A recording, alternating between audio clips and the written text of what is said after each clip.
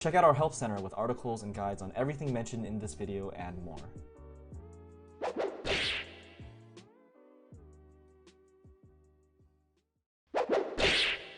As a player, Smash GG will provide a guided experience with tasks for all aspects of competing in an online tournament. Once you've registered for an online tournament, you'll receive a check-in reminder email with the tournament start time and a dashboard link to play your matches. You can also go to your tournament dashboard where you'll find all that information as well. Once your match is available, click your match and follow the instructions. This includes check-in and results reporting. In case you need to communicate with your opponent to set up your game or need assistance from a moderator, we've also integrated a chat system where you can do just that.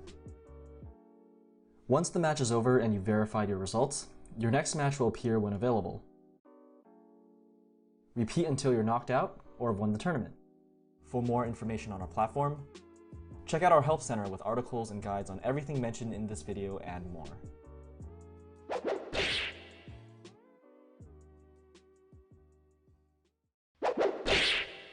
As a player, Smash GG will provide a guided experience with tasks for all aspects of competing in an online tournament.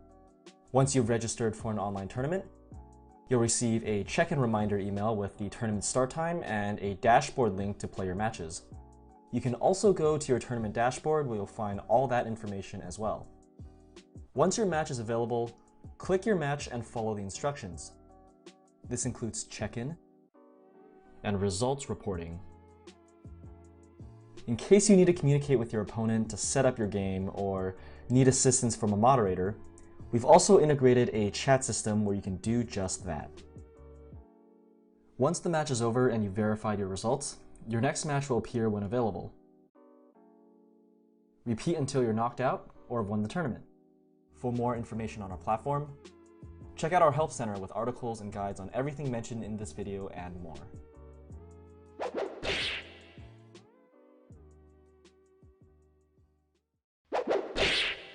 As a player, Smash GG will provide a guided experience with tasks for all aspects of competing in an online tournament. Once you've registered for an online tournament, you'll receive a check-in reminder email with the tournament start time and a dashboard link to play your matches. You can also go to your tournament dashboard where you'll find all that information as well. Once your match is available, click your match and follow the instructions. This includes check-in and results reporting. In case you need to communicate with your opponent to set up your game or need assistance from a moderator, we've also integrated a chat system where you can do just that. Once the match is over and you've verified your results, your next match will appear when available. Repeat until you're knocked out or have won the tournament. For more information on our platform, check out our Help Center with articles and guides on everything mentioned in this video and more.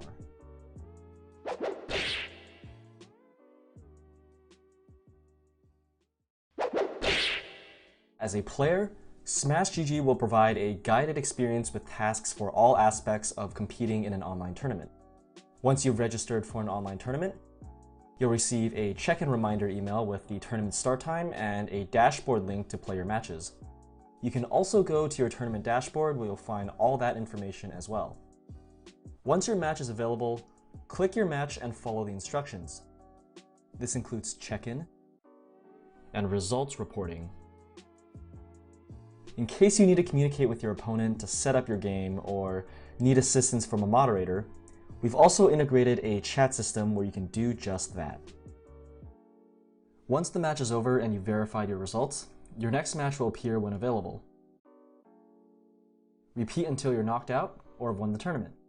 For more information on our platform, check out our Help Center with articles and guides on everything mentioned in this video and more.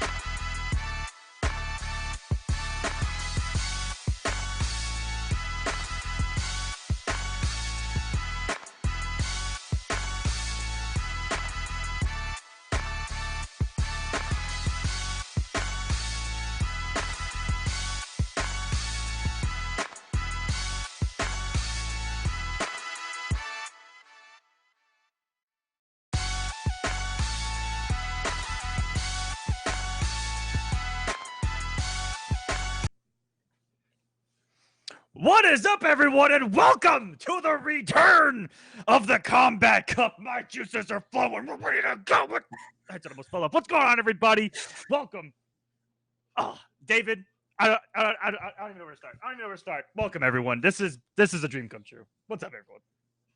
I'm so excited, man. Look, MK just came out officially just last week, less than a week ago, officially speaking. And I'm super stoked for it. It's so sick so far. And we've got over 370 entry bracket that we're going to get to see a lot of MK11. We're going to see a lot of MK11 go down today. Welcome, everyone, to Combat Cup, presented by Synapse. Synapse, a wonderful, wonderful beverage that we'll be going over a lot today. Can't wait to get into that with you guys a little bit later on. It's going to be fueling some of the hypest commentary to kick off our MK11 experience here.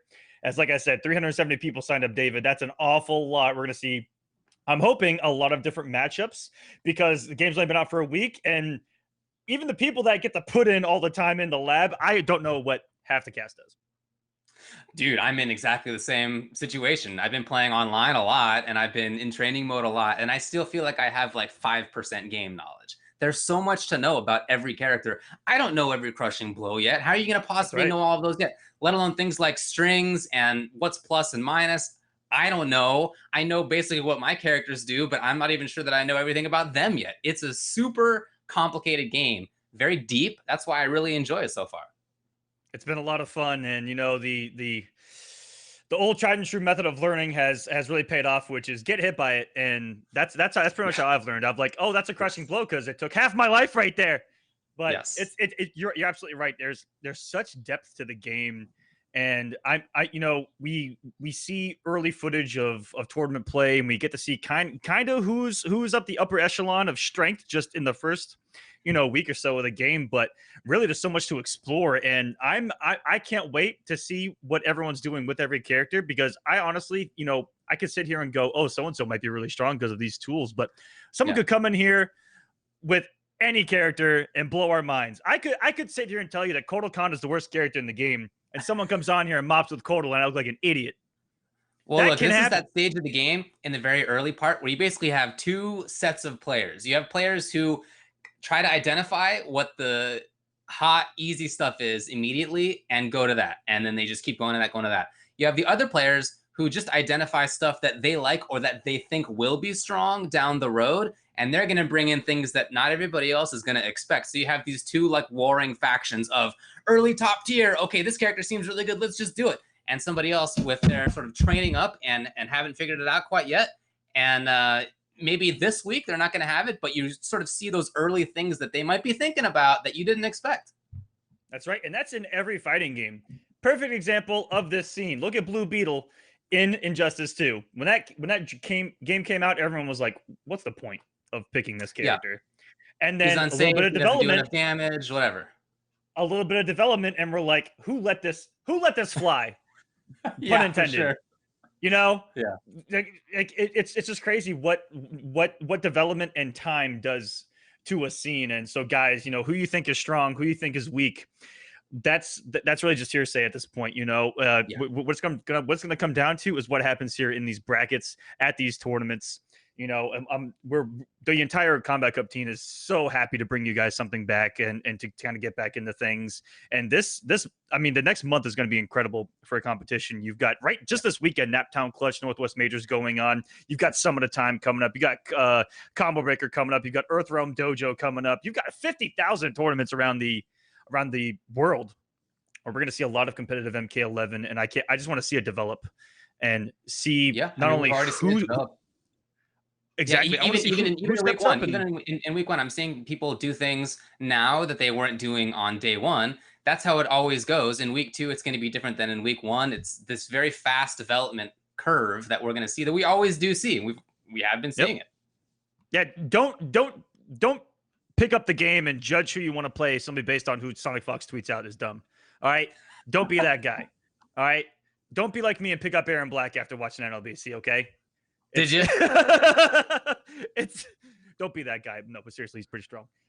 Guys, real quick, we are going to be getting together some matches for you that they're in that first round.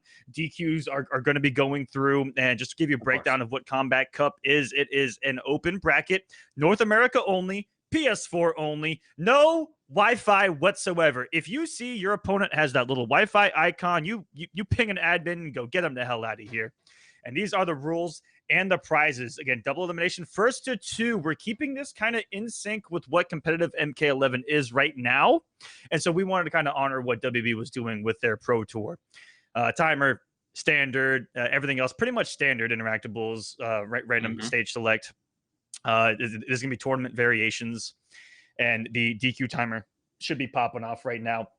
Also, what is on the line for this event? There is a free trip to Combo Breaker, the very first major stop on the MK11 Pro Tour. We want to send somebody there, or we want to make it so that someone already going gets their trip paid as well, so that it costs them nothing. You know, what we really didn't want to do was not include as many people as we thought we could here in North America. We know we wanted the big names. We also want to give you guys a great viewing experience. So, you know, one of these guys could come in that already paid for their flight and paid for their hotel and their registration for Combo Breaker, and we want to cover that if they're able to win this. Again, 370 plus man bracket. I just saw that our boys from across the water with a gigantic host. Thank you so much to Ketchup and Mustard for that giant host here on the Combat Cup. We absolutely love them. And you know what? I'm talking to my crew right now. I don't know if they know this, but we definitely would love, if we were able to come back and do more events. We definitely want to do something EU, or try our best to do something EU. Because man, they've wanted love for so long, and gosh darn it, we want to give it to them. That may come across a certain way. I apologize for that. My bad on that one. But that's what's on the line, David. A free trip to the first massive stop on the MK11 Pro Tour on us. And that's something that everybody wants to go to. Nobody wants to miss that event. Not on us. It's thanks to Synapse. Again, it would not be possible without our guys over at Synapse. Let me actually do a shout out for them in the chat real quick. I have a nice little command built in. Okay. There's a panel right below. You can click and check them out. It's not an energy drink by kind of our standards, David. It's something a little bit different. It's more of a cognitive boost is the way that I would describe it. And it's absolutely delicious. It goes down very easy. It's a little bit of an acquired taste. I don't know if you've tried it yet, David. I have not tried it yet. No. It's a mix of kind of ginger, pineapple, and I love it. It's acquired taste with the ginger, but man, if you like ginger, this thing's absolutely delicious. Well, I mean, I've always said that you need a cognitive boost, so I'm happy to see that you're drinking it. I mean, David, that's one thing that's one thing I need help with. That's why I just popped another one over here. Yeah. Keep them coming, because this game's gonna go. These games are gonna go by quick, and I need to be able to follow along here. All natural, only 30 calories, and it's got some crazy ingredients that nothing but natural. And it has, I believe, like I said, ginger root extract. I can't even read this with my shades on. I'm not gonna lie to you. 8 grams of sugar, which is not terrible. Only 30 calories, but it's sweetened with stevia, which is my favorite sweetener out there. I'm going to talk about this product a lot throughout the day, because, like I said, this event simply is not possible without them. So thank you so much to Synapse. Absolutely, yeah. Very cool to see that because of them, somebody's going to get sent to Combo Breaker, or their trip will get covered to Combo Breaker. Super cool. It's very refreshing. Gosh darn. And I want to take a look at these brackets just to give you guys. Oh my, I would have to click on the brackets. I have a taste of who's in some of these brackets just on the bracket page. If you do exclamation point bracket in the chat, you'll go ahead and get that bracket there. Pool number 1, Scar, Cosner, Star Charger, Unbearable Skill, Dark, Jesser, Messiah, Maddox, and 40 more. That's just pool number 1. Wake Ups, Armor, Killicam, Rainbow Pride. Too easy to sign up, and he's over there at Northwest Majors right now. Fierce. Killadilla. That's just so many people in the very first bracket. Cat's in there. Yeah. I can go on and on, but the really big one to be on the lookout for is Scar in this bracket. Scar, you got Sweet Neptune's in here as well.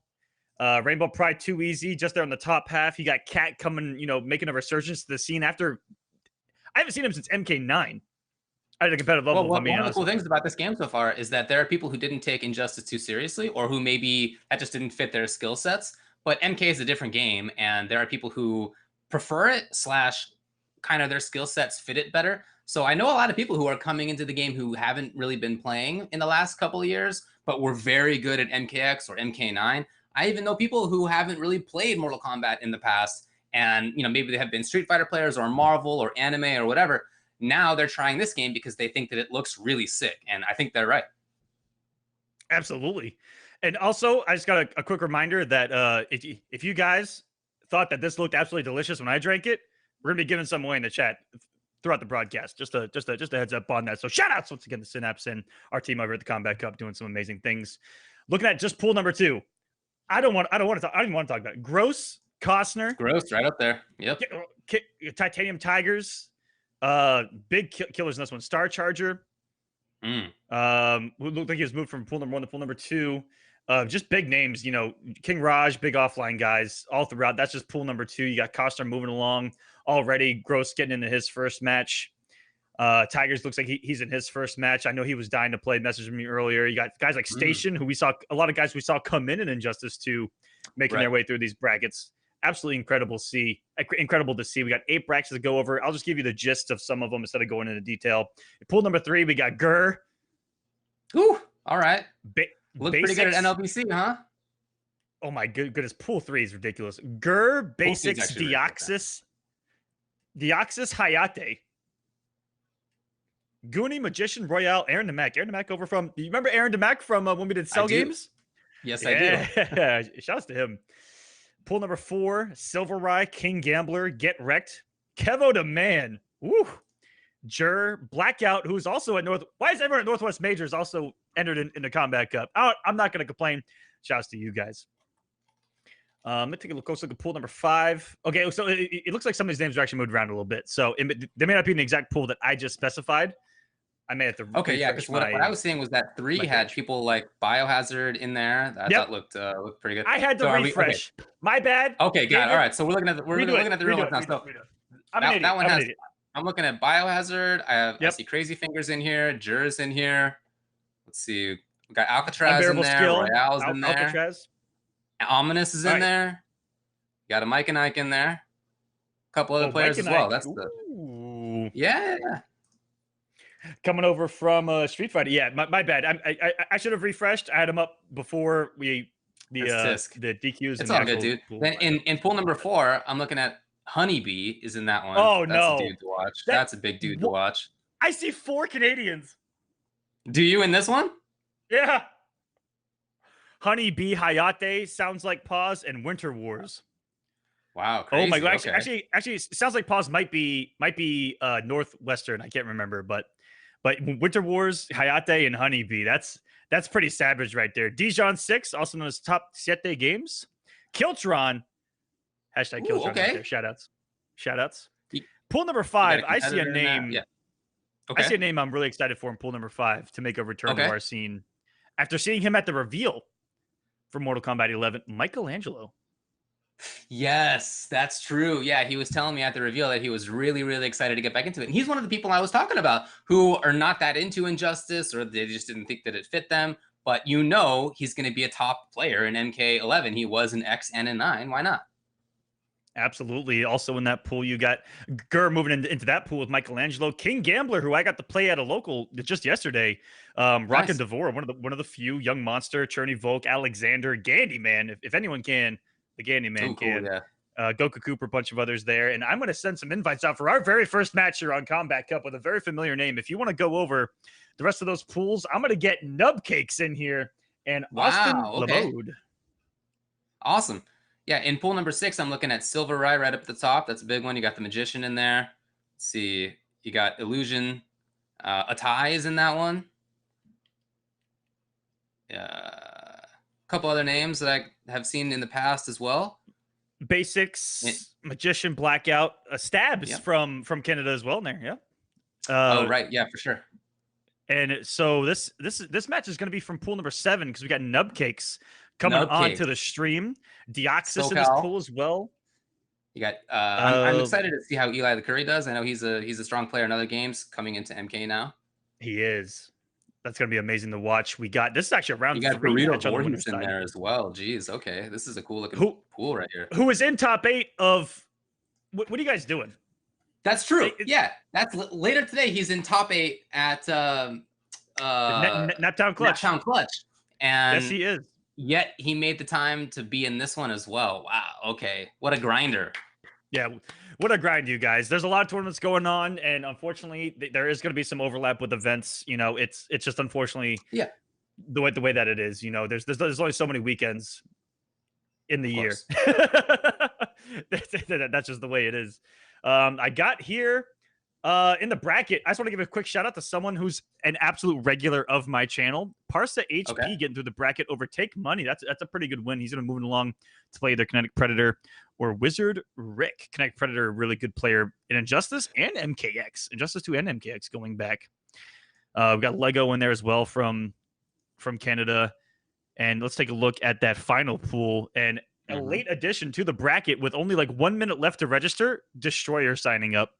Oh, okay. One of the biggest broadcasters for our game, has amazing events himself. We just saw him at NLBC. I believe he placed 5th.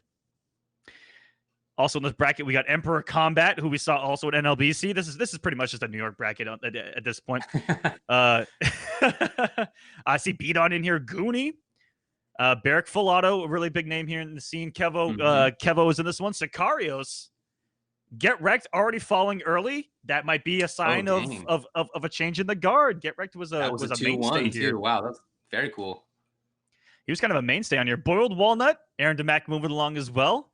And yeah, some really cool names there in that final pool number 8. We'll see if Destroyer can make it through that or if we're going to see some upsets. I also see one of the coolest names in history. Won some fries. do you remember? Do you remember when we were doing cell games and some players showed up and he had a name that we thought was so good that we put him on stream? Super Hot Garbage. Super Hot Garbage, and that guy ended up actually being a legit one of the top Dragon Ball FighterZ players up in New York, playing as Double L. He's a super good player who has won NLBCs. So we were right. His name actually did mean that he was a good player. So I'm looking forward to the ones we pick out here as well. Absolutely. And it's just, sometimes you got to make those reads of that name is so good, he has to be so good, right? Exactly. But yeah, Nubcakes has shown up. It looks like Austin Lamode may not be here or is not getting the invite. So we're gonna move on to Kinetic Predator versus Wizard Rick. Kinetic Predator. Oh man, I'm trying to remember. I believe he was a Predator player back in MKX, but I believe he played Darkseid in Injustice 2. The chat can go ahead and remind me of that, but really solid player. No, he was a Superman player in Injustice 2. I think. I'm about 5% sure. My memory's not what it used to be. It's all good. Yeah. Nor was it ever good. We'll see what he's bringing up with this one. New game, obviously. And while lots of people are picking characters that I did expect, there are some people who are playing characters that I wouldn't have expected either. So it's kind of hard to make a guess as to what people are going to do. Yeah, because, they could have had their character back in X, but they're completely changed here in 11, and they may like somebody else that has similar movesets. We don't know. Like, I think an example is you have Tweety, who made top 8 at Naptown, and he's playing Baraka. Would you have expected he's playing Baraka? I would not have. He's apparently learning Cetrion also, but in the meantime, playing Baraka, a lot of other people are doing that too, playing characters that you might not have expected. Absolutely. Nubcakes, I don't know if you're listening, but you can go ahead and leave, buddy. We're going to move on to the next match. Nubcakes, if you can, back out. Love you, buddy. Really want to see what you're all about. The chat was saying that he was probably using Scorpion, which is, from the beta, changing everyone's minds. Everyone was like, he's going to be trash without Misery Blade, and now he doesn't have Misery Blade, and everyone's like, wait a minute, he's actually pretty good. Well, they did make a couple of things safer. They nerfed Misery Blade anyway, so I think it's all right. I think he is a really good character. And guys, we're so sorry for the slow start, but you know, these first couple of rounds are always savage because not a lot of people show up once DQs go through. Once we get the players that are actually here and active in the bracket, we're gonna get a lot of matches. And we got Nubcake just waiting on Nubcakes to leave. We got Wizard here waiting on Kinetic Predator to join us for this next match. But these brackets are starting to move along here. I'm really excited. Yeah, I saw Nub last week. Saw him play a little bit. He actually, when I watched him, he was playing Baraka. But yeah, it might be Scorpion as well.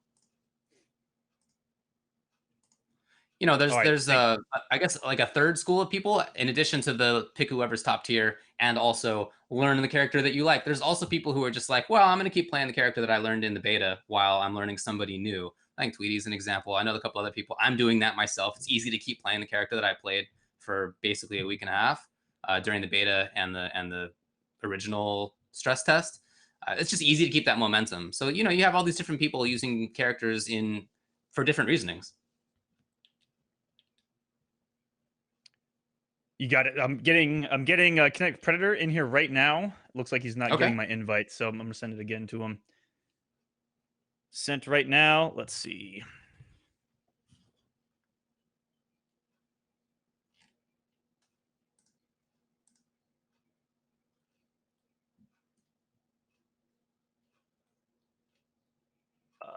In the meantime, I'm checking the brackets to see if anything wild has happened so far, but it doesn't look like there's too many big upsets as far as people who I'm familiar with. You know, early on in the pools, people doing well. But yeah, I'm really impressed with these couple of guys who are actually at Northwest Majors or at Naptown Clutch who are still in this thing anyway. Crazy. And both of their top 8s are today. And yeah, there were a couple surprises even offline that I saw, and I got to see some really cool names playing MK11 that I wasn't expecting. I saw Snake Eyes up there at Northwest Majors playing MK11. I thought that was absolutely incredible. So cool to see. K-Brad also got 9th at Northwest Majors. Yeah, I mean, like I said, I've heard from a lot of people who are more traditionally not in the MK scene that they think this game seems really strong and they really like a lot about it in terms of gameplay. So I wouldn't be surprised to see more people like that come in. I think that'd be great, too, for the scene if we had a little bit more of an influx of other players. I mean, there's a lot of MK players, and I think the game itself will develop its own little scene among people who are playing MK11 for the first time. But on top of that, I think it'd be really great to have a meeting of other scenes in MK as well. That'd be great. And this is definitely a game to do it. When you look at just the core gameplay of it, you know, it's very footsie. It's very footsie based. Absolutely. I love saying that we're able to sit here and say that this game is incredibly spacing oriented, and you know, so someone coming over from Street Fighter can do very well. Like I played guys like Mike and Ike and 4Wood in the beta, and I was just like, man, they can really do well in this game. Oh yeah, for sure. All right, we're gonna try and move on again. Sorry guys. These first couple rounds are always good. That's how it goes sometimes. Pretty brutal.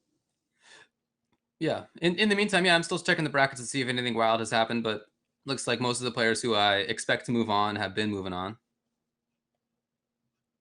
So far, so good. I'm waiting for those upsets, man. Once I see an upset, I'm going off. I want to be surprised. I want to see somebody who I didn't expect, or maybe who somebody is under a Hayate account here. I don't know. I want to see somebody make that big upset early on. Then you have to look for them throughout the lifetime of the game. That's one of my favorite things about a new game, is seeing the new people who come in and take charge, and you didn't even expect them to do it. That's super fun.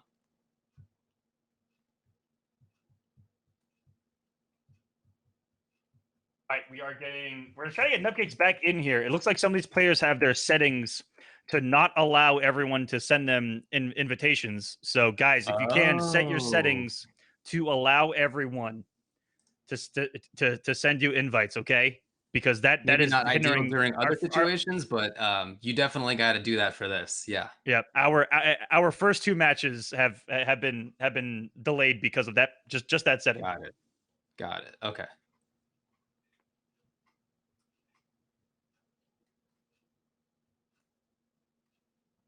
All right, here we go. We got our first match. Okay. What do we got? We got OMG Nubcakes back on. We're going up against Austin Lamode, and it was actually Austin Lamode that went to his settings and was able to tell us that he switched to allow everyone, and we were able to get him back in here. So shout out to Austin Lamode. We got OMG Nubcakes. Playing Baraka, like I said, that's what I saw him using.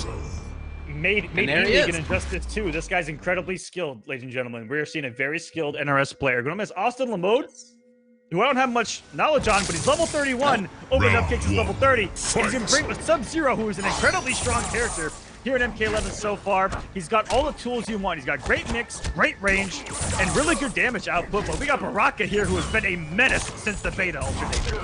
Look, dude, I gotta tell you, I think Baraka, for me, is one of the early candidates for top tier. That dude's mid-range game is absurd. He's got so many different tools. They lead into pressure right up close. He has the gutted variation form, which means every hit that he confirms is going to be giant damage unless he drops it. But other than that, man, he's a terror. Absolutely massive damage. Amazing jump kick approach. I mean, you were talking about it earlier on Twitter that at the range, the range he's at right there, he has so many good options. You know, he's actually in that jump that kick range, in that forward 4 range. You know, if he has the command grab, it becomes even deadlier. But with gutted, like you said, every hit leads to so much, and that's the fear that's at the back of your mind when you're playing Baraka is just don't get opened up.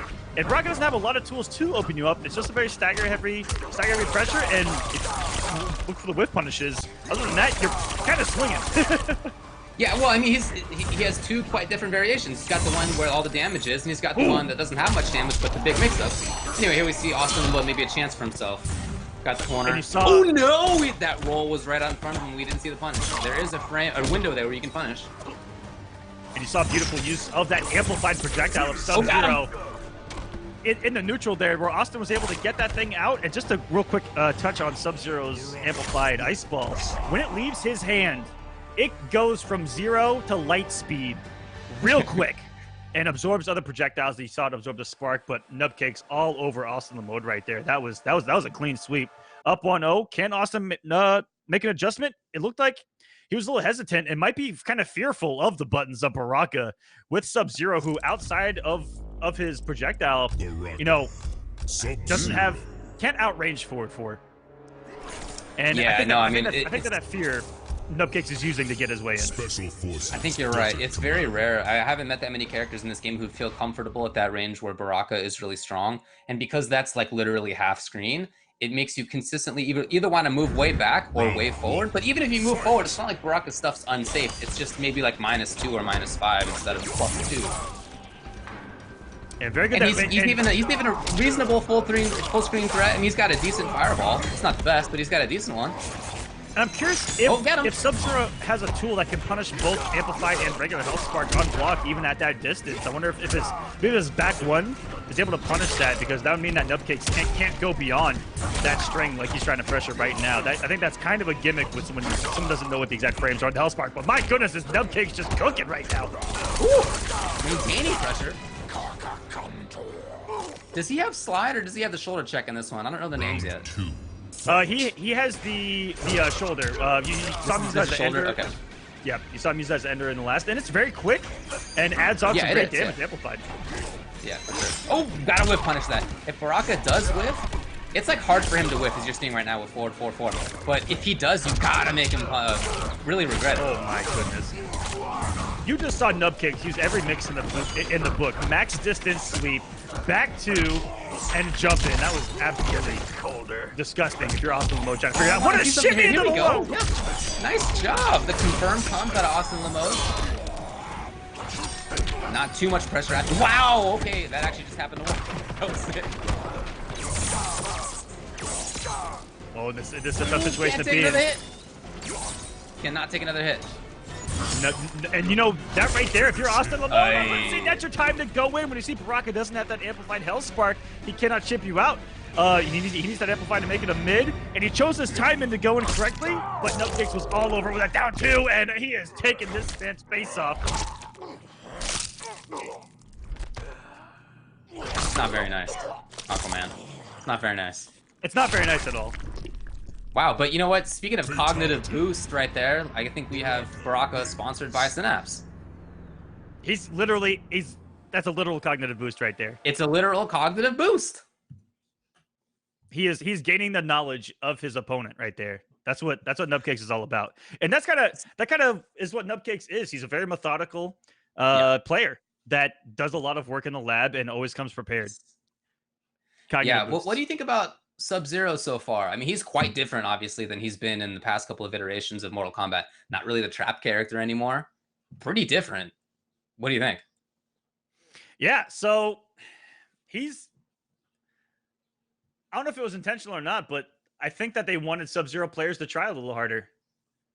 Okay, so that's a very savage MKX player talking right there. But no, he's playing MK11, David. I think. Yeah, he's a different character. You know, and he's one of the few that has actual mix in his pressure that can lead that you know the overhead. Yeah, you can't hit him from that, but the low you can. Right, yeah. You got to bet on it. Mm-hmm. Yep, he's got great range, good damage. You know, in the corner, can cash out very heavily, and I think he's just playing the game really well. I don't know if he's gonna he's gonna excel incredibly, but I think that in the right hands, he's just gonna be incredibly solid right now in this game. I think I agree with you. Yeah, I think that he has pretty good offense, pretty good damage, pretty good control. I wouldn't say that I think he excels at any of that stuff, but maybe he's more like a jack of most trades rather than being like a king at one of them, which is kind of how it has been in the past. So if you were a sub player in the past, I don't know if it fits you, but he can be good. We'll see, because NetherRealm Studios has talked an awful lot about how tournament variations aren't 100% solidified and can change over time, and they can adapt. Yeah. And we'll never know if we're going to see like an ice trap show up and all of a sudden, bam, trap character again, get him to the corner, put him in jail, and don't let him go past go.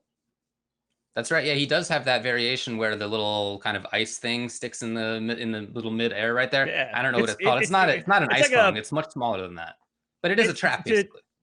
It's a Bo Right Show fart, if you want to be. There you go. There it is. Yep. Yeah.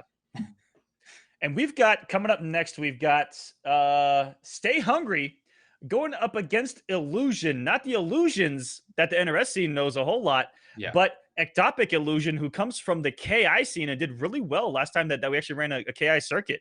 I believe he was a Cinder player, all kinds of nasty. Okay, cool. Really cool. Again, really cool to see him in this game. It seems like a game so far that is bringing in people from other scenes, which is super cool. I'd love to see more of that.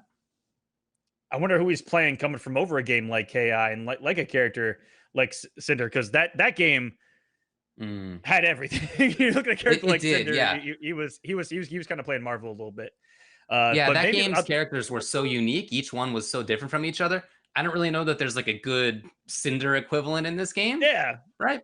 But there are characters who are tricky with funky movement. So I don't know. I guess we'll see what he thinks counts as it.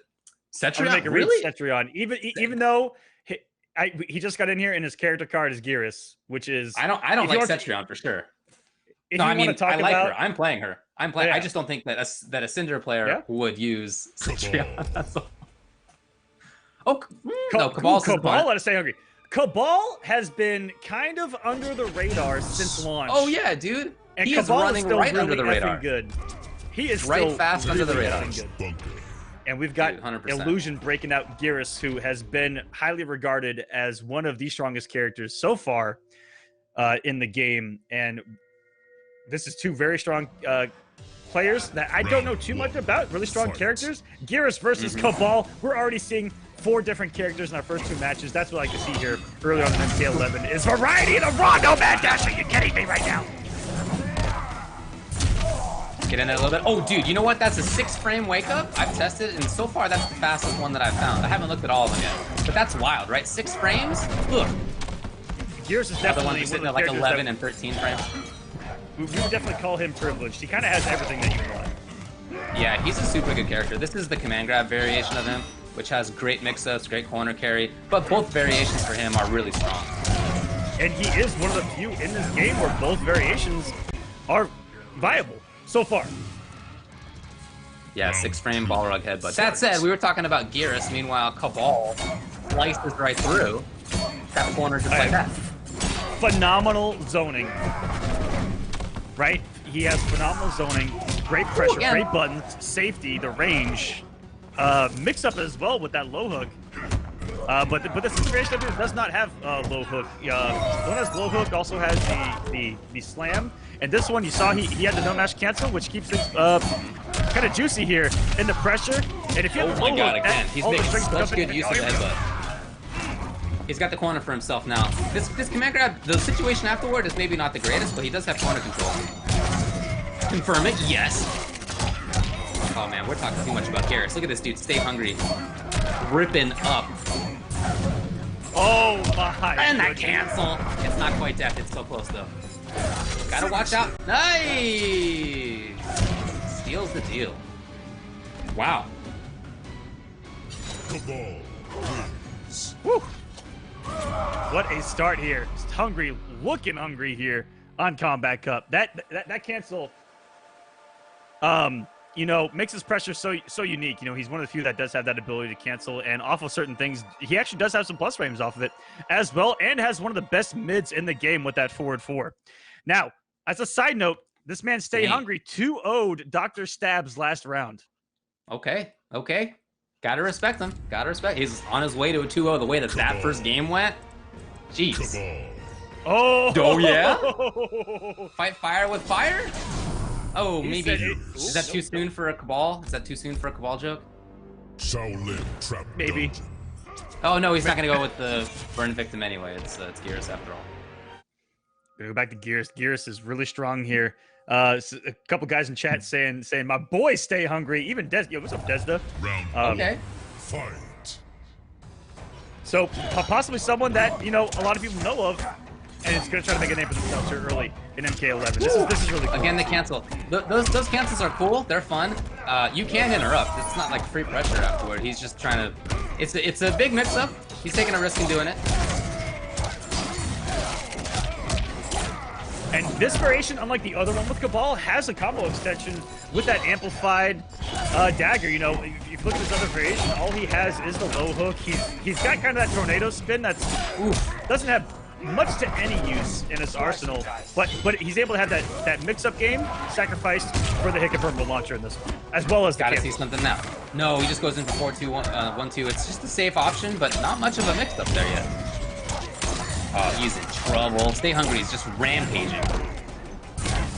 Pressure, something in there. He's all over that wake up 3, even though 6 frames had the meaty there for it, and that is, I believe, an 8 frame moment. Here we go.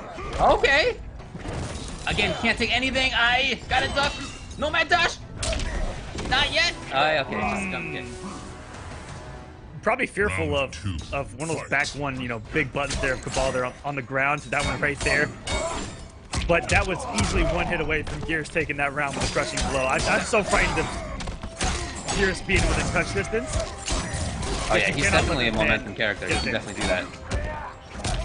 I saw... No, it's been down 1 after that string every time. I saw Gerd take about 80% of a man's health bar in 5 seconds at NLBC from Gears in the corner. So I'm well aware of what this character is capable of. Oh yeah, 100%. Stepping it back. Wow, okay, the risk. Okay. Yo, Stay Hungry. He stepped back for the first time after the canceling, got the whip punch. Genius. He had thrown every time. Illusion was looking for that. It didn't matter. The low. Wow, that was a blow. Absolute perfection right there, Dave. When it came to making solid reads based on what Illusion had done previously in the match, with punishment, spacing, decision-making, meaty there at the end, that was absolute perfection by Stay Hungry to close out that match. We got to give him a lot of props there. Yeah, 100%. So far he's 4-0 over two players who we know. This is what I'm talking about. I mean, maybe I don't know him personally. It sounds like people in the chat do. My bad if so. But he's really making a name for himself in my head right now. Even Illusion in chat goes, that shimmy was ridiculous. The man himself that just got hit by it.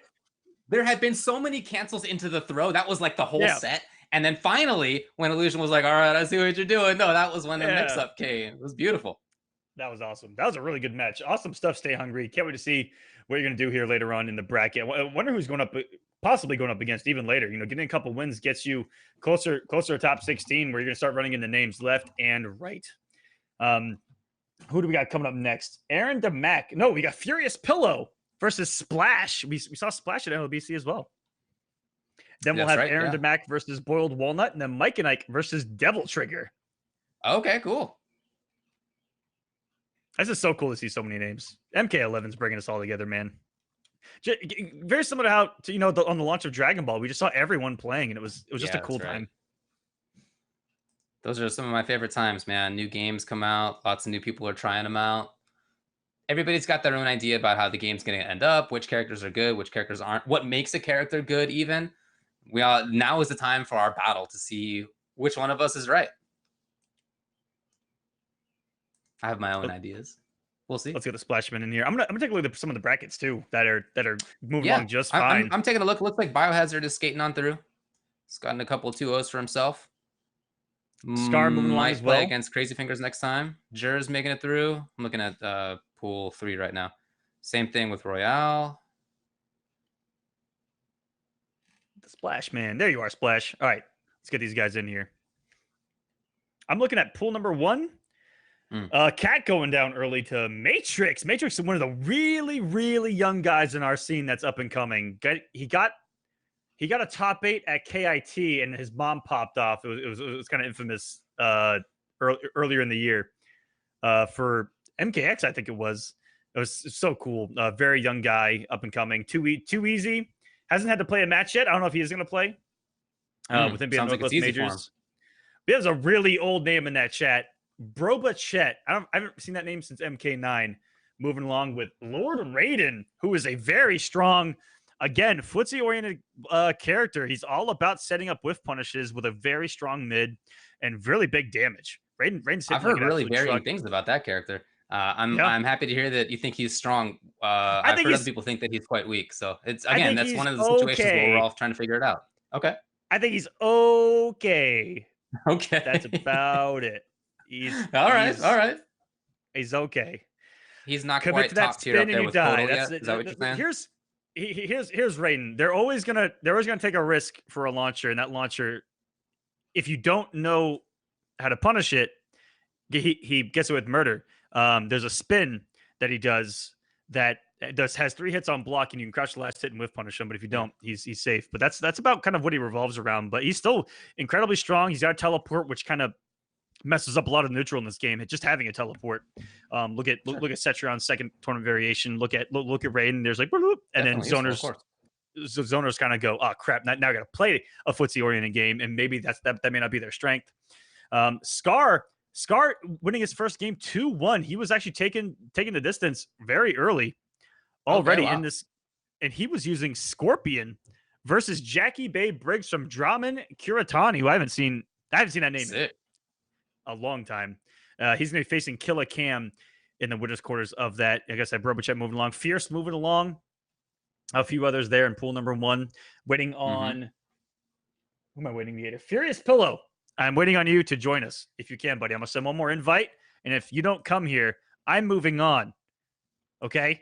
Just letting you know. This is your last shot to join us here on Combat Cup on the stream. Furious Pillow. Whoever wins that match is going to play against Gurr. Is that a reward you want? No. All right, Pillow, that may have been my bad. There's like 20 Furious Pillow 2s on PSN. I'm just going to send an invite to all of them. Okay. All right, there we go. All right, hopefully he's got an invite. And I'm going to take a look at pool numero 2, which is Gross's pool, who got DQ, didn't show up. Feels bad, man. Really? Oh, no. Yeah, really big name. Gross, kind of known for entering our tournaments and not showing up at the end of the day, as Royalty 532 and Slayered Hat are duking it out pretty late in that bracket in quarterfinals. On the other side, Titanium Tigers and Station, Cosner and I Kizzle, Jay Patlin and Nova comprise the winner side of that bracket. A lot of names that you would kind of pick if you're an NRS guy to move along in that bracket. And you're looking at the Biohazard one. DQ'd, unfortunately. Ooh, big one there. Crazy Fingers falling to Aquawebs, and it's going to be Aquawebs versus Bio. Oh, interesting. Okay, I was looking forward to seeing Crazy Fingers. He's a player who plays characters that I tend to like. So maybe next time. Crazy was playing the Collector, and Aquawebs got him 2-0 with Shao Kahn. Woo! Okay, wow. Shao, let's go. That's a hype character that isn't great. Well, early to tell, but he hits like we'll see. A truck, and he's got phenomenal frame data. It's so weird. Shao Kahn's such an interesting character. He's got great buttons. Got huge buttons. Big damage. Yep. And we'll have to see if someone can piece it together at a competitive level. Yeah. All right. It looks like we may have to move on. Okay. That is the second invite, and I hope that it isn't what we ran into earlier, which is have accept all when it comes to invitations on. Guys, if you're gonna do an online tournament, be able to accept invites from everyone. That'd be fantastic. For sure. So that's so definitely not how my on. PlayStation is set up, but you know, if you're in an online tournament, you got to do it. I mean, you know, gotta do what you gotta do. Hey, you do. Yeah, our admin's confirming that it looks like it is his settings. Okay. So I think I'm gonna go ahead and try Aaron DeMack and boiled walnut. I'm gonna trust my admin to tell me if we're gonna move on or not, because we can keep checking out these. He's like, oh my goodness, wait a minute. This is something that I want to see right here. Honeybee versus Molu. Molu is born and bred on this stream. Every time I stream, this guy plays with me a whole lot, and he's done nothing but impress me. From MKX to MK11, I absolutely hate playing him because he plays. Who looks like he's playing Jax here? Oh man, interesting. I don't want to talk about Jax on this stream because I'm gonna get pretty salty. But he has to play Honeybee, and that is going to be a good match. He has 2 Ode, Top 7, 2-1 to Anti-Venom, and 2 Ode Competitor already. Those are some big wins for him, and that's going to be a really good match with Honeybee, and we are going to move on to... It looks like Honeybee just went up 1-0, by the way.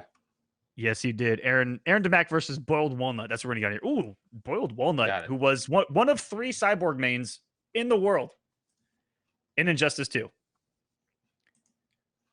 That's it.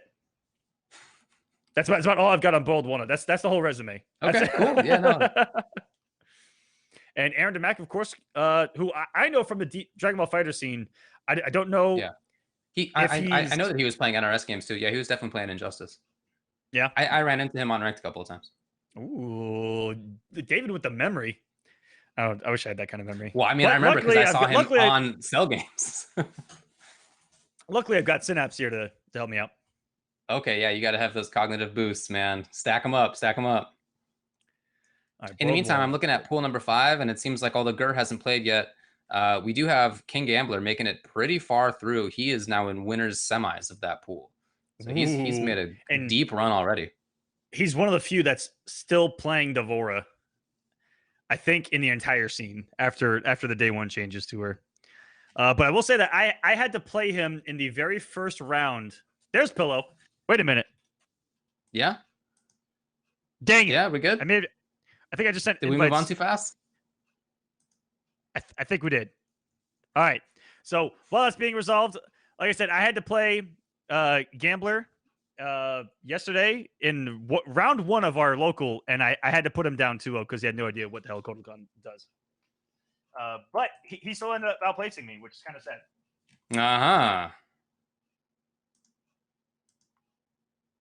Oh, they're good. They're good? Nice. Oh, my goodness. Okay. You guys are fucking... Oh, damn. Boy, I can cuss. This is my channel. Wait a minute. I can cuss all I want. These guys are effing We're going straight to top tier. We're going straight to top tier on the right side of the screen. That's right. We are. Aaron DeMack and Bold Walnut. Shout-outs for coming into the room and going AFK. You guys are absolutely incredible. They're gonna watch this match with us. As we got the Splash Man going up against Furious Pillow. Battle of the Outworldians, Kotal Khan versus the Collector. I have never Aquaman, tell me why you think Kotal Khan is one of the best characters in the game.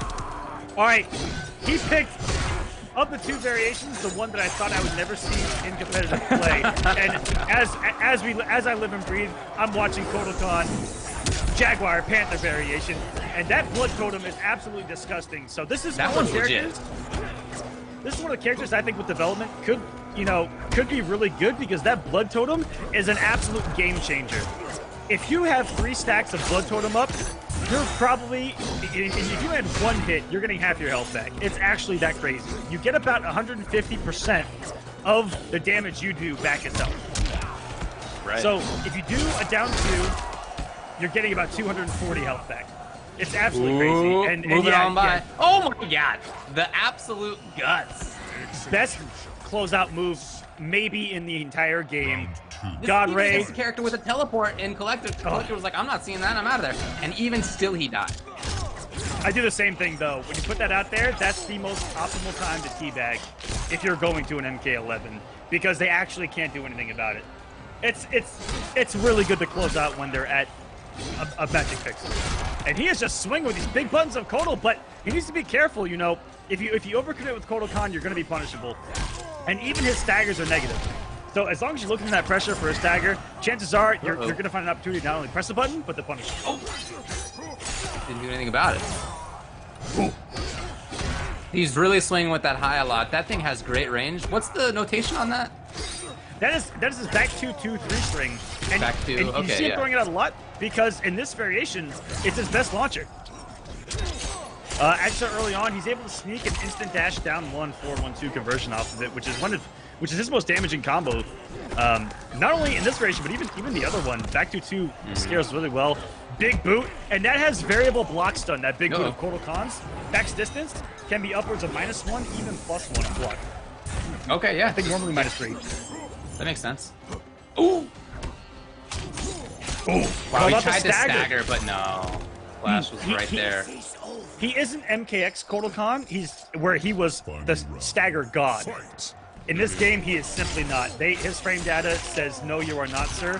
Play footsies. Get whiff punishes. He's definitely a different character. Yeah.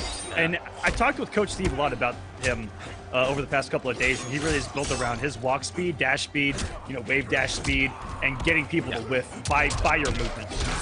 Yeah, and amazingly large counter poke buttons. And he has funky. He has a lot of gimmicks. I will say, but man, they're pretty strong. That unblockable is kind of disgusting.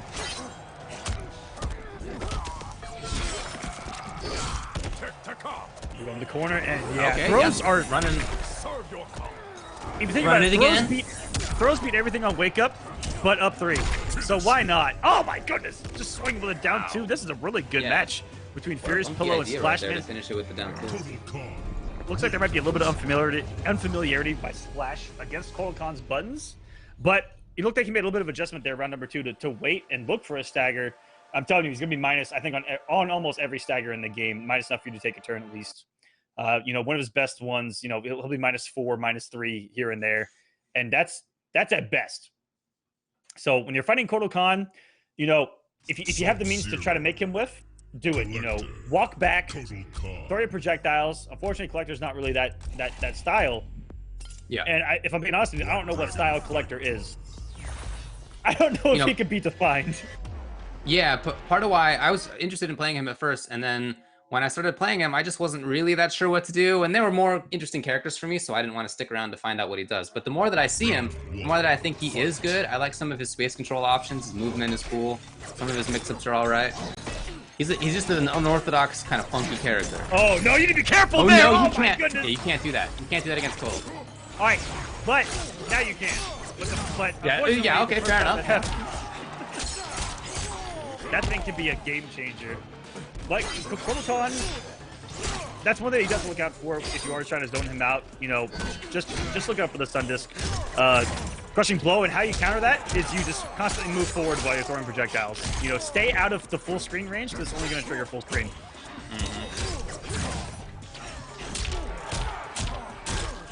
Okay. That was cool. Is that enough? No. Anything though. Ooh. Wake up. Wake up forward 1, which is 11 frame high, okay. but not a great hitbox to it at all. Even on anti-air or anything like that, it's relatively small. We got some cool names coming up later on. By the way, David, we got Mike and Ike Devil Trigger coming up. Then we got Destroyer versus Beon. Oh, Tigers wow, okay. versus Royalty on deck. Getting out of there. Roll away. Back to a That's range something where that you don't see a lot of people do. Well, I think I like that maybe for Kotal, just considering his range. That kind of makes sense to me. Although big boot coming out of Collector as well. Absolutely. I mean, roll away by Kotal, you're going to be in range of a normal. Forward 2 is the biggest normal, I think, in this game. That is also a mid. So it takes like 30 frames to get there, but it's coming. There it is. And I really like in this variation how he has a way to choose. He can actually choose what side he wants to put the opponent on with that down forward 2. Saw. I don't know what to call it. The saw thing where he just kind of grinds you with a sword. The saw. Oh my god. Down ones all over the place. Counter pokes. Trying to turn it into something a little bit here. Oh, got a whip punish. No, that was a huge chance. Wow. Wow. Spending it.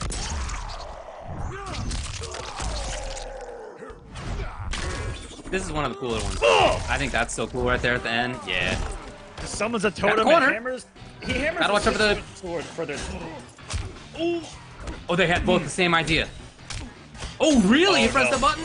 And that's gonna All do right. it. Folks, I half expected him to finally do a gimmick. If he would have done anything into the unblockable, I think that Splash Man would have fallen right there. If he'd have done forward 2, 3 into the unblockable, I think he was dead. It looked like Splash Man was respecting something there. But let's keep that in mind with Kotal Khan is that out of nowhere, that unblockable can come, and it's about a half screen unblockable that does a lot of damage. Yeah, that's true. Very good for ending rounds when you have someone in respect. I don't know about this. Like he's going back to the same variation. I was just gonna say I was wondering if he would switch because we're not seeing that much of the totem. I don't know that I've seen a cat after the first like round, right? So the Jaguar, I think, is not good. and let me explain, Jet. Okay. Round 1. You can amplify it to go through projectiles. But at full screen, if you can react to a projectile with it full screen, amplify, and go through. And by the time you get to them, most projectiles have already recovered, and you're minus 3. Right. Oh wow! Okay, that's a lot. Yeah, I did a lot of exploring with it, and I can't find it being good. Wow! Dude, that was almost a stick as whip punish. Oh! Oh, here we go. No! He dashed down one a little too quick there. Or even didn't get the dash. I didn't see the move. Yeah, I think that's what it was, yeah. Okay, yeah, we're starting to see a little bit more of a stagger game out of the down ones. And what a turnaround by Splashman so far. Whoa! Woo! That can come at any time. That's what I love about Collector. Like, his bases can come out at any time. Give me that totem. There we go. There we go. Stack him. Stack him. Now?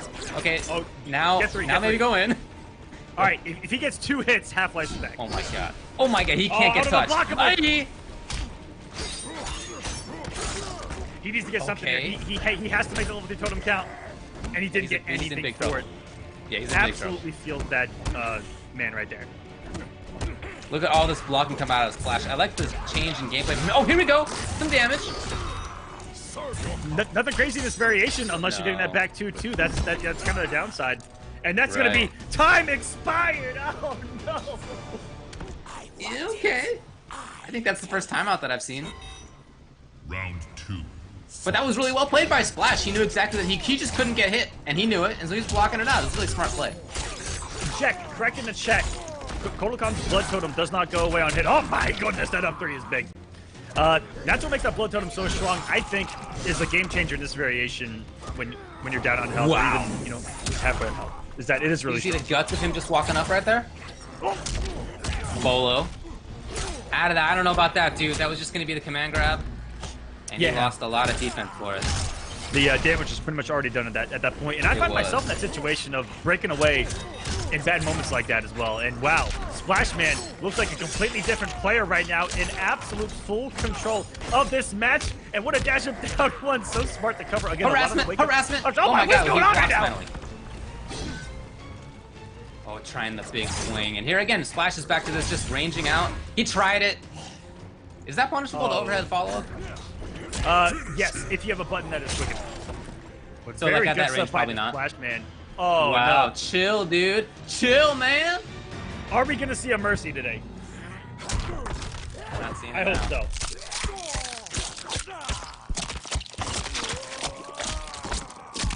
I like how in the middle of that, he actually looked away, like, yeah, oh, hey, come on over there. Fatality. Collector is a really cool character. Very well designed. I love that they can expand on the lore. Those guys over at NetherRealm Studios, even with Kotal Khan, who just kind of came out of nowhere and he rules Outworld all of a sudden, and they're like, where has he been? And they're like, man, well, Shao Kahn was kind of afraid of him, or thought he was getting maybe too much power and locked him away. And Collector, who throughout this entire time is going village to village collecting all the tax collector, money, basically. Yeah, all the money for the realm to sustain and conquer other worlds. Bill's got to get paid. And that's what the Collector does. I really like the lore. I mean, this is the only fighting game series that I care about the lore at all in, because they actually do a good job with the stories. They actually tell interesting stories in the actual story mode, and then each character has their own ending if you go to the arcade mode. I really like that. It's cool. There's a lot more there. All right, we got Collector up a next, new race. Yep, go on. Boiled Walnut versus Aaron Demack. Let's go. Let's get it. It was so cool that we were able to get all four in here, and those two had the cognitive development to go AFK. That was incredible. Jackie Briggs. Jackie. Oh, we're gonna get the family battle. Oh no! Oh my god! It's the father, the daughter. I actually don't have much. I haven't seen much gameplay of Jackie at a competitive level. Jackie jacket is so sick. It's incredible. Yep, that's so cool. It's incredible. Wow. All right. Yeah. So Jax is a character that I've looked into a lot. I think he's very strong. He's got great mid-range, good pressure. I was hoping not to talk about Jax a whole lot today. Yeah, you were just saying you didn't want to talk about Jax. I love Jax. He's super interesting, I think.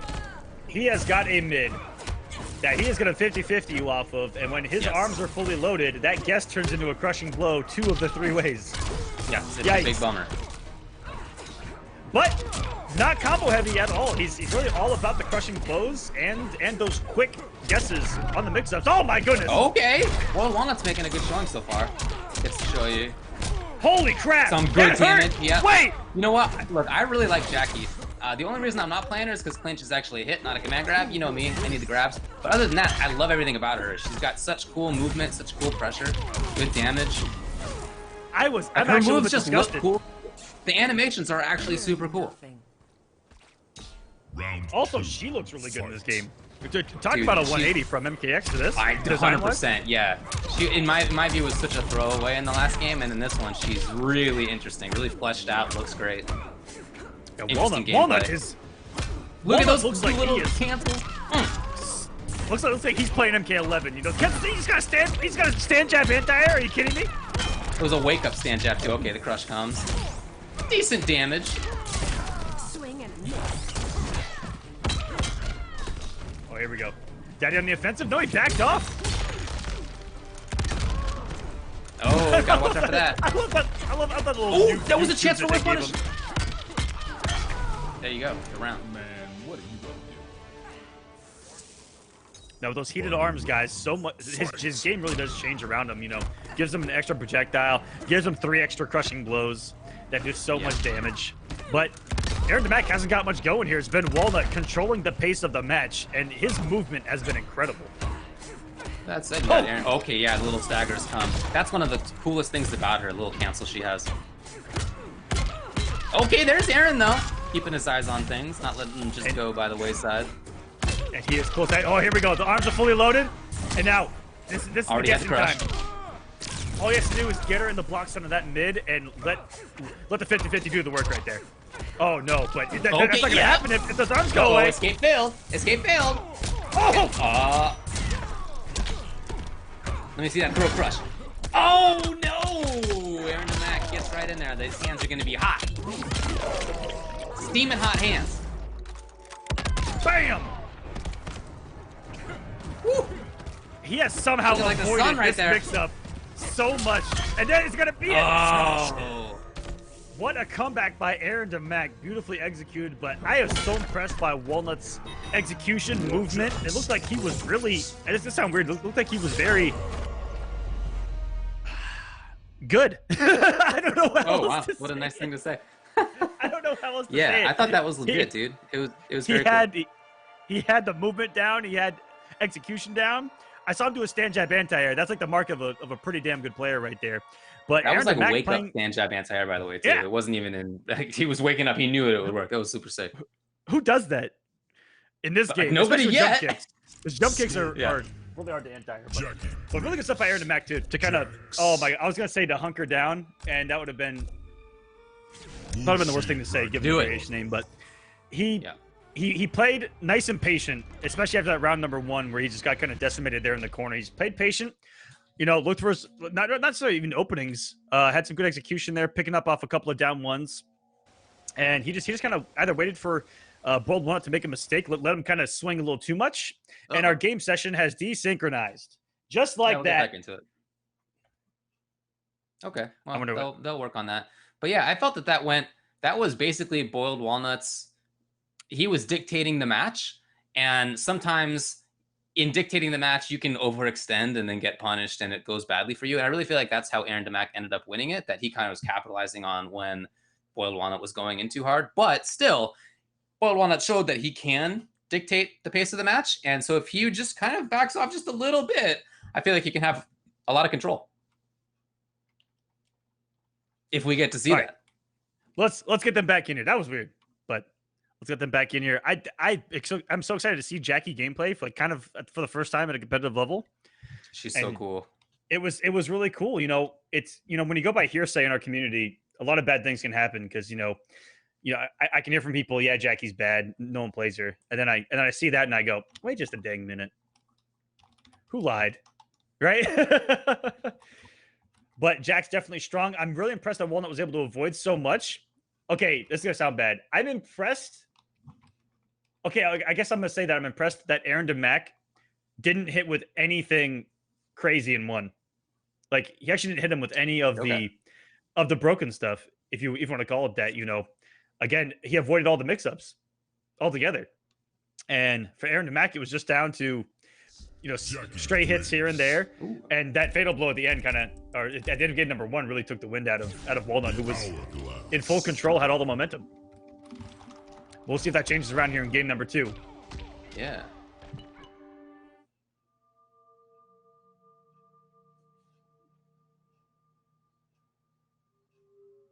But yeah, I did like a lot of what Walnut was doing. See if he can keep it up.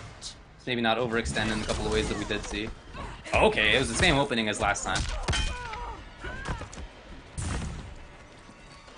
Roll away. That's something I've seen a whole lot, and I feel like I need to incorporate that more into my game, and others too, just to kind of reset the neutral, because I never thought about it that way, especially mid-screen. I feel like that's useful for your character. Yeah, just go back and play those footsies. Oh, recovered in time. Did Walnut to take the throw, and here we go. Mix City. Excellent. That is a dangerous throw right there. That does not punish that overhead. He can down one. That was a mix-up for sure. The only thing you can do that overhead is help, and the grab comes. Unless you have like an 8-frame mid, is down one yourself. By the way, no interactables on this stage. We're just playing clean old video games. Okay, he amplified it. Got the anti-air. Way to keep your eyes open. Do you think it was intentional just to cover as much of the area as possible to jump out of the corner and, kind of cover the grounded escape and the aerial escape? That was really smart. No follow-up. Look at this much slower approach. I like this. Gets the corner again. Ooh! Whoa! Yo, he kept up that combo. Genius. That was just a straight normal that hit. Looked like it just at the tip of it. You're still able to pick it up. Really good reactions by Walnut there. Yeah, Walnut was pretty ready with things. But somebody grabs from there. And those are frozen hands. None of these are crushes. Come on. Oh, they're heating it up. That low is almost guaranteed, David. If I'm being honest with you. You're so afraid of the throw in the overhead. That's all it takes from Jax. Yeah, he's such a threatening character. Final round. Those arms are getting awful heated too. They are. They are. Okay. Saving the heat. A little bit.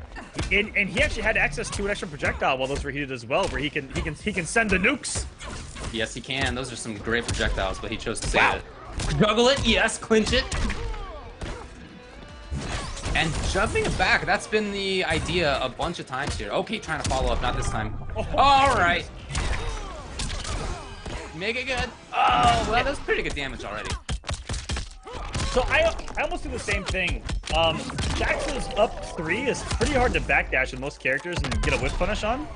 It has a really forward hitbox to it. It's a nice ground pound.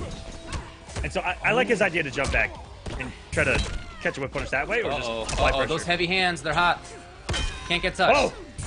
Oh, man, next hit literally could kill. Okay, Boiled Walnut brought out the fatal. Blew him away.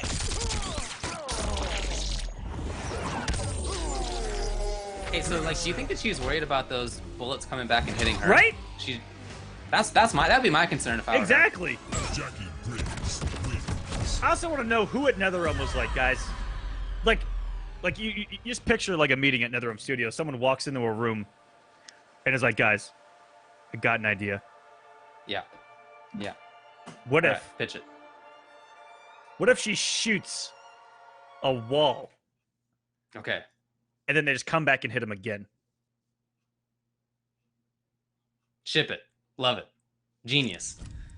What Right? if she breaks the wall with her hit, which is more powerful than bullets? What about that? Right. Her kick was stronger Bullets than a can do it. rocket and bullets. Bullets can't do it. Black Dragon Fight Club. All right, well, we're 1-1. I really like so Walnut did kind of do what we were talking about. He backed off a little bit in some situations and didn't press constantly. Didn't get some of the sort of not counter hits exactly, but didn't give Aaron DeMack those chances to get hits in between as often. I'm flabbergasted that I haven't seen a crushing blow from Jax yet. And that's a good thing. We saw one in like the first round, I think. It was early, but yeah, it hasn't been often. Yep. You know, something like Walnut to avoid those. I wish I could avoid them. That's, I guess, is what Oh I'm no! getting at. And you guys, Oh, what, again? Again. So Okay. ready. Ooh, I'm enjoying myself right now. He doesn't have wake up. Yep. I think that Walnut's a very young guy, and I think that he's got these young man reactions, David. And this is gonna hurt. He's stuck. He's stuck. Make it count. Oh well, still pretty good damage. Oh man, he just put his daughter to sleep, David. Oh my goodness. He's getting heated. Oh yeah, he can definitely make this comeback. 100%. Next hit actually might kill if it's the right one. Whoa! Oh! Oh, Okay, my yeah, God! right on through. That's gonna do it. That's what I'm talking about, man. He's such a threat. That character is so threatening. Oh, That does mean there's no more fatal for At the next least- couple of rounds. exactly. At least you don't have to worry about that thing ever again. Get it out of here. Exactly, yeah. Fight. That is such a time freezer. Like, time stands still when that fatal blows up. It's so fast. Pretty good. Ooh. Yeah. Wow, underneath again. We've seen that a couple of times. No more crush on it, obviously. Again, we're seeing those little sways. They're cool, but maybe going to it too much. Okay, here it is. I think that was what hit Aaron DeMack. A lot of reversal throws from Aaron, too. I've noticed that an awful lot. And he's probably just unsure of the frame data. And we all do the same thing. When we're unsure of what that is on block, Yeah. just reversal throw and see what happens. Yeah. Hope they don't mash down, too. Oh, that's counter hit even. Almost has it. Even Ooh. chip. Ooh. I mean, there, You're nothing. would you know first time around when to let go of block right there? Fight. No, for sure Not not. really. Yeah, I don't know. Yeah. That's the stage we're all in right now. Nobody knows everything about the game yet. That takes a long time. Oh, my. Oof. That Those was like freezing cold arms. Oh That's like a no, mid-screen he's in big shimmy. trouble. I really like that read where he was kind of shimmying their mid-screen and then neutral jumped and caught the approach that way. That was really good. Yep, blocked in time. Slow approach right here. We got the last round for both. They both already blew each other before. Or no, I'm sorry, it was just Aaron DeMack who blew Walnut. What? Yeah, he used his fatal blow. He fatal blue. I Oh, forgot jump that's over a- it this time. that's Keep a up, ball. Aquaman. Come on, buddy. My bad, man. I was in the gutter. Into the corner we go. We got Aaron DeMack. Oh, Really punish, two please. hits away No, from the the big point? chance. And Jackie's got that grown-ass woman damage. Uh-oh. She needs the Aaron hits, DeMack. though, to get out of this corner. Oh, here's a huge chance. Oh, that low is so hard to deal with. Oh, Wait a minute, here we hold go. on. Hold on. One more combo. Literally one more defense right chance. No! It came down to the execution of Walnut. I thought that the game, that the movement, I thought everything was there for Walnut, but the execution in the corner, he did have a lot of big drops. That's true, yeah. But I did like a lot of what he did. And I think that was a good showing for Jackie. You know, that's a character that, like we were saying, is quite different than before. I feel way more interesting than before. I'm really looking Almost like forward to 100% seeing more. different, yeah. Yeah. Cool animation on her as well. She has like Really a good stuff like there. an identity in terms of how she plays. Very cool. Walnut, thank you for showing us that. That was really cool. And shouts to Aaron DeMack getting that win. He just, man, he really had to claw his way out of that corner about 20 times, it felt like. And he did. A lot of reversal throws, a lot of big decisions, and his fatal blows, I think, got him out of dodge a couple of times. But that's what it's all about with Jax. Really good stuff. Good game. Yeah, look, We I got mean, Cosner. everybody, we're all still working on basic knowledge. Not even like fancy knowledge, but like basic knowledge about characters. Maybe you have experience against a few of the cast, but nobody has top level experience against every character in the game yet. So it may be that, you know, both of those players didn't know much about what the other one did initially. That's the stage of the game that we're in. Mm-hmm. It's about who learns fastest, who has the best ideas. It's a fun stage of the game. My favorite stage of the game is week 1, where gimmicks reign supreme. It's getting less and less and less over the years. Yeah, but that was my favorite part of like Injustice week 1, Injustice 1 week 1, MKX week 1, was that you could just do gimmicks for days and everyone would be like, was that a low? And I'd be like, nah, yeah, man, that was a low. And it's like an unblockable, like little things like that. But let's go ahead and give a quick shout out before this next match to our sponsor, Synapse, for giving us the ability to do this entire thing, everyone. So if you guys can, please go give them a follow. Go to drinksynapse.com. Actually, just click the link in below the stream. I'm going to go ahead and put it in the chat, actually. I'm going to sell out real quick. Okay. Go there, check out the product yourself. And what is it? It's a caffeine-free natural mental performance supplement designed to unlock your true potential by sharpening the mind, the focus, and boosting your energy without a crash. It's that simple. Check it out. And let me tell you, it tastes absolutely fantastic. I will say that's in a little bit of an acquired taste because there is ginger in it. And I know that ginger is a really acquired taste. But if you like ginger and pineapple. I love ginger. You know what? I haven't tried it yet. I guess that they sent it to you first. I think that makes sense. One of us needs the mental enhancement a little bit more, and they had it exactly right. They got it right. To the right person. That's smart. It was a good marketing. Good marketing. Just call it what it is, David. I appreciate it. Yeah. You guys won't be seeing David next Sunday, by the way.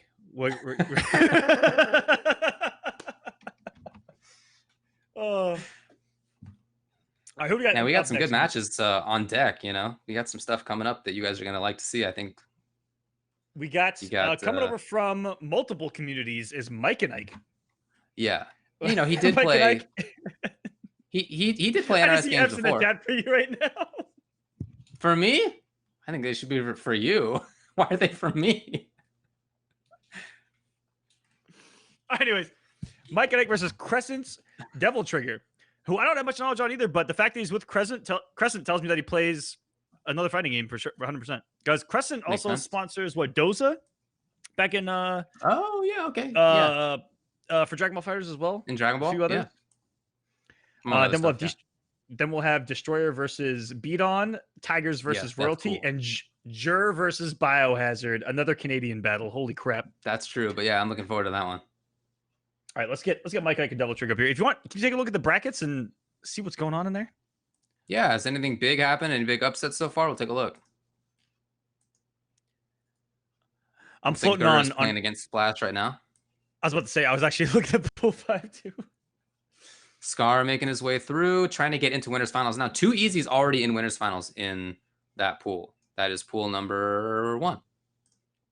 I also have an upset alert, technically, here on Combat Cup, guys.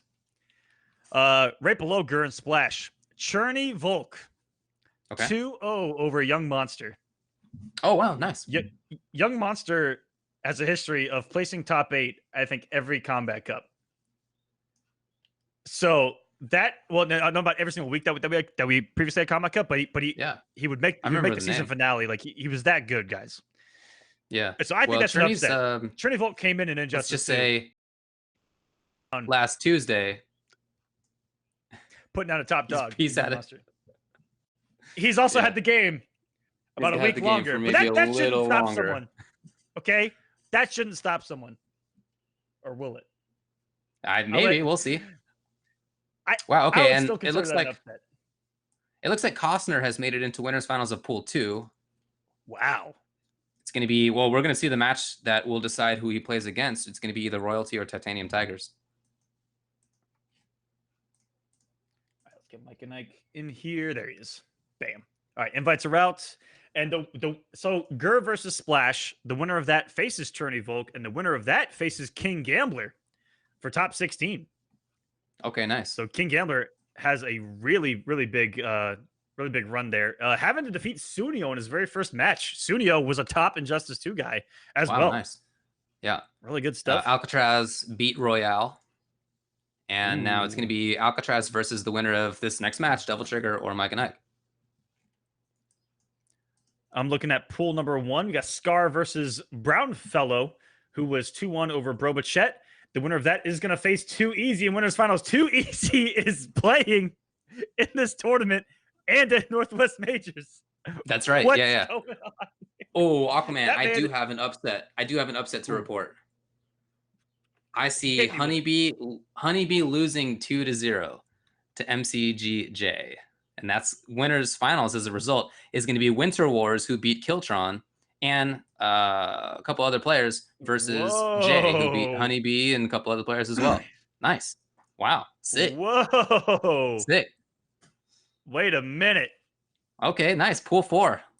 Shaping up interestingly.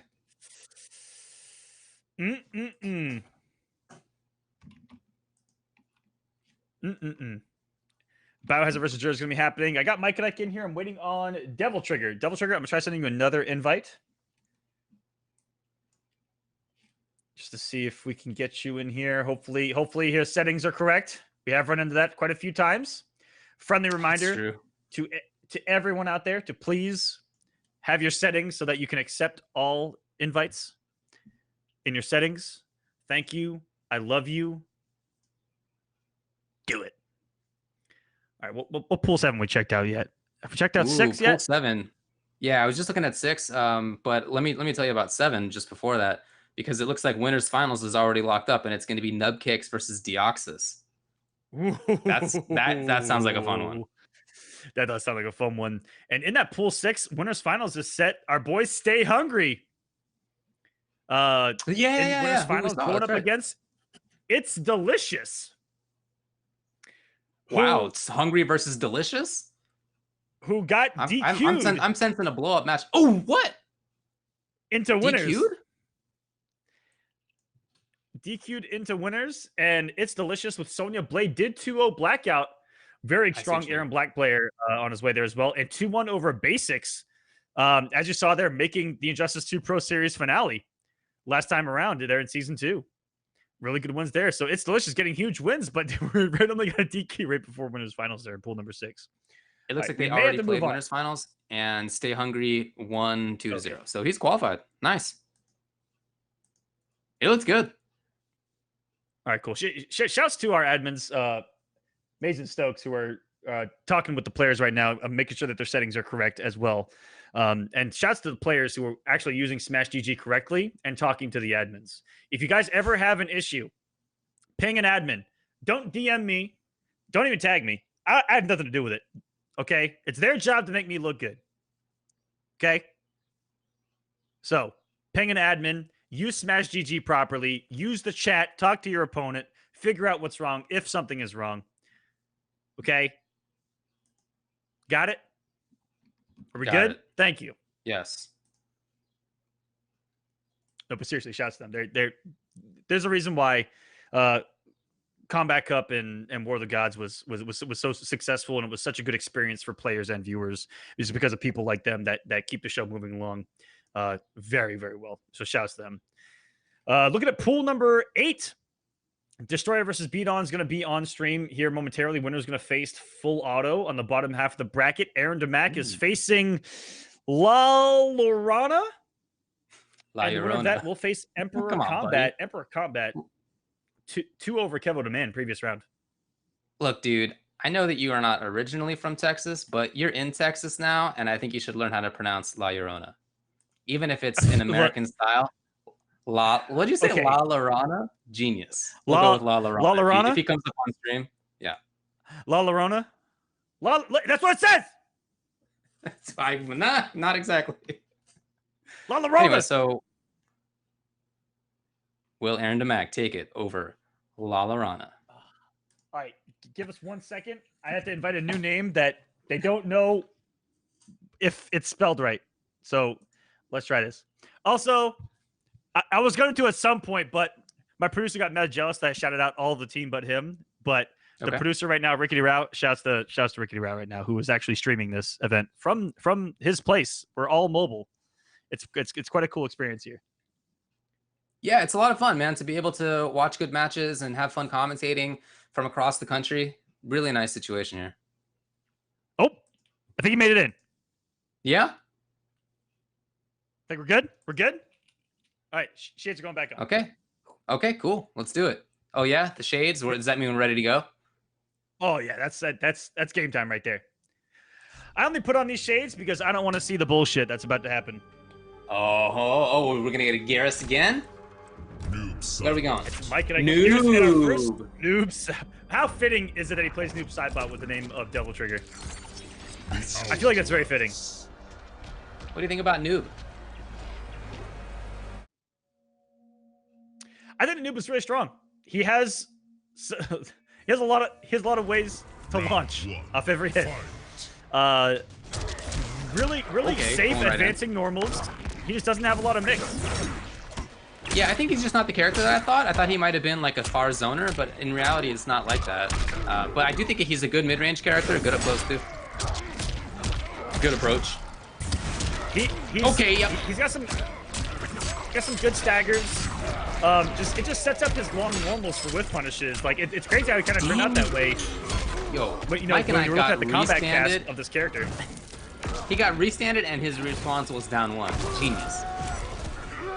All right, so we got infinite. Not the command grab Garrus, but yeah, God, the damage. Oh, he got the last couple of frames of it. That's gonna do it. It was so active. Now, is he gonna press the button for the extra damage? It didn't look like it, but it's gonna do enough anyway. You guys have to consistently play that game of offense or defensive to make it do less damage or more damage. Just like in Injustice 2, that's something not a lot of people know of. I'm trying to inform you guys early on. Press those buttons. Gears also has one of the top fatal blows in this game. It's so active and a gigantic hitbox. It's gigantic, yeah, absolutely. It is punishable, but he can do it at such range that some characters can't do anything. Don't jump. Uh-oh. Damage. Uh-oh. Woo! Oh, this means no breakaway next time. And that's what I'm talking about. Staggers from Noob Sidebot opening up that low that you saw. Very, very well done there by Devil Trigger. Oh, it's not enough. There's the chip. Oh, he's got to play patiently. Oh, and wow, mashes the little down. Look like down 3. Oh, no, down 4 rather. Sorry. And I'm not too sure what that amplified Scythe teleport is on block from Noob Sidebot there. Yeah, I have no idea. Yeah, he put out a button relatively quick, and he got the job done. But one touch there by Noob would have been enough damage. Every time, and I tell myself this, every time that I make a mistake, Noob Sidebot's going to hit me for at least 340. It's a lot. Minus 12 according to chat? Really? Minus 12. That's pretty good. Doesn't look that bad. For like how quick it happens? Well, yeah. I mean, I don't think that's a bad move. It doesn't look graphically like it's that negative, but okay. Sometimes by it's hard to tell. I realized, by the time that I've reacted that he's teleported in and done it, I'm like, wait, what? And then it's safe because my mind went, wait, what? Yeah. Those couple of frames mean everything when it comes to reacting.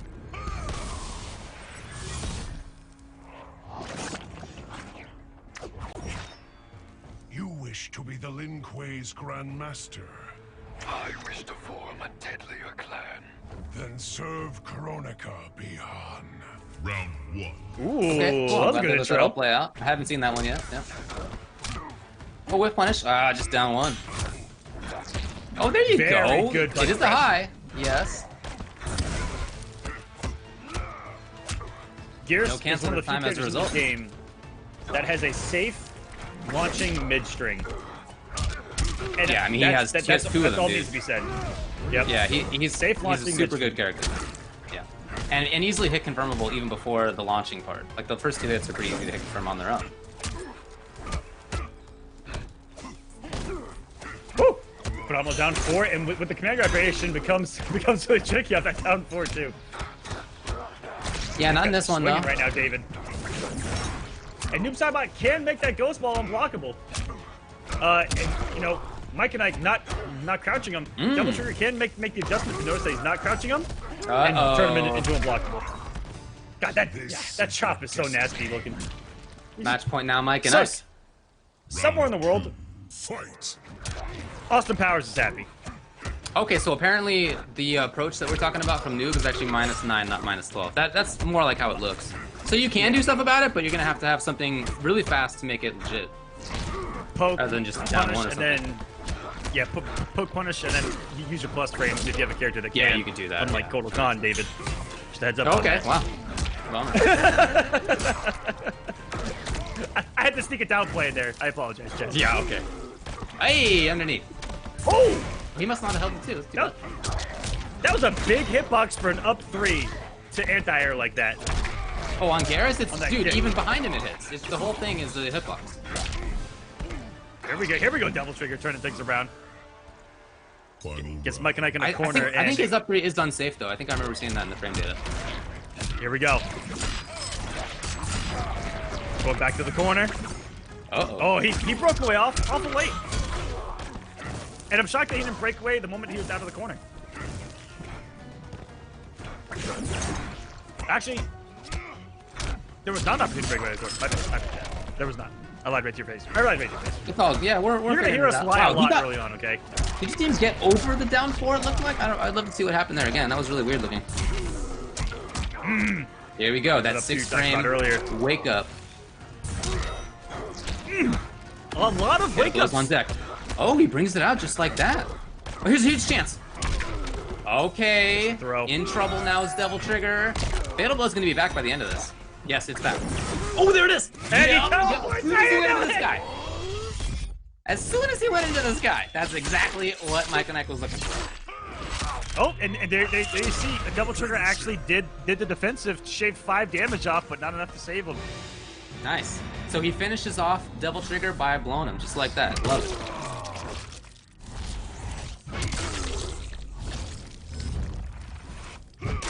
Oh! Ugh. Fatality. Geras wins. I don't know Even if went there's for- any science behind that particular hit, but damn does it look cool. Yeah, I mean, look, after finishing him off with the blow, he went right for the head. I feel. God damn it, David. Hey, so what do we got I'm up done. next? Yeah. We got. Ooh, we got a cool Destroyer one. versus OMG X Beon, who really made a name for himself early in Injustice 2. Then he kind of stepped away for a little bit. I'm glad to see him back as well. There were a lot of names that did that and do that in a lot of fighting games. I'm sure in a lot of scenes that you've been a part of as well, David. Guys kind of come and go. Yeah, it's That's just the way it is. Yeah, real life happens. I don't know what his particular situation was, but things come up, and not everybody can keep playing video games all the time. But I'm really happy to see him back for this. He's a talented player. Did a lot of work with his character in Injustice 2.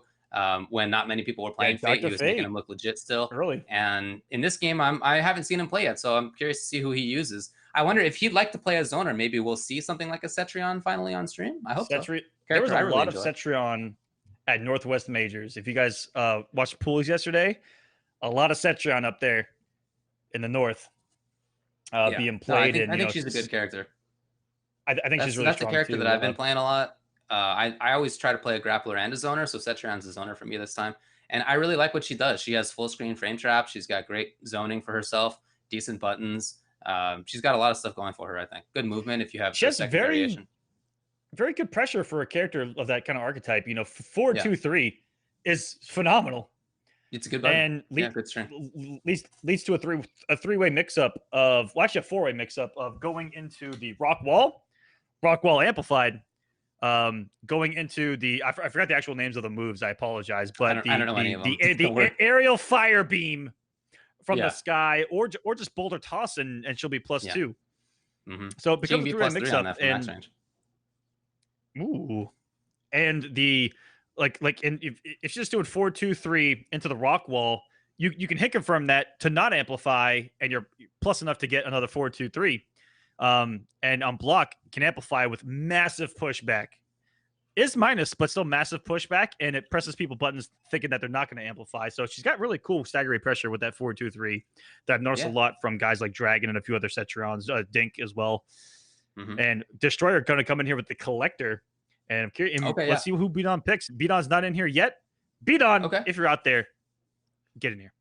Get over here. We did see, as you mentioned before, we saw a Destroyer at NLBC where he got top 8, and he was playing Collector. It was cool. Cool to see him. This is a guy who does a lot of work when it comes to the content production in Mortal Kombat. Really happy to see that he's keeping that up. And, really and coming to tournaments as well. Does events himself? Yeah, that's right. Yeah. Give Beon another one. He does the Destroyer Invitationals. If you guys want to check him out, dang, I completely forgot what the is it Destroyer_FGC on Twitch? I may have botched that entirely. I apologize. Yeah, no, I follow him, but I don't remember it offhand. I feel like such a dick now. Follow Destroyer. That's what I'm getting at. Very good content creator. Very hyped man. I thought I was one of the Destroyer FGC to like. I was one of the few just Destroyer FGC. I came into the scene, as a commentator, bringing a lot of energy, but that man is through the roof. He actually, I'm almost fearful of his heart giving out sometimes. That man gets hype. Shouts to Destroyer. So we're just waiting on one of them to come in, Beon to come in? Yep, waiting on Beon. Come on. Okay. Beon. I want to see this match so bad. I also want to see Destroyer's Collector. Yeah, I know. It was cool to watch. Aside from NLBC, I just want to see more of it. Yeah. Well, I mean, even though that was Wednesday, in the lifetime of this game, that's like half of the entire time we've had to play it, that intervening several days. So he might have gotten stronger, have more mix-ups. We're all working on stuff constantly, changing day by day. It looked like he had really good staggery pressure with that mace of letting it rock or not letting it rock and playing that mind game, which was really cool to see. All right, looks like Beon's talking to us. We're trying to get him in. Okay. PlayStation, you working, buddy? There you are. All right, another invite out. Right. I'm gonna take a look at the brackets while we do that. Emperor Combat. Okay, what was? How did you pronounce that name that I completely botched? Well, they got a win over Aaron DeMac, and they're facing Combat right now. Oh, La Llorona beat Combat. La Llorona. La Llorona, yeah. Okay, is that correct? No. La Llorona. No. Okay, No. that's okay. Well, they're La Llorona to me.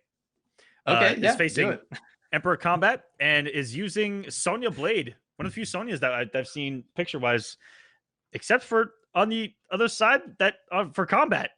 That might be a Sonya mirror. Okay, Combat. Combat, who was playing Johnny Cage a whole lot. And Raiden in the bracket. What are you doing, Combat? Interesting. Yes. There's been a lot of chatter about Sonya as being one of the early, very strong-looking characters. I think that makes sense. She's got a lot of great tools, great offense, the ability to crush from full screen. She's got a lot of things going for her. I just saw who Beon used in the last round as well. Okay. And it was Jade. Were we right? Oh, sure. Jade. Sure. That makes sense. Jade. That makes sense. Yeah. I feel like it was going to be Cetrion or Jade. There's only a couple characters that I think are like the zoners that you would go to. Maybe a Scarlet. So yeah, that makes sense. I'm going to go back to pool number 1. I want to see what Scar's up to up there. Scar is in winners finals against Too Easy, and that's going to be on stream. Scar nice. Okay, so we'll get to see the Sonya, who he's been downplaying on Twitter as maybe not needing nerfs at all. That's cool. Hey. See why she's so weak. No, like it's too early for any of that stuff. To think about buffs or nerfs, it's literally week 1 still. Okay, it's week 1 until a couple of days. Chill. This is way too early to talk about it. We have some ideas, obviously, about who's strong, but we have to figure out other characters. There's always evolution. Some characters that seem very strong early kind of get figured out. I'm not worried about that stuff yet. I think that's a little ways off. All right, we might. But early in week 1, I think Sonya looks strong. So. In pool number 2, we got Titanium Tigers versus Royalty. That's going to be on stream, possibly next. And the winner of that is going to face Cosner for top 16. Nice. And we are going to try to circle back to this match, Destroyer versus Beon. And we're going to move on to, because we really want to see that match, we're going to try to circle back to it after Tigers versus Royalty, as long as we can get them in. Royalty beat Slayer and Hat 2-1 to get to Tigers. Then we'll have Biohazard and Jur, Alcatraz, and Mike and Ike are playing right now.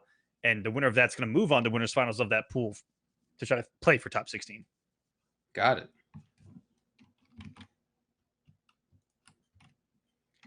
All right, who am I getting in here? Royalty. Who are we getting in here? A couple of the matches we've got lined up: Winter Wars versus Jay, and Too Easy versus Scar, and King Gambler versus. Once I get to his pool, we'll see who we're waiting on for that as well. These are going to be all the matches before we get to top 16. Then we're going to have top 16 to top 8 for the rest of this broadcast. Next Sunday is going to be top 8, ladies and gentlemen. We split it up for a reason, give you guys a little bit of a break. As players, not to be streaming for 10 hours for one. Yeah. And for us not to do it for like 10 hours. And for you guys to get to see more matches. Mm-hmm. I think it's really cool. By the way, that match that King Gambler is going to be waiting on in winners finals of his pool in pool 5 will be either Splash or Cherny Volk. Splash beat Gur. Did you see that? What? Splash beat Gur. Splash beat Gur 2-1 according to this. Upset alert. By the way, Upset chat. alert. Let me click on this thing. So that was Collector versus Gearus. Splash took the first game, Gur took the second, and then Splash ended up closing it out. Wow. So we have Honeybee and Gur in losers side. Not what I expected, Aquaman. Do you remember what? And that's before top 16. Yeah, exactly. And that's before top 16. Wow, These Fatal eliminated we Sunio down on the bottom of that same pool. Sunio is out of the tournament. Damn, Chat, man, there's some Gur interesting and Honeybee results. and losers. Yeah, wow. Splash beat Gur. Destroyer Splash beat Gur. Splash plays Collector. And we actually saw him on stream. He had a kind of a bit of a struggle versus Kitty Khan. Well, that was in game 1, if I recall correctly. But then in the second and third games, yeah, he looked really good. He looked really good. Might have just been nerves of playing on stream in front of 100,000 people. It's not easy to do.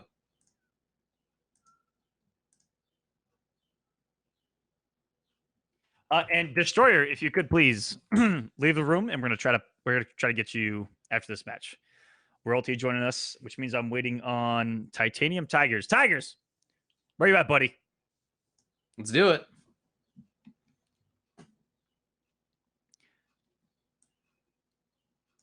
Send him another invite just in case. I'm gonna DM this young man so I can yell at him real quick. I'm gonna look now at the loser side to see what's up. What do you got? You guys didn't get to see that, but in the King of the Hill, Royalty put up a free sign. That early trash talk with his opponent not even here yet. That's pretty savage.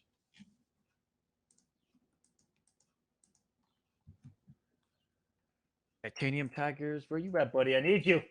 We need you. We need some action. Slayer had eliminated. That's what life's all about, guys. We just all want some action. Yeah, too bad that some of these guys who are still in the chat. I saw that Silver Rise in the chat, but just barely missed the check-in, so unfortunately wasn't able to play in the tournament today. Not quite in time. That's so delicious. That's very refreshing. Thank you, Synapse. I'm checking on Honeybee. Wow, dude. You know what's going to happen in loser side? How did this happen? I got to do the research first. I'm scared. That's wild. Who sent him to loser's side? What happened here? I got this.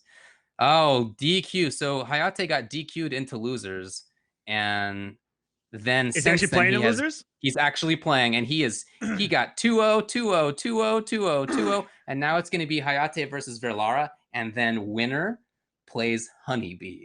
Not even in losers finals, losers quarterfinals will be Honeybee versus maybe Hayate.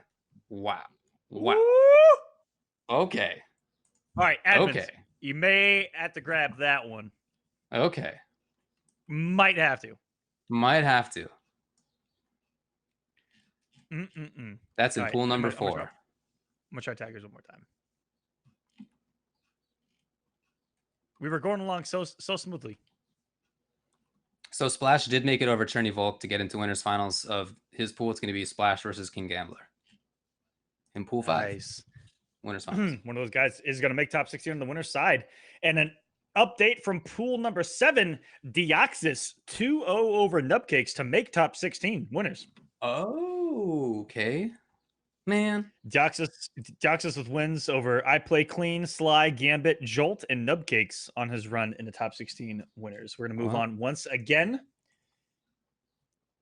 Sorry, guys. Oh, good. Yeah, we love you. You know that. But what that means is this next match is Biohazard versus Jur. Mm-hmm. Whoa. Mm-hmm. This is going to be a good one. This is the first time I'm going to invite Biohazard in 4 years where I don't have to type Wyoming. That's right. The good old name change. His tag was Wyoming 19. Yeah. Do you know the story behind that? I never asked. I don't. Is it just like a dumb Heidi? Yeah. We should ask him. Yeah, I saw him in the chat earlier.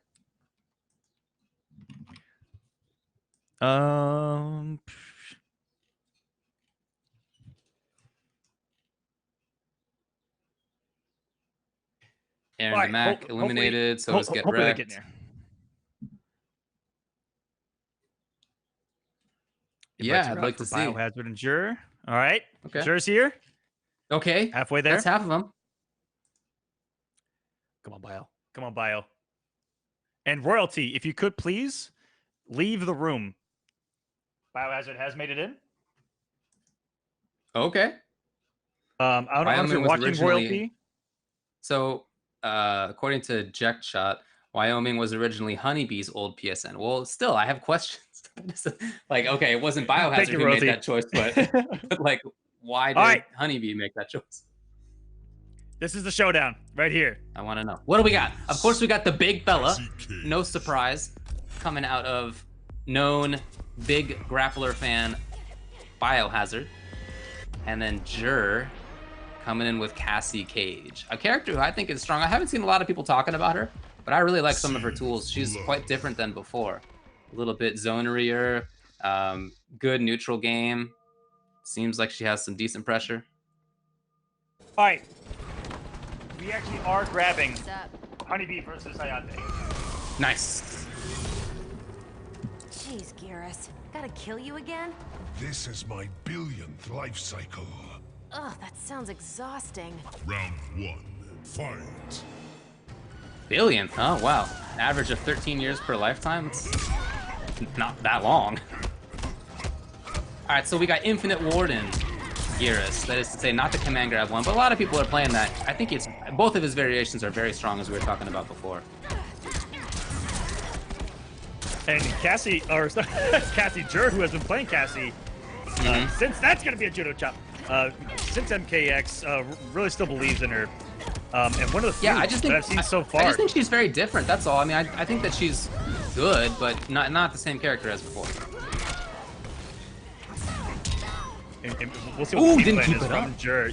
She seems to be kind of more of a heavy zoner, and like he says, she's a lot different. And I haven't seen a huge game plan put together so far for her, and I want to see it. I want to see what Jur has to offer here as a tournament player himself, and was a multiple time or top 16 placer in MKX. Oh, yeah. Just so you guys know, watching from home, this is a guy that knows what he's doing. Punish. Here we go. Confirm comes. That's not bad damage, wouldn't you say? Not bad. Not bad at all. Ooh. Good air to air. You saw Biohazard trying to get that splash down. Oh my goodness. That wake up is one of the best. Even though, look, I mean, up 2 is not fully invincible, right? But it's just so fast that it's going to work in a lot of situations that other ones won't. Wow. Oh my goodness, Biohazard. You need to chill, bro. Super blow up. Perfectly outspaced and up 3 with the down 4 and had a nice creep, very creep walk under down 2 on that jump attempt by Jur. And that was swift for Biohazard to start things off here 1-0. That big fella. That's a big boy. I don't know if you guys know that. Gears is the big boy. Even though that's not even though that's not a command grab variation, I still feel that he plays similarly because his regular grab's so good, man. It leaves him at such a great positioning for himself. He gets to keep pressure going in neutral grabs. A lot of characters throw the opponent far away. Not Geras. He's just within a dash after a regular grab, so you can still play him as a grab-focused character while having all the other excellent tools that he does. The Hourglass. You know, I was talking about how I think it's too early to say who's top tier or not, but I do think you can say what some of the early favorites are, and I feel like you got to put Geras up there. Absolutely. You know, personally feeling things out, you know, Sonya, Jax, Geras, Aaron Black, definitely rounding off some of the more stronger looking characters. Ooh. And 5-time Snazzy Award winner. Times have changed. Round 1. I had to let it interlock. My bad, guys. But yeah, I think that's what I've seen so far. Putting in a lot of work. Just from what I've seen offline, Setcheron's probably on that list as well. But we don't know. Yeah, well, exactly. That's just a guess. Okay. Like, I think that Baraka should be on that list, but yeah, it's all good. We're still figuring it out. Woo! Oh, that low went pretty darn far. Holy crap! Ooh, not quite punished on the landsies. Wow, flawless blocking, sick. Bio trying to have a big read on the advancement with that close set. Oh no! String. Oh, do something cool, police. What? I think he just wanted a safe load to hold it later for Yeah, a crushing I blow. guess, yeah. Which guess. launches in the corner. That's a flat-out damage crushing blow that launches in the corner. Like, we've been talking about this, but everybody's got their own ideas about what to do with a character. You know, like other people they find that Geras back forward 1 combo in the corner will just go for max damage right away, but he chose to load up instead. It's cool. Yep. Down two, frog splash back into the corner, or do the forward 1 string to put him back into the corner. But yeah, that's really smart and a different way to approach. Mm-hmm. He's setting up for later. Oh, here we go. Oh, okay. Drop my bio though. And you know, air airs can be pretty tricky to combo. That is my favorite back throw in the game, where she just body drops you into the drone. Judo chop. Ooh. Oh, There's that regular grab I'm talking about. he looks so brutal in his animation. Just right there. Yeah, it's so He's cool. in a Right? clothesline from hell, and it's not even over yet. My toys. Final round. But getting at least a round on the board is Jur here. Can he turn things around? Man, you always gotta watch your toes against this dude. Okay. Yeah, amplify it, of course. Get that damage. Oh, no, too far. I thought he would be in the corner. Not quite in the corner. But wait a minute. Does that mean that it's going to guarantee the crushing blow the next time he does it? He doesn't have the bar, though. Got. Ooh! Wait, did he break away on what would have crushed? Ooh, good damage. Huh. And the throw should do it here. And Biohazard. That was a very good game number 2 by both of these gentlemen. Jur showed us a little bit of what Cassie is all about. And it definitely could have got things going. And this is, I don't even want to watch it. I'm not watching it. I'm not watching it. I hear it. I hear it in my headset. Geras wins. Wow. That one is, that's a tough one. Ugh. Ugh, man. Why? That one and the Devora one where she has the bug come out your face, those two are just, I feel like I can get used to the other ones. I'm like inured to them, but those, something about them, it's tough. Yeah. So I think I know what Biohazard was doing there. I think that if he would have gotten that combo off again, he would have had the crushing blow loaded to combo into it rather than try to do it raw on the fully loaded gauntlet there. That was probably absolutely genius. I do think that Cassie is good. Yeah, I mean, look, Biohazard is an amazing player and he's got a very strong character, but I do think that Cassie is strong too. Yeah, Jur putting up a great fight there. Excellent stuff. Yeah. Only go down to losers though, so we very well may see Jur again. Let's come up next. We're gonna try Destroyer versus Beon again. I'm gonna try something a little bit different here. To try to get Beon in here. I'll take 1 second, guys. David, if you want to take over for a second. Yeah, just taking a look at some of the other stuff that's going on here as we're getting further into losers side of things. Most of these pools now are at around losers, quarters, that kind of area. So yeah, we're scooting on through on this thing. Some of the pools already have their finalists in. We go to top 16. I'm gonna take a look at that, see, because I know we have a couple people already locked in for it. I know Deoxys is Stay Hungry is locked in, for example. Yeah, Deoxys is in winners. Stay Hungry made it? Yo, Stay Hungry did make it. Yep. He was playing Cabal footsies. That man was. Let me tell you, it was good, dude. Yeah, he played great. He had good pressure, good cancels, and not just always canceling into throw. It was it's shimmy at the end to seal the deal. That was really nice. All right, Beon. Hopefully, we're gonna try to get this one to work.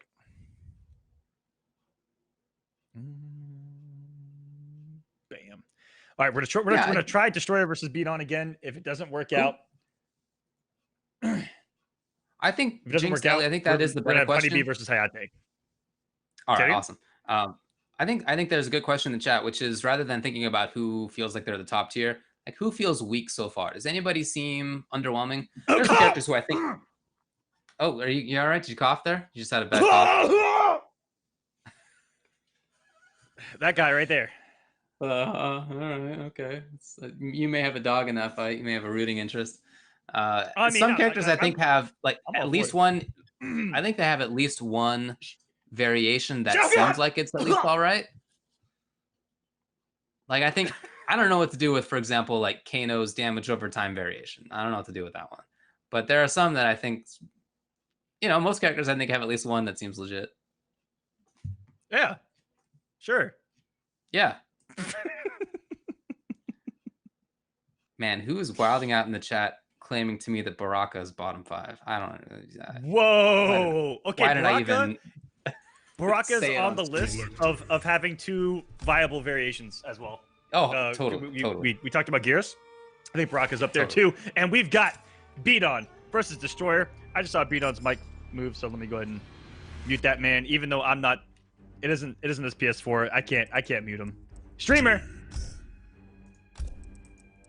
If you want to go ahead and mute, I bet. What? We're gonna have Beon with Jade, and what is that skin on the Collector? What was it? Let me see. Wow, level 51. This dude has been grinding it.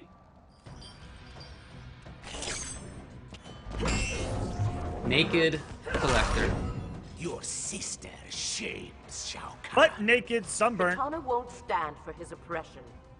She will die like all his enemies. Round 1. Fight. Okay. It's so off-putting to see Collector like that, but I'm so sad to see Destroyer in action with this character and Beon with the cerebral assassin Jade herself. Oh, he had a little reset that Beon wasn't expecting. Put out some great damage too. Third of a bar of health. Yeah, I think this is a tougher matchup. Oh, dude, that's very cool. I was just gonna say it might be tougher matchup to zone in, but because of that teleport, and then you had the little spinny spin going around Jade, I like that a lot. Hitting him like he's a cactus. Covering all the options. Woo! Let's go, Beon. I've already seen something I've never seen. Get hyped for Jade? Who would have thought? Who gets hyped for Jade?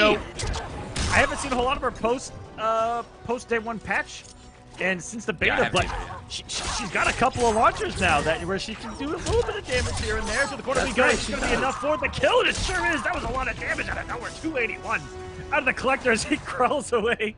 Round 2. Fight. We talk about how NRS really showcases personalities of characters, and the Collector is just like the most grimy, sleazebaggy guy that you'll see, and he plays that type of character. What a great pickup. I love watching Beon's zoning. He knows exactly when the opponent's going to jump so far, and he's gotten juggle combos a couple of times. Confirm it, yes. Wow. Dang, okay. Wait. I didn't know Jade was hitting like this. Dude, me neither, to be honest. Yeah, I didn't know you could do that after that string. What is that, like 4-2-1 or something? I forget what it is. Final round. Kodal may have chose right, is all I'm saying. She looks legit right now. This is cool.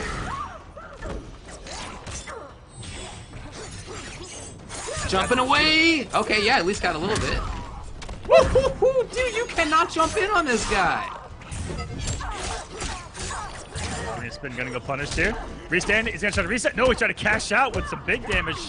Jump kicks scale incredibly well, but their execution is usually incredibly tight. Destroyer's really not trying to get zoned. He wants to move around. He wants to keep Beon's eyes on the teleport, and that's working to some degree. He's keeping it close-ish. Oh, Bolo, keep it up. Big boot. No, not in time.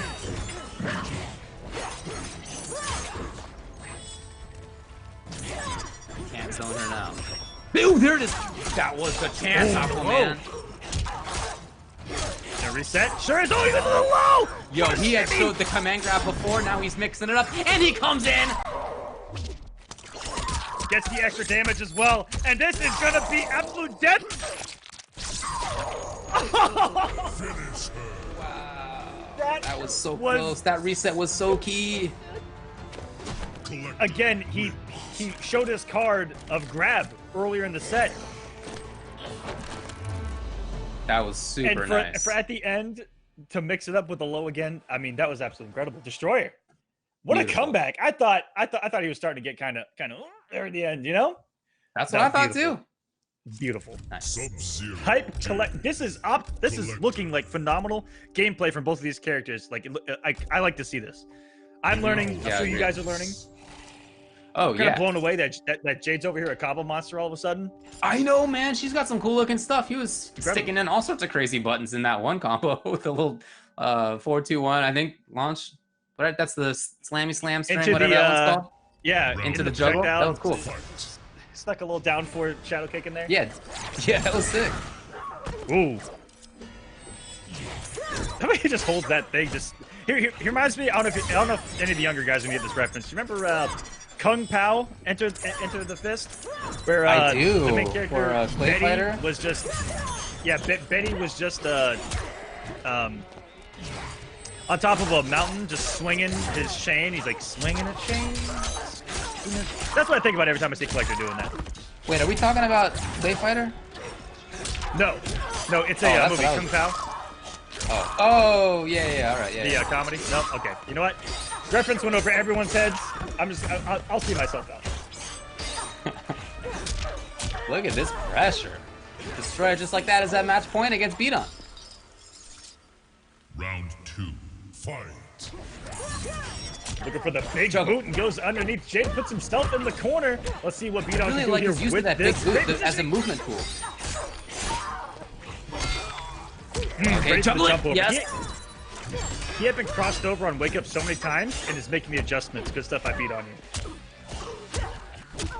here. Very nice. Again. Woo! Keep it up. Well, could have. That was nice. Oh, wow. Air to air. Here's a punish. The rare breakaway into punish. There was more of that in the beta. Now not quite so common, but we see it again. What's up with that low? So these guys are getting kind of savage with their Wake Up buttons, David. They're paying off. Or they're making incredible reads. Escape failed. I mean, good stuff. And oh my god, turning around. I'm so scared. He's a reset from death to that fatal blow. Here it comes again. Yeah. This actually may be for it. No. Blocking it out. Blocking it out. Is it punishable? I don't know. Probably. He's got the mix off of it. And the fatal blow from Beon. Only uses it to get 5%, but you know what? Stays alive in this match because of it. Well, the utility of the armor right there was so key. He needed that armor to get through the anti-air. Super good idea. Final round. Fight. Doesn't have it in this final round. Will that come into play later on as Destroyer still has his locked and loaded? Juggle? Wow, okay. Man, I'm so impressed. I feel like I want to play Jade now. This is remarkable. And man, does Collector have some nasty strings with some mix-ups there at the end of it. I wonder if she has the glow on and he combos into the bola, is it gonna just go through her? That's a great question. Probably, right? Wow! Whoa! What? I wonder if that's considered a projectile too. I don't even know. Punish, yes. Here. This might be close to death. Okay. Away 243. Puts out the mace. Good block. Here's a dance. That was a big moment right there for Beon that he could have taken. Here's, oh, he tried to punish too early. It's a high. Destroyer just ducking it. So scary. Purple needs to be reset. And without Look fatal at this blow, this is patience. a tough situation. Because even if he hits Destroyer, he's going to give him a fatal blow to use. That's right, yeah, it blew too soon. Well, he was patient. Well, he needed it last round, I guess, but look at the time now. 14 seconds left. Whoa. Out of the corner. This is just a runaway game. That's what Destroyer's trying to do. He just wants to run away. He doesn't want to press another button this whole match. Oh, time's expired. Wait a He's minute. gonna get a Wait a minute. Oh, no! Oh my god! Uppercut under the grab to seal it. Collector wins. That was What? incredible. If that throw would have worked, it was over. He was still in. That was it. That was it either way. Wow. Okay, Destroyer getting through. I love the idea of trying to time the opponent out right there. It almost did work, and then he had to make that big bet of the down two. Very nice. I love Smart play. I love how the chat when this character gets a win, they just say collected. You can see Jade in the backpack right there, waltzing away. And we're gonna have in losers quarters-finals of their pool, Honeybee versus Hayate. Coming up next, David. Wow, this is losers quarterfinals of the same pool. That is incredible. Is this pool 3? Let me take a look. No, maybe it's pool 4. Pool 4 it is, yeah. Wow. So Hayate, again, he got DQ'd at the start, but then once it came to the loser side, I think he has not lost a game. He got 2-0, 2-0, 2-0, 2-0, 2-0. He has not lost a game yet. And he's in losers without losing a game either. So this is the rare losers bracket, hasn't lost a game fight. You don't see that one very often. Is it showing Smash if he's still using Scorpion? Let me take a look. It does say Scorpion.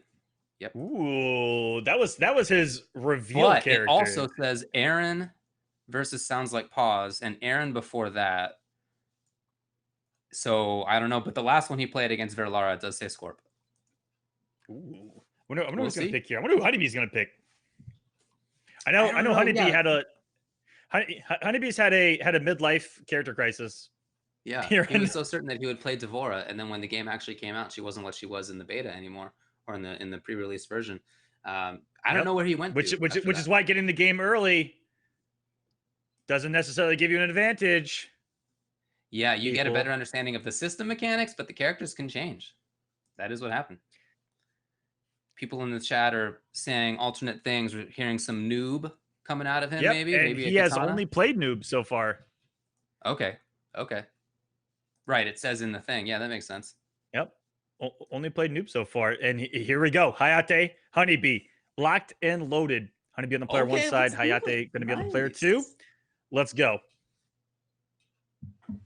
Scorpion out of Hayate, and Noob Sidebot really out of Honeybee. Let's go.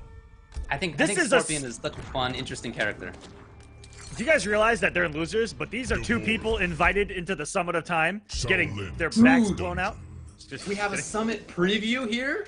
This is a Summit preview right here, and Honeybee goes Devora! Whoa! Oh, wow, Last second change. Devora out of Honeybee. This is my first time seeing his Honeybee at a competitive level. Let's go.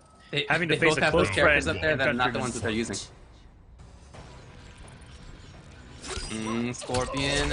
They really reduced the recovery on that, but I guess it's still punishable enough for Devora in that situation. Oh, Devora's got incredible range. One of the best jump normals in the entire game. Her range is just incredible. She can cover wake-ups kind of differently than other characters can. She can do she can stay out of an up 3 range to a neutral jump, and it'll cover wake-up up 2 or up 3. Like even up 2s can't reach her reach, if that makes sense. But Hayate, very strong start. Honeybee trying to get some offense going. And might know this matchup a little bit. Maybe train with Honeybee, because I wouldn't know what to do against Devora out of the gate, having no experience. Again. Oh, Honeybee actually tried to tech, but he got the wrong side, so now we got that crushing blow lined up. If guess is wrong again. Okay, no, it's not going to come up now. Gotta have 2 in a row to get the crushing blow. Round 2. Hayate doing a lot of throws right there. Honeybee might try to scout it with a down 2, and instead gets with a neutral jump. That'll work equally as well here. Gets the side switch for the corner position. Excellent stuff by Honeybee, catching the wake-up roll with the grab himself. He's gonna get the flash corner pressure. No. Did you see the bug? Oh, sorry, the bug side switch with him. Okay. Oh, keep it up. Very nice. Here you go, Hayate. Cleaning things up. Yeah, that is safe now. I think Hayate was trying to shimmy off the hit stun there. You know, you've thrown him so many times that the walk forward, extra walk forward in the back one. Maybe he's trying to catch him going for a throw there. Oh! Damage over time. You're in big trouble. Oh, Yo, no! okay. But his back blown out! To the nether realm. Hayate. Dude, he's such a throw-focused style. He spent 2 cancel bars, 2 defensive bars in order to get that grab, but man, it paid off. The throws. Phenomenal by Hayate. It was, you know that makes me happy. That's simple. I like grabbing. Say that again? I like grabbing. I like to see people very grab. grab heavy. It's such a good mechanic in this game. It's a 50-50 in and of itself, and it covers so many options, not only in pressure. Since the frame data can get really awkward where, you know, there's a lot of -4, -8, -7 on deck, and if they're respecting your poke, you can just throw reversal, and you play the mind game of getting them to poke, which gives you a free poke next time around. It covers, again, so many of the wake-up options. It's going to beat out up 2. It's going to beat out both wake-up rolls. Only it's going to beat it is an up 3 or delayed wake-up. That's it. Round 1. Fight. So winner strong, of this will play against Kiltron in the next round, but loser is eliminated, and that might be Honeybee right now. He's in risk. He's going to stick it out with Devora. No switch, no nothing. Another cancel spin, but okay, he finds the hit this time. Ooh. I thought that was cancel. Okay, he did. I think this is where Hayate has some condition and is going to start being a lot more aggressive with buttons rather than throws. And I think that's exactly what that was. Whoa! Yo, that was crazy! Okay. Dude, that makes me... I already thought Scorpion was good, but that looks crazy strong. Oh my god, I love it. Dude, the movement is ridiculous right now. What can Devora do about that blocked full screen? Oh my god, that is wild. Fight. Hayate looked like a man possessed. That overhead and sniped out of that. Not a whiff punish, but you know he reacted in time to at least check in with that back wall. Back and caught a hit was just a bonus. Again, grab. Big This is not looking good for Honeybee. Literally bleeding right now. One hit away is Hayate from advancing on the blue side of the bracket and doing the man, he wants to crush through that far. That's gonna do it. I'm actually disgusted right now. Double spear, and Hayate is gonna move along. Are you gonna mercy? We got a mercy, dude! It's not over yet. It's not over yet, and he comes in with the fatal blow.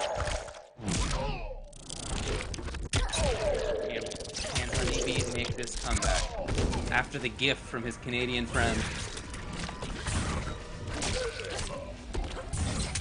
Would have been cool. No way. Oh no!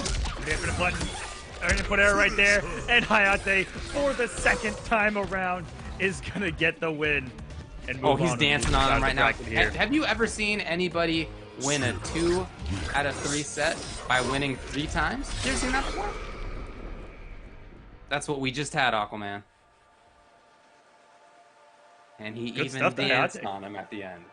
Yikes. Even danced on him. Moving along is Hayate. Honeybee down for the count here in the Combat Cup Road to Combo Breaker, getting eliminated there on the loser's side. Coming up next, we have our last few matches before we're going to start top 16. It's going to be Jay, who put Honeybee in the losers, versus Winter Wars. Too Easy versus Scar. Gosh, good. Then we're going to have King Gambler versus Splash. Nice. Okay. King Gambler versus Splash. As well. Cool. All right. Here we go. Let's get some invites out. And just to let you guys know, there may or may not be some cool stuff happening before we start top 16. Just a little bit of a teaser for you. Okie doke. David. Some of these pools are almost, yeah. Feeling boosted? Yeah. Feeling cognitively great. Boosted? You sound good over there. You sound like you're cognitively... You guys might be cognitively boosted soon too. Just saying. I hope so. Wink, wink, nudge, nudge. So in some of these pools, we're almost all the way through it. In the pool that, let's see, this is pool number 6, for example, we're already working on losers finals. So out of that pool, Stay Hungry qualified in winner's side, and now it's between It's Delicious and Stabs to get through on loser's side. So this is going to be Jay, who was... Jay was incredibly strong in Injustice 2 as an Ivy player. Very strong. And Winter Wars, an absolute OG of the scene, going back to keyboard Cyrax MK9. He played on a keyboard. Literally dialed in his combos. Well, that's what I do nowadays with the old hitbox. So I feel a kindred relationship with somebody who plays on keyboard.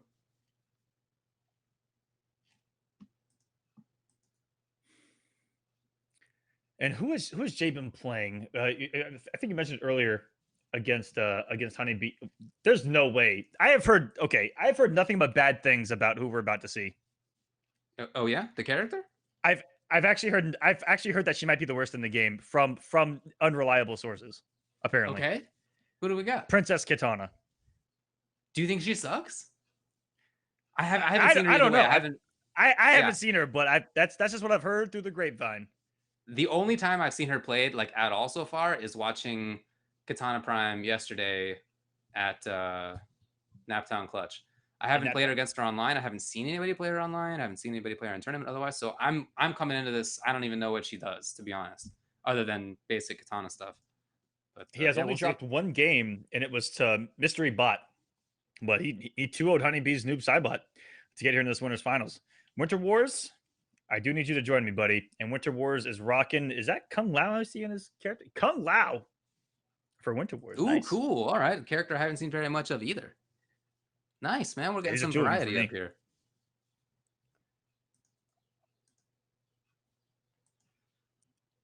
How would I describe Baraka's playstyle?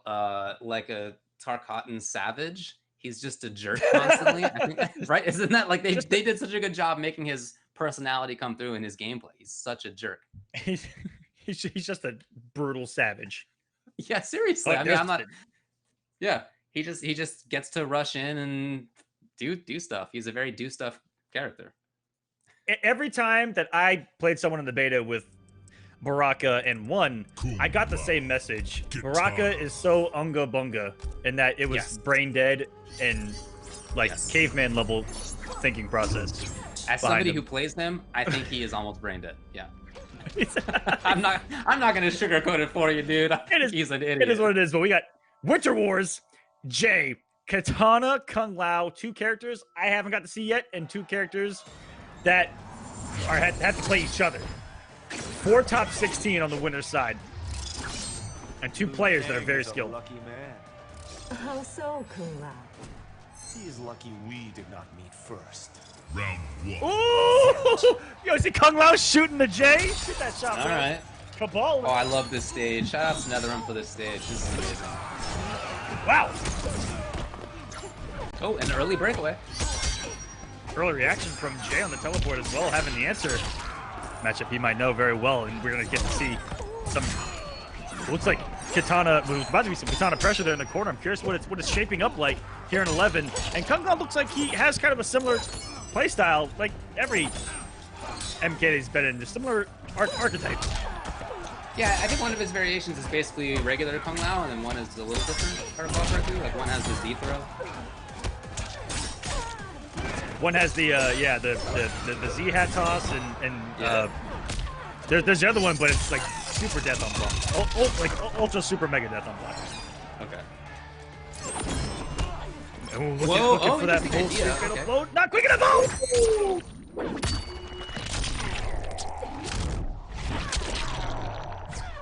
With the answer is Jay on what should be the tournament standard stage, if I'm being honest with you, David.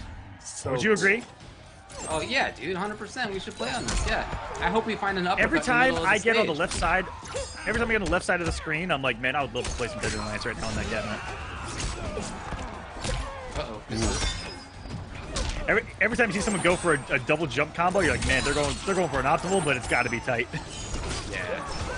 all three are in that stealth path. So very nice. Again, a breakaway. We've seen that twice in that same kind of punish situation. And there's that MKX style of katana where she kind of messes with your head on jump and being able to flutter cancel that jump. And what a pickup off of that air to air. Hello. Showing no mercy is Jay so far. Woo! Pretty good damage. Right there, the butt comes on in. Square waving through, and that's going to be a phenomenal game tool. 1 for Jay. Looking good. Looking good. Phenomenal tool to close out with. Just gotta close out with the booty, David. I'm a little concerned for Winter Wars in terms of how he spent resources. He broke away 3 times and didn't, as a result, really have some of the options that I think you'd like to have in that match. But okay, we'll see how he goes next time. And for me, I'm gonna take this match, send it to everyone that I saw bitching and complaining about Katana, and go, shut up. Cum laude. Be quiet. What are you talking about? What do you mean? It's too early. It's too early to know. It's too early. Who's not. Too early. It's too early, guys. We don't know anything. That's right. Man, what if it ended up being that all 3 cons were top tier? Because so far, as you've been saying, Kotal and Shao Kahn seem like they're top tier. And maybe Katana as well, right? According to you. We don't know. But it could be. Anything is possible in MK11. Like the game desynchronizing. Oh no! So that, guys, we'll get it back here in a second. That's 1-0 for Jay. That looked really strong, though. I'm very impressed with what I saw. I have to look at the frame data to really dig into her, but that was some cool gameplay. But yeah, Winter Wars looked like there may have been unfamiliarity, so he felt like he was either rushed to be defensive with his meter or to throw out a fatal blow. Maybe as kind of a little bit of a vibe I got. Might not know the Katana matchup. It's only been a week, guys, so we can't fault anyone for not knowing something, because I don't know half the game. I don't know a lot. Yeah, absolutely, yeah. Okay, half the game. I don't know 90% of the game, probably. If I'm being honest with you. Yeah, absolutely right. I think it's very difficult to know more than that at the stage, but I do think that Jay showed some good matchup knowledge. I like that he had, like, against the teleports, he had stand 1 into lift a couple of times, like knock him out of the sky right into lift. We saw that, I think, twice, maybe 3 times, so he looks like he's ready at least. Young man reactions right there. I think, maybe. I think Jay's young. Relatively young. But he still got him. Yeah, wonderful stuff. And looked like he may have had, really good damaging combos down. Dropped him a couple times, but you're right. There were so many breakaways where it was really hard for him to get those bigger damaging combos. Or, we actually may not have even known, if it was going to be very damaging. I think that Winter Wars was just like, looking at MKX, looking at MK9, when Katana hit you, it usually lasted 40 seconds and it took half your health bar. But that may not be the case in this game. So you may want to hold on to those two defensive bars, because the damage may have already been done. But we won't know until we actually see the combo. Yeah. What do you think about Breakaway now that we are in the full release of the game? Like, what are your thoughts so far? I haven't seen it as detrimental as it was in the beta. It was really only Scarlet that was kind of punishable for making it on the read. But now that everyone's looking for it, even playing as Scarlet yesterday in tournament, I felt like I was at such a disadvantage doing it, even against her, reading the Blood Siphon in her combos, like little things like that. I don't think it's as detrimental as it is in the beta. And it coming back so slow, those defensive bars can clutch you, or sorry, not clutch you, but really holds you down at the end of a match not having them. It puts you in pretty bad situations if you're not able to wake up. If you're not able to do certain special moves, like it's just there are a lot of the ones that use defensive bar. Setron's teleport away. There's a lot of stuff that you lose out on. Yeah. So I think it's in a good spot, David, if I'm being honest with you, right now. I agree with you. I agree with you so far. Oh, right over the fan. Okay. So maybe Winter Wars with a little different approach. We haven't seen the teleport yet. Kind of dash in there. Ooh, orbital hat. And this is, I've heard from a couple Kung players that orbital hat doesn't seem incredibly strong. That Z-hat may be the way to go. But definitely uncertain right now. And the fact that Katana doesn't get like full combos off of these fans Not only does it make me happy as someone that hated playing Katana, but I'm curious how they're going to approach the match, not having to get him, and there's a back down two. There's some big damage. Here. Not available. Make it cool. That That's hurt. pretty good. Oh my god. Oh! Wow. All right. Okay, so match point. Remember I said that? Remember when I was like, she's going to hit you for 40 seconds, do half life? Yeah. Lied right yes, to your face. I do. She's here. She's here. That was ridiculous.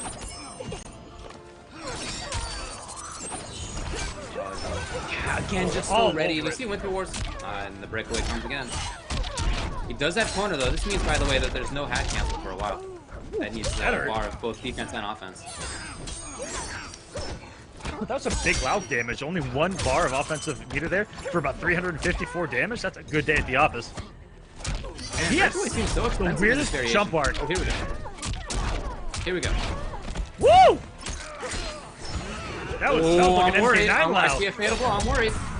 Next hit. Next hit. Don't get touched. Let's go. Wake up. Well, it's reversal fatal blow. That's gonna do the trick. Taking the round.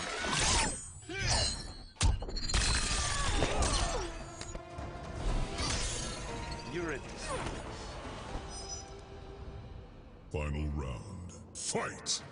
Keeping it close here is Winter Ward. Trying to. Oh no, not in time. But you can really see how Jay is keeping his ability to punish the teleport available. But you guys do notice that. Ooh, that was a really good jump. You guys do notice the difference in Katana's game style, you know, or play style. It isn't throw these fans and look for the hit and then just get a full combo off of it. You know, all these fans aren't leading to anything. Hey, right, it seems quite different. No hair. Well, I guess that could have been the float. You don't know. Winter War's in big time trouble. He doesn't have a fatal anymore for himself. The butt. Any chip. Any chip. There you go. Jay ends up taking it. I love the game plan we saw out of it. Mid range was really controlled. He's screwing it up. Oh no, not on stream. Okay, all right.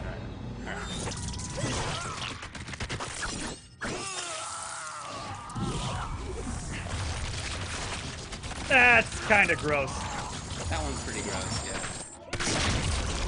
Fatality. Yeah, that one's pretty gross. At least with the other ones, if you're the player murdering the other guy, at least like you're not getting that dirty. You can walk away maybe from the situation. But if you put yourself in a guts tornado, there's no way you're not going to have to change your clothes after that. Yeah. Right? You're really putting it on the line right there. Again, that's one of those ones where I want to know who at NRS was like, I got another idea. Yeah, I know. Yeah.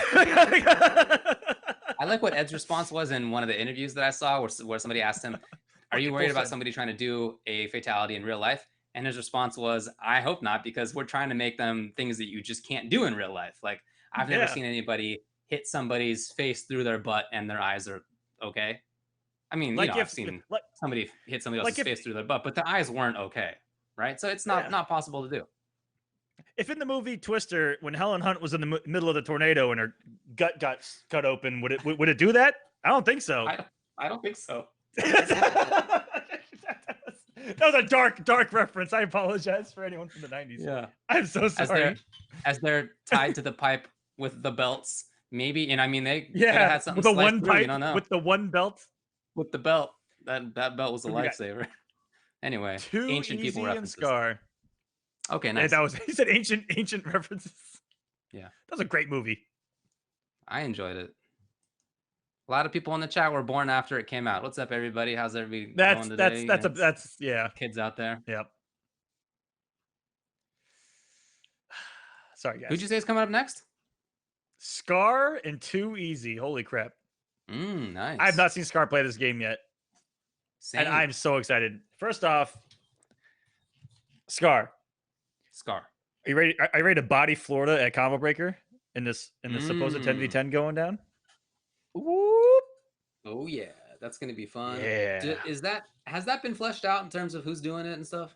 I have no idea, to be honest with you. Yeah, I haven't heard more about it, but I would love to see it if it has been. Supposedly it's in the works. Yeah. That Texas is gonna body Florida in a 10v10. in MK11? I don't know, man. I don't know. Just saying. Maybe. What do you? How do you think that Virginia would do, or maybe the whole DMV? All right, so back in MKX, we would have done kind of okay. That's it. Okay. But now, not a very active scene now. Especially during Injustice 2. I didn't really see any of them from the DMV area in Injustice 2, which is kind of sad. But they've restarted up a local, just like a lot of places have, and I'm excited to see something come out of there. Just like every other scene, even out here in Texas, locals are popping up like crazy. Everywhere, SoCal, Midwest, Northeast, Canada. Yeah, for sure. Across the world. If anyone's watching internationally, shout outs to you guys. Yeah. There's a lot of stuff going on. It's a new game. There's a lot of interest in it. Even people, as we've been saying, who aren't, or who weren't playing Injustice, maybe people who weren't playing MKX, we're seeing a lot of new interest in the game. I think it's great. I love to see more people, and I get it. I think the gameplay is very interesting. There's a lot of unique stuff about it. There's a lot of opportunity to like interact as the players. You're not stuck in a situation very often in this game. There's typically like something that you could do. You could do a wake up. You could do a flawless block, right? I mean, you could do a throw tech. You could do a down to under a throw. Like there's just so many things you can do in all the little phases of the game. It's very cool. Yeah, absolutely. Too easy. Are you here? So some invites, DM demands. I'm gonna check with admins. I really want to see this match.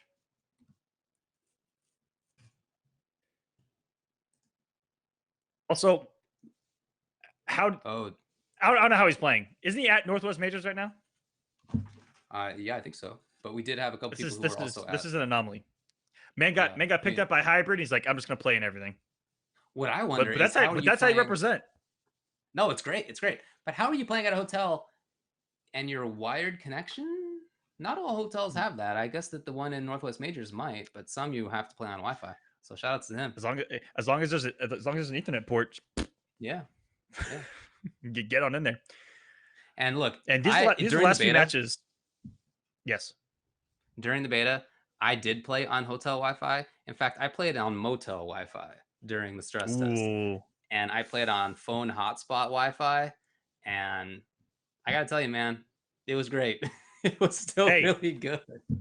Low key, I've done an entire stream off of phone hotspot Wi-Fi, and it actually was fantastic. That's what I'm talking about. It actually is really good. Yeah. I was getting like 30 up, and I was like, oh, this is fantastic. So just to give you guys a glimpse of what's going to happen in top 16. A couple matches are lined up. Cosner versus Nubcakes is lined up on the loser side. Biohazard versus Stay Hungry. Deoxys versus Titanium Tigers is set so far in the top 16. And those last couple matches are for top 8 on the winner side. And we're still setting some of these other ones. A few of them are going to be on stream. Looking for Too Easy right now. Where is he? No clue. Too Easy. If you can play your match, please do it. If not, we may have to move on to King Gambler versus Splash. Okay. Just give you guys some updates on the loser side. Cosner making it through on the loser side over Cam is Black. Cam is Black making it very far. Really well-known guy, especially online in MKX. And in Biohazard's pool, we got Unbearable Skill versus Jur. They're at 1-1. Oh, wow. The winner that's going to play Alcatraz for top 16. Devil Trigger making it pretty far on the loser side over Crazy Fingers Royale and falling to Jur there. Mike and Ike falling to Unbearable Skills Kung Lao. Who did Unbearable Skill lose to in the winner's side? He was a phenomenal Lao player in MKX. And looking, I'm curious for my own sake, but I know there's a lot of people in chat that are probably like, who beat Unbearable Skill early? And it was a man named Final Abe. Okay. With Jackie. Ooh. Oh, nice. Cool. And he actually got the run back against Final Abe 2-0 and then beat Mike and Ike. And what's going to Unbearable Skill and Jur at 1-1. Winner will face Alcatraz. And we're going to go ahead and move on to King Gambler versus Splash. Another Texas boy in King Gambler. Another Devora player.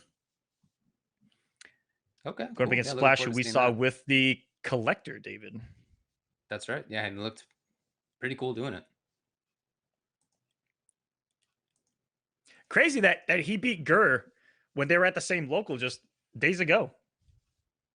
At NLBC, Splash was there as well. And Splash placed, was he like 4th or 5th? He was up there with them. It was nice. There were a couple collectors in top 8. It was cool to see. Very, very cool tournament to watch. People didn't check that out. I highly recommend it. You could see, you know, a pretty good performance by Sonic Fox and blowing up everybody he played. He's pretty good at the game already. And he was playing Aaron. That was cool. Gur playing Geras, that's going to trip me up, was really good too. You just want to put them together as a Gear? It's hard. It's hard. Yeah. No, but Geras was really looking good for him. You know, and that makes sense. It's the kind of character that I think I would expect out of him. He's already done a lot of work to get it up there. It seemed like me like those were the 2 clear best players, but Sonic Fox, I mean, what can you expect? He's already ahead of everybody else, it looks like. Oh, and you know, let's see if anyone can catch up at this point. Yeah. He's looking ridiculous. He's got his boy. He's picking. He's learning every character as we go. Let's get into Gambler going straight to Scarlet. Probably doesn't want to play an up close game here. That's immediately what it tells me when someone doesn't main Scarlet, pick Scarlet, is that they don't want to play up close. Go up against Splash's Collector here. But he did break out Scarlet a few times at our local last night, and it looked very strong. Round 1, fight. And let's see what this matchup looks like. Collector does have the teleport, and it looks like it's already coming into play, David. Anti-zoning tool. A lot of patience. Wow, it's slicing through. And I don't know if that was a read on Splash's part or a reaction like maybe to the Oh yeah, movement. Is that like a back one, the little low swipe? I don't know. Yes. It is? Okay. It looks like something like that, right? I mean, it looks like it would be. I'm just wondering. Sometimes you can tell what a normal's input is by what it looks like. Like if it's an advancing like arm elbow, you're like, oh, that's a back one. Yeah, no, that's definitely arc back. A forward one? Wow, okay, I wouldn't have guessed. But all right, duly noted. Good to know. Maybe I messed the Collector for about 5 seconds and went, I don't know if I want to take all this pretty good in. Damage right there, almost 30. Ooh! Here we go. Juggle it. Nice. One read. That one read in the corner with a neutral jump kick, and 70% of a health bar is deleted, decimated, off the face of the earth, tossed into the sun, and with that crushing blow, round 1 going to Splash Man. Round 2, fight. Okay, nice. With the Collector play that we've seen both out of Destroyer and the Splash Man from the same area too. Big jump read right there. Sure. Oh, out of there. Maybe hoping to see. Does she have the swipe in this? I actually don't know. I believe she does. She does. Crap, I don't remember, guys. Yeah, I mean, look, I mean, we're all still learning. We're all figuring it out. I haven't seen her much in the actual full release of the game. I've spent 80% of my time in the crypt and in the towers, guys. Okay? Just being honest. Please don't kill me. Oh, trying to reset. We saw before, and there were some good ones, but this time, no. That might be the easiest thing to flawless block in the game. That tongue, because you're already dash blocking to begin with. Oh, he's gonna get a mix here. No, wow! Yeah, nice. It didn't say punish though.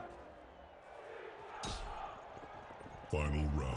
I'm just that was a really good place to place that, or to press that button from Gambler. That was really good spacing. Trying to throw the bolo out. There's a very slow style out of King Gambler. That's what you expect out of Scarlet. I just don't know if that's paying off long term. Okay, it is right now. Startup of that teleport. Looking at him. Most teleports in the game do have really lengthy startups. You know, Raidens, Collectors, Cetrions. There's just about what 15 frames somewhere in there of startup, and about 20 to 30 frames of recovery, give or take. So if you can react, get something out there. Can you get out? Nice. I love the escape of the corner. We got the pressure now. Not a splash. And he reads it, but he doesn't quite get the punish. He knew it was coming. Doing up three himself, but hopefully, thankfully not getting punished by the neutral jump read by King Gummer there. Rolling right into the man. Making a fatal blow. Whiff. Hopefully it didn't have a giant hitbox to it. A little pressure.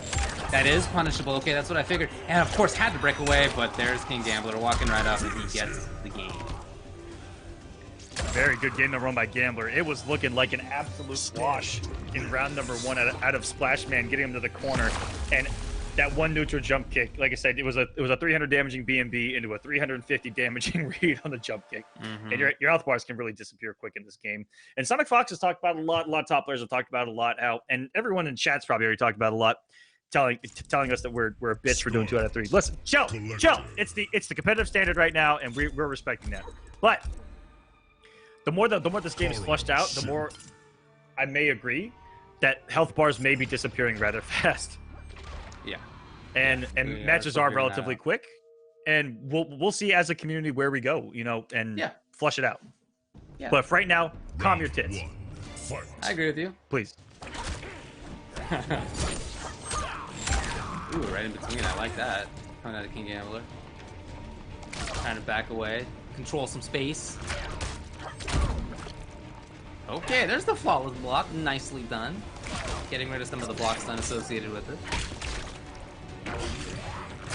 Oh, I love this. Yep, keeping it real slow. They both have teleport. This is a weird match. Like, it's impressive. I like that King Gambler is still maintaining his zone a lot of the time, even though there is a teleport on his opponent's side. As somebody who has a teleport, you often think, well, I should just do the teleport, right? That they'll never expect it this time. But once you get to a higher level, and then they expect it. Yeah, of course, yeah.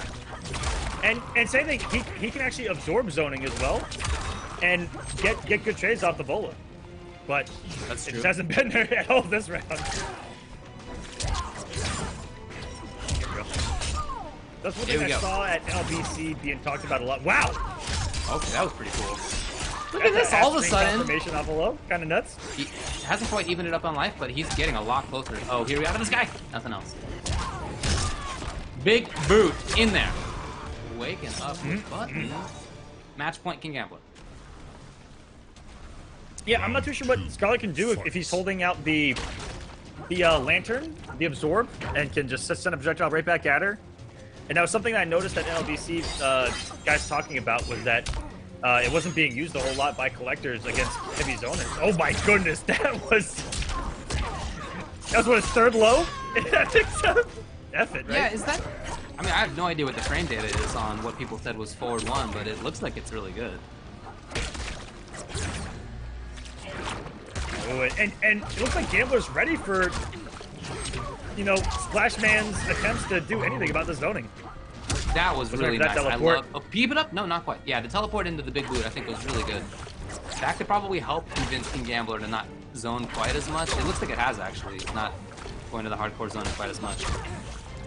And I didn't see if it's like Cetrion's where the away teleport actually cost the bar a defensive meter. Wasn't taking a look at that. I'll try to look at it next time around. But this is going to lead to a mix-up situation, or is he cashed out? Dang, that hurt. Roll and not punished. Woo! Good reactions twice that round on jumpins though. That down 2. I mean, amazing vertical hitbox. And I just lost because I was talking. Man, maybe not, because that thing has beaten all of my jump-ins at it. Maybe I'm just doing the wrong one. Maybe I'm just doing the wrong jump-in. Woo! Oh my! That was the max distance of that big boot. That was the tip. I didn't know big boot was cancelable. Select your big boot? Yeah. Looking for the Oki, but a little too early on it, or too late on that for Gambler to get a neutral jump out here. And are we going to go the distance here? Are we going to a game 3? We have not had a lot of game 3s. No, that's true. We haven't. Keeping it slow as King Gambler. But, I'm not sure that that's to his benefit right now, because that means that there's going to be more meter for Splash pretty soon because of this slow play. Yeah, he's got one back. Bolo. Meter burn Bolo's ready. Oh! Gambler was like, I got one too, buddy. And it looks like that did cost a bar defensive meter to go away. I'm sure Scarlet's is the same. The chip is really racking up right now. Okay, hold on. Hold on. Fatal blow. The fatal blow. The fatal blow. No, He but dropped why? it. Not like this. He had it, and that was the second time that he dropped the low off of the jumping. Just not enough hit stun. He's doing it too early. Maybe doing the jumping too early, not doing it late enough, or not quick enough on the low. Absolutely unfortunate. Yeah. He could have just done the fatal blow and possibly killed at that point instead of even risking getting a jumping into it. Yeah, wow. That really did come down to the end. Even though there was a lot of great zoning coming out of Scarlet, we did still see Collector get in enough to, you know, take a couple of rounds in there and get very close to ending it with the win. Not quite enough. So that means that King Gambler is going to move on. That was winners finals of the pool, was it not? Winners finals of the pool. That's right. Moving on to top 16 is King Gambler. Okay. King Gambler, who got bodied at the local yesterday. All of a sudden in Combat Cup, in top 16 winners. Shout out to him. Gambler, if you watch this back, don't kill me. All right, supposedly Too Easy is at the ready for his match with Scar, and I believe this will be our last one before we take a quick break before top 16 gets underway to top 8. Yeah, all the other matches in winner's side top 8 are, and top 16, excuse me, are locked in. You got Jay versus King Gambler, Titanium Tigers versus Deoxys, Biohazard versus Stay Hungry, and then Emperor Combat is waiting to see who he plays against. By the way, I looked it up, and Deoxys beat Nubcakes in winners finals of their pool. It was a Baraka mirror. Ooh, cool. Deoxys has been playing almost every character. I was actually talking with a lot of guys yesterday about Deoxys and you know, just kind of theory fighting for Florida as the Texas boys know to do, and we were like, who's Deoxys even main? And we were all like, we all said like a different character. Okay, wow. I was like, last I saw he was like Kano main, and someone else was like, oh, he's a Geras main now, and then someone else was like, oh, Jade main for sure. It's like we don't know. Those are very different characters too. That's who does Deoxys main? Deoxys in the chat. Deoxys, who do you main right now, bro? Beyond Toxin says it's Florida versus Scar. It's Florida versus Scar and Texas versus Samij. Deoxys says I main broke Geras with pride. Nice. Well, hopefully we see it later. And here we go. It's very good. Scar, Too Easy. What do we got? Scar, looking for Cetrion. Okay. No Mama Blade? Wait just a damn What's minute. going on here? What's going on? Do we need a blind pick? What's going on here? Wait. What just happened? There was such a screen and a Scorpion on the screen. There was someone else on the screen. He ended up with Scorpion. Okay. Too Easy has Sub-Zero. We just reverted back to the MKX trailer? What just happened? What is going on? Round 1. I don't know, but I'm excited. Scar versus Too Easy. Let's go. Let's see it. I want to see some cool sub stuff. Oh, please punish. Wow. No, Optimal stand one? What happened? What happened? Optimal punishment with the stand one. That's okay. Because, you know, it does kind of come to a mind game when you're trigger happy on a punish to wait for the amplify or like second guess yourself if they're gonna amplify. Spent 2 bars on that knockdown right there. Okay, going in. Just got the heal. And walking away. I like this. Look, you always have to respect the ability of Scorp to do a teleport. You never know when he's going to do it. And his walk speed is fast enough that you have to respect him walking in. I like Scar playing that way like that. Here we go. Overhead. His backwalk speed is nuts as well. Look at this damage, by the way. Sub-Zero hits like a grown-ass man. And a lack of a hicker from there on the low by Too Easy. I think he thought that he was too late on the whiff of the down 2. Oh, way too far away for the grab. Oh my god, the trickiness of this character come into play. Harassing. Down 2's already. Scar at that exact right range. A lot of people talk about Scorpion now. He's so anti-meta. That teleport being, you know, at the ready can change so much about this game. You know, that neutral shutting down of you know, using projectiles to control the pace of the match, anything, and it just shuts it down immediately. Has phenomenal pressure. This is gonna hurt, but a big drop. He tried. Too early on the jump.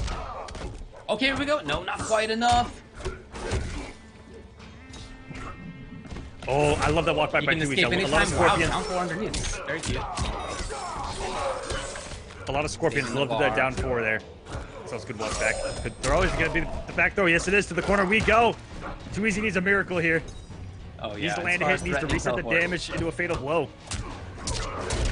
Oh, there you go. Is that enough? It is. He would have had cancel regardless.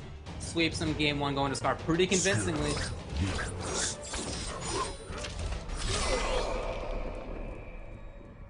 And now, are we going to see a switch from Too Easy, who we saw playing different characters at Northwest Majors? Okay. One of them even being Setron, if I'm not mistaken. Hmm. One of them... Shoot. It happened yesterday. Right back to Well, sub. let me have some Synapse here. Yeah, you gotta get the brain juice flowing. But yeah, he's sticking out with Sub-Zero here. Like I said, Sub-Zero plays the game at a very basic but effective level. Yeah. Mixes, damage, spacing, really good projectile when you don't have to worry about a teleport. That's kind of an unfortunate aspect of this matchup. And I see the chat saying that this may have been a bit of a counter pick. It's because that teleport shuts down how Sub wants to kind of control the pace of the match, which is you having to respect Ice Ball and Amplify Ice Ball. Yeah. Because he doesn't. Here we go. Knockdown for himself. I love it. Okay, alright. Cute. Oh Woo! My god. Wow, and he teched it. Okay, legit.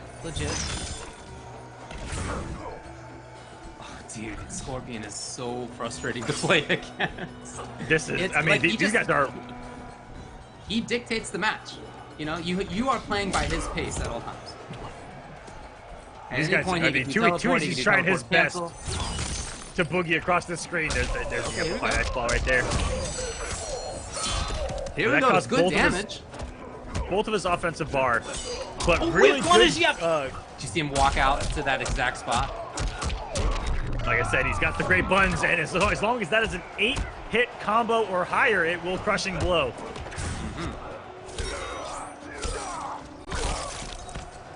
So I'm loving the movement from both of these guys. You know, Too Easy's just inching his way in with the dashing. Oh no! Could have killed.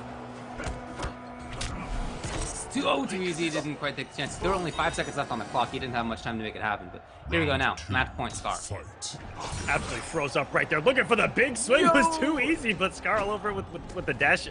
Sorry, with the teleport out. That's so sick. He's making me want to play Scorpion. This looks so fun. And we saw that at Hayate too, where she teleport away. Okay. Neutral's reset, by the way. Have a nice time. I don't know about that breakaway. It was near the end of the combo, and there was actually a couple chances before where there was a spear and he could have done it. Ooh. Oh, man, and now he's damage over time, and Oki with no defensive bar. I mean, I would have thrown probably. I would have thrown because he can't wake up 3. Oh, yeah, it's a really bad spot. Scar, and good crushing blow at the end. And anything from him is going to do it. There it is. He walked back for the back one and steals the deal. Look at Scar with that Scorpion. If you guys want to take notes on footsies, look at what Scar just did. Had him knocked down. Oh no, oh no, oh no. Wow. You have to be a little bit closer for the Mercy, Scar. You have to be a little bit closer for the Mercy if you were going for it. Oh, is that what he was going for? Yeah, that's just, that's mid-screen normally. Just a heads up, you know, here's the thing. If you mess up Mercy, then you're just teabagging. Yeah, that's right. Yeah. I mean, it's mid-screen, Scar. It's genius that it is teabagging. That's a genius input to do. I mean, I guess it's not the first like fatality situation where you would do a teabag, but now in modern times we consider that disrespectful, right? Whereas in like ancient times you didn't care about that. Genius for the Mercy to be. Oh yeah. Scar's actually like upset that he missed it in the chat, by the way. Man, what a nerd! Come on, dude. As he's full screen teabagging. But really good stuff, Scar. That was incredible spacing. Like I said, if you guys let's see a blueprint of a whiff punish. Look at that whiff punish on the down two with the back one to even close out the match. And he was doing that means that we throughout the know entirety of the match. Who's in winner side top 16. So it's going to be Scar versus Combat, Jay versus King Gambler, Titanium Tigers against Deoxys, and Biohazard against Stay Hungry. Ooh, that's the winner side of top 16. Some of the losers are still being set. But we got Cosner, who has already played a top 16 losers match. With a 2-1 victory over Nubcakes. Cosner is making quite an effing return here. SoCal, please. With it is really great to see Cosner. Yeah, for sure. Old school player. Alcatraz versus It's Delicious. We got Hayate and top 16 losers. A few more to be set, guys. But right now we are going to head to a break. But just let you know, the first. Should I say it now? Is it time?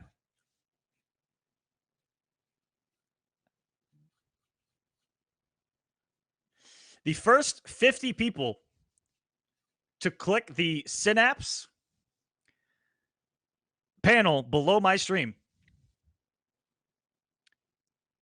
hit claim now and use the code ROAD to combo. We'll get a free 4-pack of Synapse. The first 50 people to do it. Go crazy. We'll be right back in just a few minutes with top 16 into top 8. Once again, the first 50 people to click that Synapse panel, use code ROAD to combo. We'll get a 4 free pack of the product. Thank you guys so much for watching Combat Cup. We'll be right back in just a few moments with top 16 in the top 8. Don't go anywhere.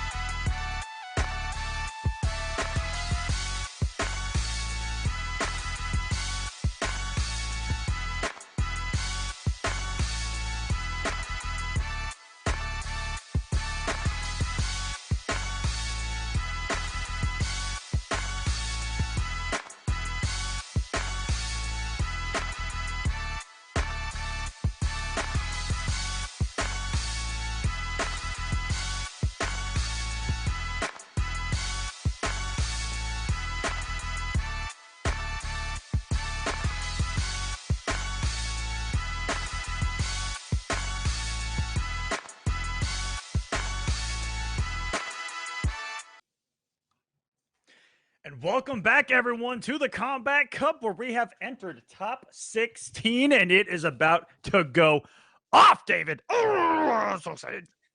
That's right. No, I'm excited too. Some of these matches are things that I'm really looking forward to. We have a lot of interesting character matchups. We have players who play in different styles. We've got a lot of cool stuff coming up for you right here. If you'd like to check out the brackets, you can go to smash.gg and check them out for yourself, or type ! bracket in the chat. Bam. And I'll give you guys the lineup that we've got coming into this top 16. First matchup is going to be Biohazard versus Stay Hungry. Then we'll have Titanium Tigers versus Deoxys.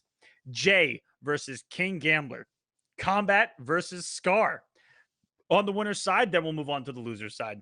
First up is going to be Stay Hungry versus Biohazard. Too easy. Why are you still in this King of the Hill room? Get the fuck out. Por favor.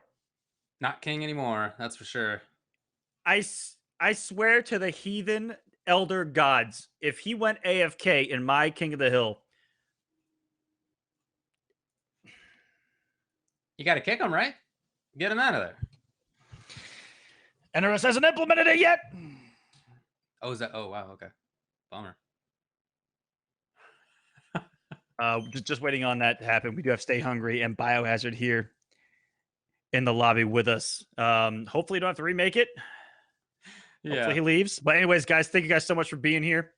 You know, during the break, we did send you to get some free product, but you guys broke the website. So I hope that it ends up working at some point, so you guys can get some free drinks. But good shit. We sent a lot of people awesome. there. Yeah, that's super and cool. It's pretty awesome. Yeah, I'm gonna go ahead and remake the King of the Hill. Okay, so, sure. Yeah, shout outs to all 3,000 people watching. That's amazing. Thanks for joining us for this. Of course, we are working on our way to getting into the top 8, which will be played next Sunday. So we do still have more matches for you tonight. We got some very good ones coming up, as we were just describing. But yeah, the final top 8 will be next week. The players are playing to see if they can get a trip to Combo Breaker. That's what the winner will get. If they've already arranged their trip to Combo Breaker, then and you give them $1,000 instead. Pretty good way to cover their expenses on their way to that tournament. Exactly. And, you know, thank you so much to Synapse for making that all possible. Really being the power behind Combat Cup this time around, being able to bring the old crew back together and just do it for the community and to be able to help someone out and go to such a great event like Combo Breaker. So shout out to Synapse for that. I'm throwing another one down. Fantastic. It's delicious. And the room is popping up. So guys, sorry about that. Almost had it, so we came right back into a match, but unfortunately someone AFK on us. So let's go ahead. Breaker naturally still in the Chicago area, and that's what a lot of us are looking forward to. It's the first big stop on the pro competition tour this year for Mortal Kombat 11, and even on top of that, it's always a giant major for every game. It's located nearby the home of NetherRealm Studios, of course. So I'm really looking forward to seeing that one. And whoever wins here is going to be there. What I think is really nice about that area is that it's away from the city, right? It's on the outskirts. Yeah. It's nice and peaceful. No, it's past the outskirts. It's in the boonies, dude. Yeah, it is fantastic. It is really nice. It's very lot of cool stuff nearby. It's got places to eat in its little spot. Huge areas to play in, 24-hour venue. Awesome. Here we go. So 24-hour venue, that's right. Looking great with the Cabal. We see it again, and we saw Biohazard, of course, with Garrus. Exactly like we expected. Also looking very dominant, blowing up Jur on stream. Yeah, absolutely incredible. Let's get into this. This is the first match of top 16, David. Winner of this makes it into top 8 next Sunday. I'll slice you up as fast as you heal. Please, it only strengthens me. Sadomasochist. Round 1, fight. Yeah, remember that great movement we saw out of Stay Hungry? The great pressure? Looked very strong up close. What? Biohazard's already in there. Look, that's the name of the game. If you're playing against Biohazard, and you're talking about one of them being strong up close, it's going to be Biohazard. He has this natural aggression to him that you've seen in every NRS game. You know, even though he did have a nice little Deadshot era, But this man is born to play a big body that does a lot of effing damage, and that's just his archetype. It's very similar to you, David. That's exactly right. Yeah, he and I play basically the same characters, and zoning too. We both like that as well. But yeah, that's what he preferred to do is grapple. And right now, this is not the grappler variation of Garrus, but still his regular grabs are very good, and the rest of him plays that same style. Here we go, Stay Hungry, trying to make a comeback in this first round. Oh, and he has the comeback potential loaded. Oh, there yeah. it is. Oh yeah, I think we may have it. No, is he standing? No! No, why did you just do it? Why didn't he just oh my do goodness. It cost him everything.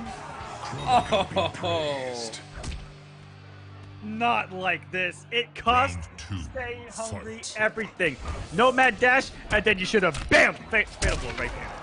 100% right. Why even launch? You can only break away in this game if you are in the air. Ground combos do not have combo breaker potential. Oh, that was nice. Maybe he just did his smash wrong, but he threw in another launcher. That's right. That's right, chat. What did it cost him? Everything. Everything. For what to lose up here? I get it. Ooh. Safe pressure. Oh, yeah, there's a punish. Well, it could have been more than that. Double it. Yes. Gotta love someone that can pick up those late down twos on crossover attempts into full combos. Those are not easy to get those buttons out. I got Ostimo in the chat saying that Stay Hungry is actually an OG back from even the MK9 days of Southern Comfort. Is this really West Coast Jeff? That's a name I recognize. That's pretty cool. That name I do recognize. That's wild. Okay, dang. That's incredible, man. All right, that's awesome. Performing archaeology to get these players out of the woodwork. I like it. we're digging up bones over here. Exactly. Oh! Big whip, and his Biohazard is going to go down 1-0. It looks like it. There's the breakaway, but that's not a bad day at the office here for Stay Hungry. Got the space build, but Biohazard always coming in, and they're swinging it down too. Stay Hungry is going to go up 1-0 on Biohazard. You know, there's always this conversation in the scene between, oh, are the new school players actually all right, or are the old school players good, they just don't play anymore? Are we seeing the battle right now to help decide? Biohazard, of course, has been playing the last couple of NRS games, but he really came in Injustice 1, not in MK9. Correct. But if you think about it, has Biohazard been playing competitively longer? Maybe. Which is, you know, something that I ask a lot of people that are from those days. It's like, yeah, you're an MK9 OG, but you haven't been playing for 8 years, buddy. What happened? That was a long time ago. You know, yeah, that's true. That's a long time to try to get back in and try to beat these 17-year-old kids with 20 hours in a day to lab and reactions of the gods, apparently. You know, it's really tough to make a comeback. It's especially, you know, older and, you know, with a lot of time in between competing. The brave walk right there is so cool. And even though it didn't work, Biohazard hit him out of it. I still respect that a lot. All right, crushing blows come out. One nice thing about Garrus, well, he's got everything, right? But one of the things that he has is that he has great crushing blows. Some characters have their crushing blows locked behind things that aren't really accessible. For him, he can definitely do all the things. We got our boy Goonie in the chat saying, call this man Jeff the Chef because he's cooking, but gets judo chopped in the neck for 318. Okay, Bio. That's what I'm talking about, man. Like, he just has really good crushing blow condition. He also has the most crushing blows in the game. Oh, does he? I thought I didn't know. I believe so. Wow. Call me out on that if I'm wrong. Round 2. Chat, appreciate it. Fight. I heard that somewhere. Okay. Looks like that may have been a punish there. Good stuff. And this is exactly how the last match started. Bio coming out swinging, and then just the adjustments by Stay Hungry. Here we go. The confirm comes. Damage is there. A little bit of pressure. Oh, wow. He was ready for the throw tech. Nicely done. Biohazard. Of course, you always take a little bit of damage, even if you tech. Damage again. Too slow. And he goes in. I love the bravery of this. There it is. Finally, the wake up 2. 6 frame. Big ol' headbutt. Good damage out of it. Ooh. Into the spikes and ooh, what a take on that throw. Now he's got to worry about this fatal blow, which is half screen out of Garrus. It's fast, active. Although he can probably punish it pretty easily with Nomad Dash, I guess. Other characters have trouble. I don't know. Oh my! Okay, well, he went in. That's what I respect so much about some Cabal players. Like they'll end up doing the Nomad Dash, and I feel like against the good ones, I never block. Oh, look at that! Just bam! Half your life is gone, bro. You got the spins. That damn creep up on you with those crushing blows and stay in the corner. Wow, he's a tech throw machine, but that frog splash is hard to anti here.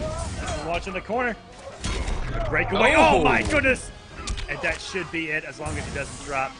And Biohazard's going to tie us up at 1-1. We got ourselves an incredible match to start off our top 16 run here. Aquaman, you were talking about how many crushing blows Garrus has, and I feel like we saw every single one in that game. I think we legit saw 5 crushing blows out of Garrus. Yeah, and we saw 3 that round, did we not?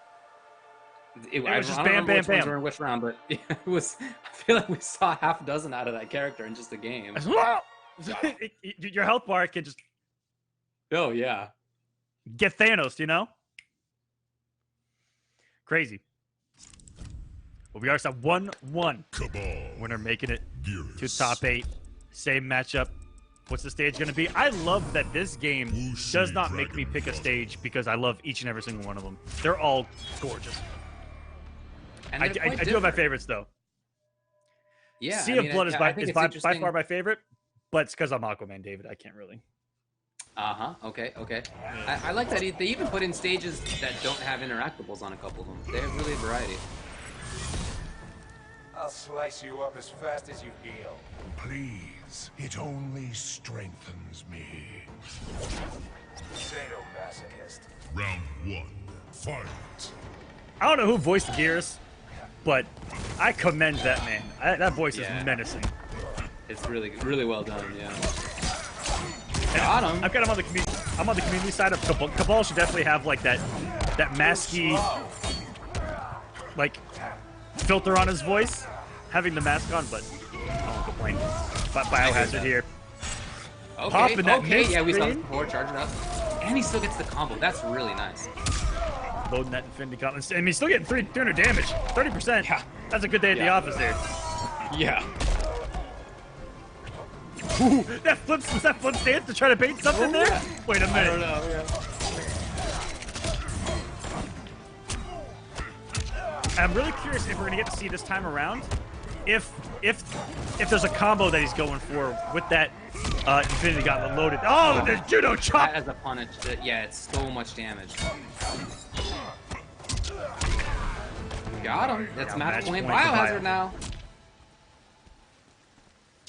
Round 2, fight.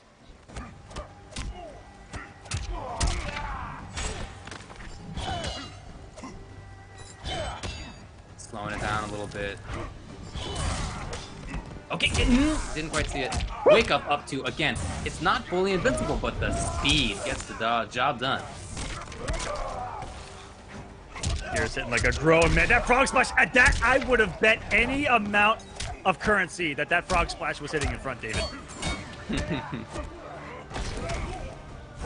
not that there's back to block, but I thought for sure that he was going to be in front. The fact that Biohazard knew that is disgusting. Oh boy. Coming down to the end here. Oh, he tried. Aye! Biohazard ends up taking it. So I really like the performance by Stay Hungry, but it wasn't quite enough. Oh no! Okay, all right, you guys I gotta turn away. I gotta turn away. Yep.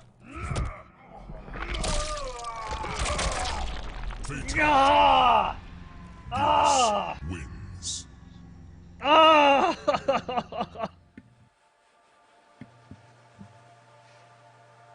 That one actually hurts to watch. I just want to give a shout out to the stream producer there for leaving that on the entire time. Thanks. The entire time. That hurt my soul. Oh man, that's a gnarly one. That is a gnarly one right there. Anyway, congrats to Biohazard for making top 8. When I looked at who was in the bracket, I felt that he was one of the players who I would expect to make it through. Congrats for actually doing it, because that wasn't the case for everybody. There's a lot of players here who didn't quite get as far as they had hoped or are currently now in losers. It was a tough bracket today, and yet Biohazard makes it into the top 8. We'll play again next week. Absolutely, guys. Thank you guys so much for sticking around. I also have a quick word from the ownership of Synapse for saying, sorry for the inconvenience on their website, but thank you for showing them overwhelming love by going there. But to please go ahead and try again Nice. to go there to get some free samples of Synapse by clicking that link and using code ROAD to combo. Road to combo. Go ahead and try again, guys. I appreciate it. It's only because of them that we're able to do this event. So thank you so much to them. We definitely appreciate it. And and you know, all of you guys watching, it's incredible. You know, what 3,500 people watching. Ridiculous. Shattering Combat Cup records from previous broadcasts. Right, that's true. So Order thank of you magnitude, guys. yeah. We are on a new home. I don't want to Yeah. throw too much shade. I mean, it doesn't exist anymore, but all we're good, dude. we're glad to be in a new home. So thank It's you all guys for good. being here. Well, again, the congrats entire to Biohazard for moving on. real quick, David, the entire production team is saying, "Let me get that pizza bread, though." What pizza bread? Apparently, they know something about some pizza bread that you're hiding. I have pizza over there. bread? I don't have pizza bread. You got something over there. You're hiding something. I do have something over there. What are you hiding, bro? What are you holding? We're all hungry over here. I got Trader Joe's garlic naan. Ooh. This man's holding out, chat. This man's holding out on us. I'm a little disappointed. That's why we were late coming back from break right there. That right there, chat. If you're looking for an excuse. Actually, it's true. Oh, man. We got Deoxys.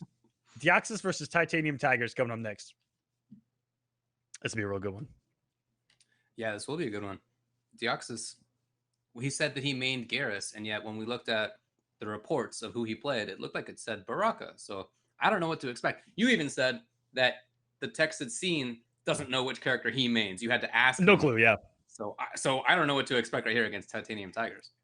I asked him in chat, he said broke Garrus, but he hasn't played Garrus all tournament, so yeah. Is he? I don't know what to expect. Is he a liar? We don't know. I don't know. Yeah, Bio got the win 2-1. Very good match. Very good match to start our top 16. Also, I'm going to ask the chat a question real quick, because some of these matches are going by awful quick. Yeah. And I just want to know what their thoughts are. What's the chat's thought on seeing 3 out of 5 for top 8? Let me know. Somehow I don't suspect this is going to be controversial. Somehow I don't suspect. I'm not expecting much pushback on this. Yeah, I don't think there's going to be much pushback. Jeez. So it looks like okay. Yep. I read you loud and I clear. think they have a favorite. I think they've made their votes clear. Roger. Yeah. Also, an upset alert for you. Kevo Demand defeating Destroyer in top 32 losers. Okay, all right. Wow. There's an upset alert for you guys. We get another Gears on the screen. It is Deoxys and Titanium Tigers with that Scorpion. We saw earlier. Probably looking for an anti-airs Deoxys there. These teleport characters can do that to you. But you know, although these are the same characters, they have different variations. This is command grab variation, and this is I think this is the chain variation, not the teleport cancel one from Scorpion. So different ideas. Which, you know, we'll have to see how well Deoxys does the matchup. This variation of Scorpion in general has a lot of mix. And as long as you don't block it, Oh man, if you don't block the last hit of that, or the third hit of that string, you're gonna get crunched. That's some good That's damage. pretty decent damage, I would say. I don't remember him hitting that hard for 2 offensive bars in the beta. No, me neither. Oh my god, That was optimization right there. Excellent. Look, wow, what a throw. Right there by Deoxys. Are you kidding me? Another crushing blow. Oh, he tried to wake up with the fatal, and it didn't work. Didn't have armor in time. Fatal blows don't have armor till a few frames after the activation, chat. Always keep that in mind. Unless you're a Jax or an Aaron where your fatal blows 1 frame, then give a different story. To the corner we go. Good breakaway by Deoxys there. Didn't want to guess on hit, I'm assuming there. Titanium Tiger's about to restand him with a spear amplification, perhaps. Okay, got him. Everybody's got a different combo after this I've seen. Okay, yes, he's got that one. Wait a minute. He's going to get blown away, though. So I like that setup because it means that it will punish a wake-up attack, but if Garrus goes for the grab, as you can see, he'll get knocked out of it, too. It also looks like it performs a really quick rise, but Tiger's is ready for it. Oh, it's not over yet, but so close. Chip is a big issue right here. Can't get touched. If there's a wake-up attack, he loses even on... Oh, no, away. Good punish? block. No, okay. I don't know if Garrus does at that range to punish, but whatever it was, wasn't enough. That said, Deoxys would lose. That's a clutch block by Deoxys there. 1 hit into a fatal blow was taking us to the next round, but he is up 1-0 here. And this is on the winner's side. And you're 1 and in here on the winner's side. I think on the loser's side, we're going up to the second round of top 16 on the losers, so that every match is 4 top 8 here on stream. Nice. Not 100% sure. I know that a couple people have already got their wins. Cosner advancing 2-1 over Nubcakes. It's Delicious 2-1 over Alcatraz. So he was playing. It was a Sonya mirror, Alcatraz versus Delicious, and looks like Sonya and Jax from It's Delicious. So really good characters right there. Kevo moving in and Hayate moving in as some losers is still being set, guys. I'm gonna take a look at some of the ones that we're waiting on. Too Easy versus Audi. It's happening right now, and Audi is up 1-0 with Devora. Good stuff there. A couple Devoras today. That's true. Really cool stuff to see.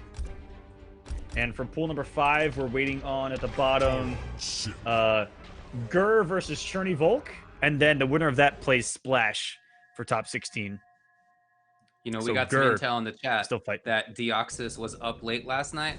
I gotta tell you, if it was me playing, that would matter. But at Deoxys' age, that doesn't matter. Are you serious? He can stay up. Yeah, you don't need sleep at his age. Come on. Come on. Crunch him. Yep, he has an overhead or a low there, but the low is like -20 on block. So, you know, ideally you would go towards the overhead blocking, but it seems like Titanium Tigers have been getting wrong the end of the mix there. Big damage from Gears. Not blocking, though. Overhead blocking. What did I say? Yeah, overhead blocking. Good call to the stagger right there from Deoxys. That's a scary. It's a scary one to call out, because if you call it out and you're wrong, you're getting crushing blowed, unfortunately. Excellent stuff there. Where do we go? Can Tigers makes this comeback. Wake up downward from Deoxys. That was a little bit savage. The low, even. finally. Out of that string. Oh, he tried to punish it. He didn't quite get it. And it's all right. Deoxys at match point. Just like that. Round 2. Fight. Ooh, put the wrong one out. You do have to control it. And that's why I see a lot of really strong reads from Gears players that'll put it close and catching people making the read to get aggressive on it. And it blows my mind. And we got our second combo here. And he keeps it really simple there, it looks like Deoxys. Not doing the double down, 2 tricky timing combos. He just keeps it simple, but effective. Yeah, a lot of the combos I found in that situation do about the same damage, so, you know, whatever.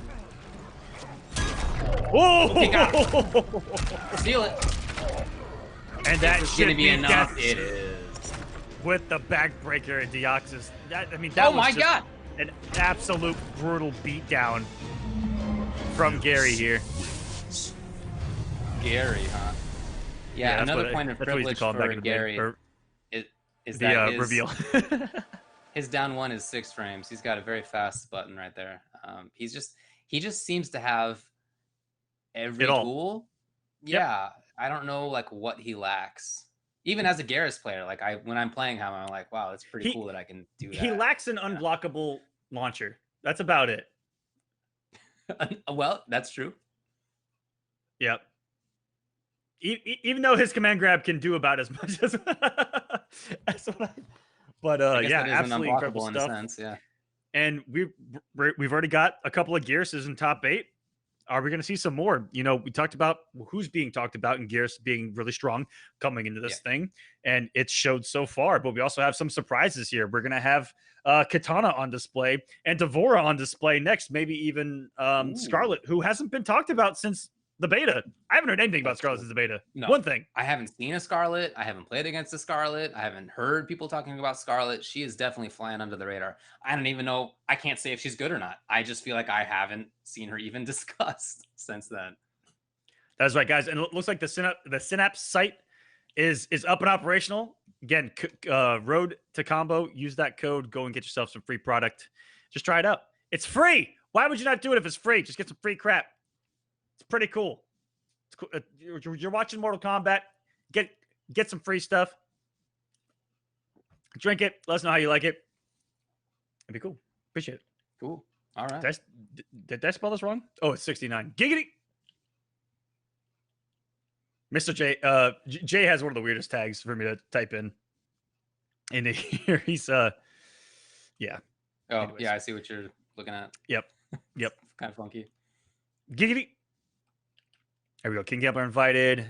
And Jay has been absolutely wrecking shop with Katana. Has Jay. A little bit of a surprise, I think. And King Gambler with Scarlet and Devora. Also a surprise. Yeah, just characters that we haven't seen much of, haven't heard people talking about very much. That's not to say that they're bad. It's just they haven't been the topics of conversation. They don't seem like obvious early, everybody talks about them, they're probably top tier Garrus. Other than that, though, there's this whole raft of characters that are just going kind of unmentioned. And I feel like that's where they are. But they look good so far today as used by those players. It's going to take time to develop, guys. It's going to take time for us as casters to get to know all these characters, the ins and outs, these players to know the ins and outs of all these characters. You know, you can't learn an entire cast in a week, let alone multiple variations of a cast in a week. It takes a lot of time. And I remember back in week 1 as nothing but a competitor, and MKX just being overwhelmed in that first couple months. Yeah. And in this game, I think it's even till the end, there were variations that you were like, I don't know too much about that. Dude, you're right. You're right. Yeah, there's just so much complexity. I think it's not easy to learn a new character in this game. It's a little harder than previous games. Ooh, and it is going to be the Scarlet pick from Gambler. I'm not too sure if he's feeling Devora in some of these matchups. But I do know that he said that it was sometimes a struggle with that character at the local yesterday, but was still able to be very effective. And I'm. Will it punish? Oh, we could have. That was stand 1 and nothing else. Didn't believe it. I have to ask him in his mind if this is a counter pick or not. You know, it's something we don't know. But getting the crushing blow, we've seen some big damage out of Katana and getting things going. Is Jay to full screen we are? And is Katana able to keep up with the zoning of Scarlet? Is that crushing blow just like at the end of a long combo? Is that one of those? I don't know what the condition is. It may be with a certain number of hits. Maybe as long as it started off as a punish, you know? Yeah, I don't know. Yeah. Chat, if you know, let us know. Yeah, let me know. He's just trying to get the chip right now, but I don't know. He may pay for it on this right here. Oh yeah, no. He got too needy for that last hit at chip is what it was. That was a definite miscalculation on that butt slam. I just want to say that I am in love with that Katana mask. Absolutely in love with it. By the way, it is an 8-hit crushing blow, so you have a combo that's 8 hits, then it will do the crush. Man, she pumps out damage, huh? Yeah, she does that. And you know, even if she didn't come off that bar, it was still 280. For a non-offensive meter punish, that's really strong here in this game. Okay, but finally Gambler, see a punish on Buzz. That's good.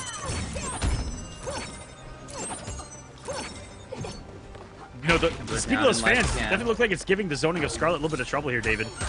Yeah, I think you're right, yeah. So maybe the option for Gambler is to go in a little bit closer. I don't know that he's going to pressure per se, but he is closer in. Even looking back in the Look beta back. days, I know that's what one thing I felt comfortable with Baraka was simply throwing a quicker projectile against her, because if you hit the startup of 2 of her projectiles, they don't come out. And that is the tongue and I believe the ground one. I can't remember the second one, but it's very easy to out zone her when you have something that's quicker. Ooh, could have made the bet on the fatal. Didn't decide to do it. Here we go though. Had to get out. It's a hit, and that's gonna do another comeback by Gambler. 2 in a row. I thought he was looking down and out both of those rounds, but ducking and weaving, fighting his way in these matches. And looks at in the middle of that last round, it looked like Jay was in full control, not only of the pace of the match, but with the health lead as well. Those fans were shutting down all the zoning. King Gambler looked completely lost in the neutral, if I'm being honest with you. Probably unfamiliarity, but just fights his way back in, and he looks unfazed when his opponent has fatal blow. He's like, I got the read. No problem whatsoever. He definitely did. He definitely did that. Back to this amazing NetherRealm stage. The song on it, so cool. absolute fire as well. Absolute fire. Oh, okay. I haven't been listening. Oh, pay attention. Round 1. Fight. Fans gonna get going here early for Jay. No, changes things up a little bit with the butt slam. Taking a risk on butt. Ooh, oh, that was nice. That actually was a punish that right too. There, if it was unintentional or intentional or not. I think it might have been intentional. He got past the tongue and he got a punish because of it. It was great.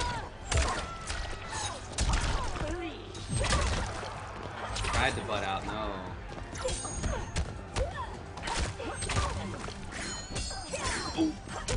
Could have had a chance for the whip punish. Here we go. The throw comes. And Jay gets back to pressure. Pressuring again. Look at all this defense, all this patience out of King Gambler. And just like I was about to mention the same exact thing. He is. And it's incredible patience, and it may just be trying to figure out, on the fly, what is this pressure? What is he able to do? That was pretty good damage, I gotta tell you. Chip. Oh, hold on. Yeah, I had to get out of there because of the fear of the fatal blow. And Chip. Oh, Chip territory. Is the butt coming? My God. Teleport though. Has to block for fear of fatal blow. That means here comes King Gambler. What a fuck! That's a dude. I love that. Yeah, flawless block in the butt. Genius. Incredible.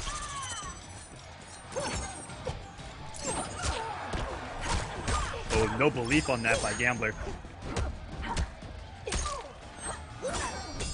Trying to make something happen. He's starting picking up on the blocks right there. Overhead low. Waiting it out. Really good parry as well. That was a teleport that ended up at the same spot because of the butt. That was crazy looking. Low profile right there. Oh, way down to jump to, and it bites off the corner. Very smart teleport. That's really good to come off the one defensive part and say reverse that position as quick as you can. Love the tongue right no. Right there. Here comes Katana. The drop of That's high dance there with different spin there with one.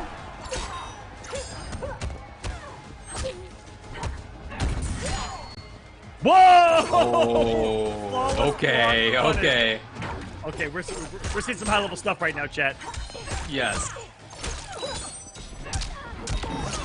Oh, an easy hit confirm. Into the fatal blow, and this is gonna be death if I'm not mistaken. I think you're right. Yeah. The spear. The 300. Excellent stuff by Gambler. That hit confirm was everything at the end to save him, because Jay was starting to mop in that round. Flawless blocks into punishes. Back to back in the rounds. Flawless block into the butt slam, and the false block into the actual up 3. Incredible. I really like a lot of what we've seen out of Jay in both games so far, and yet it's match point for King Gambler anyway. Oh, it punished. It wasn't there. Nice. One to the corner probably. Lovely. He even had patience there expecting the float. Look at King Gambler right now in control of the neutral. Every time we think he's out of a game, he gets right back into it. There was a punish. Two bad comebacks. news now for Jay. Let's wait it out. Probably not sure what is on block, but might as well throw it down one just to be safe there. And the patience waiting out the fatal blow. Yeah, love it. Love it. King Gambler is in total control at this moment. Jay's trying to find something, but can't afford any more chip. The chip on the tongue is huge. That is one abrasive tongue. Maybe trying to anti-air the stand one or something there, letting that jump in coming clean. And we get ourselves another fatality. Kills you with your own blood. Scarlet, you are absolutely disgusting. But I say, equally as impressed with what we saw out of Jay with some of the mechanics of the game. Execution of the character, getting really big damage. I did see him adjust very late to Deoxys just blocking out that string and finally staggering with it rather than letting it rock. You know, it's a very lengthy string and finally stagger that. I can't tell if the overhead was the starter was an overhead or if it was a mid, but I'm not sure. Staggering just the starter of it into a throw was very smart there at the end, but the damage had already been done. Yeah. King Gambler had already reversed pretty much all momentum and positioning. It was just really good from Gambler not to lose that. I thought it looked like he lost it both times. It's just incredible. Yeah. No, I agree with you. So that means that we know 3 of the top 4 in winner's side of top 8. We're going to have Biohazard versus Deoxys and King Gambler against somebody. Scar or Combat. Scar or Combat, which is our next match One up. of those 2. That's what we got coming up now. I loved seeing Scar's Scorpion before. I think I was expecting Sonya, but I really liked the Scorpion out of him nevertheless. Very cool to see. And this is our first time seeing Combat on this Combat Cup. We did see him, right? We did see him in LBC. He was playing Johnny Cage there, if I remember correctly. Was it Combat playing Johnny or was it Nyx playing Johnny? Oh, crap. Actually, yeah, it might have been Nyx, but yeah, I don't remember. My bad. Okay, is it bad that okay? They'll both kill me for saying this, but I get it mixed up all the time. Yeah, I'm so sorry, guys. I'm so sorry. Okay, Scar in here. Winner of this is done for the day, guys. Look at it that way. That's right. If you're Scar or Combat, you don't want to lose this because you don't have to play again. You're done. That's it. Not this week. Yep, you get to wait until next weekend when we're gonna have the final top 8 play out. I'm looking at Combat when he was playing from earlier today and looking at which character it says that he used. It looks like Sonya. Is that looks like Sonya? Interesting. Also an update. That's Gur 2-1 over Cherny Volk. 2-1 over him, and Gur is playing Splash for top 16 right now. Got it. And the winner of that is going to face Hayate. No, there are there are no breaks for any of these guys right now. No. Hayate, keep in mind, remember, he lost only because of DQ. Other than that, he has not been defeated today. In fact, he has not lost a game today. Johnny Cage it is. Scary. Ooh. Johnny here, and Jay with that loss went down to play Cosner. So we're gonna have Jay, which is gonna be Katana versus Cosner, who's been rocking Gearus. Another Gearus, by the way. There's potential for what? There's potential for 4 Gearuses in top 8, maybe. Yeah, we'll see how things shape up. Makes sense. People often bandwagon on the character they think is the best, and maybe he'll stay the best. I don't know, but just commenting. We'll see if that continues. 2 notes real quick is that I'm shocked we haven't seen Cetrion or Aaron Black. That's true. No, Aaron is a surprise. Yeah. It's up 3. Safety. And yeah, this is going to be a real good challenge for Scar here. Combat looks like he was no joke. He even taking a game off Sonic with his Johnny, by the way, at NLBC. Good knockdown for himself. He backed off, and wow, look at that read by Combat. Waking up with the approach himself. That was certainty about what would happen, and he ends up sealing it. Okay. All right, Combat showing us some Johnny Cage here. Fight. Oh, big whip and all over with Scar. Scar, who is really, David, the old man of the scene. I guess that's showing true. Showing that he can still keep up with these kids. Well, right now, this is Combat's game. Right back in there is Scar, and he went for the grab, and Combat had that huge read. Doing some big boy damage there, Johnny. This is going to be chip out. I could have guaranteed something off the hit stun there, but doesn't matter as Combat looks really strong in that first game.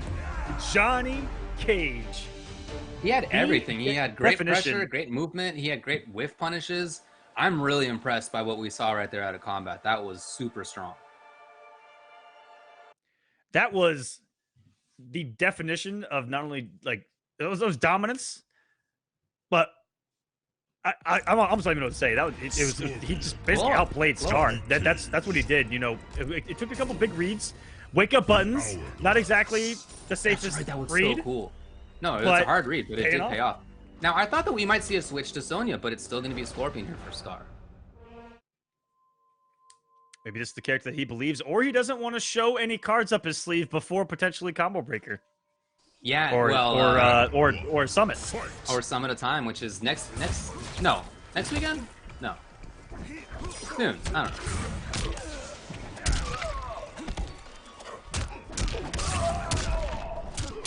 Can you take over for a second, David? I'm about to tweet us out again that we are in top 16. Let's try to get everyone out there. Yeah, please, for sure. Guys, please tweet out #Combat Cup is live. Give them the link. Let's get some people in. Here comes the big punish. I think Scar is getting a little ahead of himself now. We see him go for full teleport into the hit and the follow-up too, but Combat had the block. This seems like Combat's game. What can you say? Great punishes for him. He's waiting for things. He knows exactly what's coming next. Scar's got a lot of work to do. Yeah, okay. Maybe the slow approach. That's one way to do it. Get that dot damage, as 16-bit says, but it doesn't end up paying off at all. It's match point now for Combat. Round 2. So again, just seemed like he had so many solutions. There it is! He knew there was a cancel even! Combat. The strength of this kid. Here comes Scar, again trying to teleport. Punish. Could have had more, I expect. And away, and now it's back to this game of Scar needing to try to approach. At this stage of the game, if Scorpion has a life lead, then that's good for him, but if he needs to make a comeback, a little tougher. That said, Fear ends up working. Punish! Oh, already. Holy crap, David. Scar Combat maybe already in trouble. one good read away. Fatal blow Big on fatal deck. blows. They can both blow each other right now. No! Oh my god! If he had maybe done like a 1-1 first or just something, I don't know, but fatal blow is a little slower. Yeah, unfortunately, going for something maybe a little bit too cheeky right there was Combat. Could have just punished into the fatal blow. I think so, yeah. Might be a young man's mistake right there, trying to get a little too flashy. We'll see. We'll see. Scar's back in. Back to the corner. But not the rest. If you give a veteran like Scar an opportunity like this, he's gonna pounce on you like Simba on Zazu. Okay? On Zazu? On Zazu. Okay. Yeah, look at this. Scar has the life lead. I tried to punish that. Actually, it wasn't reversal, it said. Scar now has the life lead. What happened? Think back to Combat dominating the first 3 rounds, 3.5 rounds even. He's about to go from hero to 0. I mean, he had the win right there. The raw spear is going to give Scar the game. What is this? That range for sure. If that had been a block, he could have punished with Kage kick, I think, but not. Didn't get the block at all. So Scar somehow battled back. I think you might be right. Scar's not somebody who you can give it a second chance to. He will take advantage of it. And when Combat had a chance to kill on the whiff punish, he didn't do it. Now Scar takes advantage. Absolutely. Impressive. Just like the veteran that we expect out of Scar here, fighting for his life for this top 8. And we're at 1-1. Combat says in the chat, I really choked. Yeah. Oh no. Yeah. But hey, look, you got another game. You got another game. That's right. You got another game here. It's not over yet. And this is still in winners. Of course, you'd rather win in winners. But yeah, impressive comeback by Scar. You know, just stay calm and collected. You know that you've come out here and you've pretty much outplayed Scar for 4 straight rounds, and you just have to keep that mentality of going into this round. You know, you have to have that short-term memory loss. Never happened. And just get back to how you were playing. And next time, press the button and the fatal blow. Right, yeah. Or is it going to be the opposite, where you've just given this man, again, the veteran, a taste of victory, and he's going to start to run away with this? That's what it looks like This is so what far. we're starting to see here, David. Oh, yeah. No! Real bad situation. Oh, that's going to be the round. Scar has completely turned this around. That was the dominant round by him. As dominant as Combat Round 2. won in the first game. So complete reverse. Has Combat beat himself as well mentally? You know, letting that get to him. You saw him go in chat saying, man, I let that go. And if you let that get to you, again, Scar is pouncing on you as you're in this depressed state of I just messed up, and how this has fallen apart. Side switch comes at the cost of 2 bars. Punish, not quite there. There you go. Waltzes in, Johnny. Got the combo. Into what? Into what? Nothing. Nothing. Into fear. It was just, yeah, it was nothing. He didn't shimmy. He didn't walk back and forth. He just stood there waiting for something. Air. Okay, what a read coming out of Scar, who all of a sudden is playing this very patient game. Out of there. He does have Fatal. Oh, and if there's a combo into the next one, oh, that may be it! If he had just done the Fatal Blow, dude! Is he gonna make the same mistake now of being able to kill and Combat getting the comeback? Maybe it's match point both. Chat, I'm scared. Hold me! Just done the Fatal, he would have blown up the armor. There's the punish. There's the punish. Another one. Whoa! Got him. Let that rip, could have had something, but that's been the mind games between these two. Woo! That's a really good counter poke. Is throw in this game. Pokes are generally really negative, and you have to respect the counter poke. And yeah, respect can lead to a lot of things here. For sure. Oh, dashes in. A chance for pressure, but Scar really doesn't take too much of it. Oh, here we go. Combat. Getting some damage. No, again, the drop. Again, he let Scar live. He wouldn't have killed there, but still. Could have had more damage. Yeah, could have, you know, gotten a nut punch in, taken away a wake up at least. Uh-oh. Whoa. Okay. Okay. Okay. I got Scar, and is he going to fatal blow? No, one more. Oh, he canceled it! He canceled it, but it's not dead yet. Ship out territory. Oh, he got the poke out. What balls? Combat with the absolute understanding. Scar couldn't take any chips, so of course he's going to go for the teleport, and of course he's going to cancel, and Combat had exactly the right call. Jeez, that was a good game. Beautiful. Wow. One of the best ones of the night so far. That was MK11. Yes, that was MK11. Yes. I'm gonna write this down. I'm gonna write down the timestamp. That was Mortal Kombat 11 right there. The first time we saw MK11 was 3:16 Pacific time on Sunday, April 28th, and it was good. It was good. That's right. 2 hours and 45 minutes before Game of Thrones is when we saw Mortal Kombat 11 being played. Yeah. Yeah, very nice. So that means that Combat gets into the top 8. Yeah, awesome stuff. Awesome stuff. So we know the winner's side of the top 8 now. That's all locked up. We have... Congratulations, guys. You guys are good until next Sunday.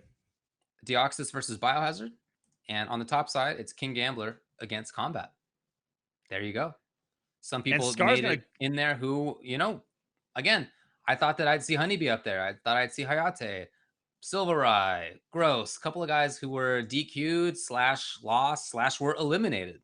So I'm really happy to have seen these players make it in there. There's a look at half of what's figured out in the winner's side.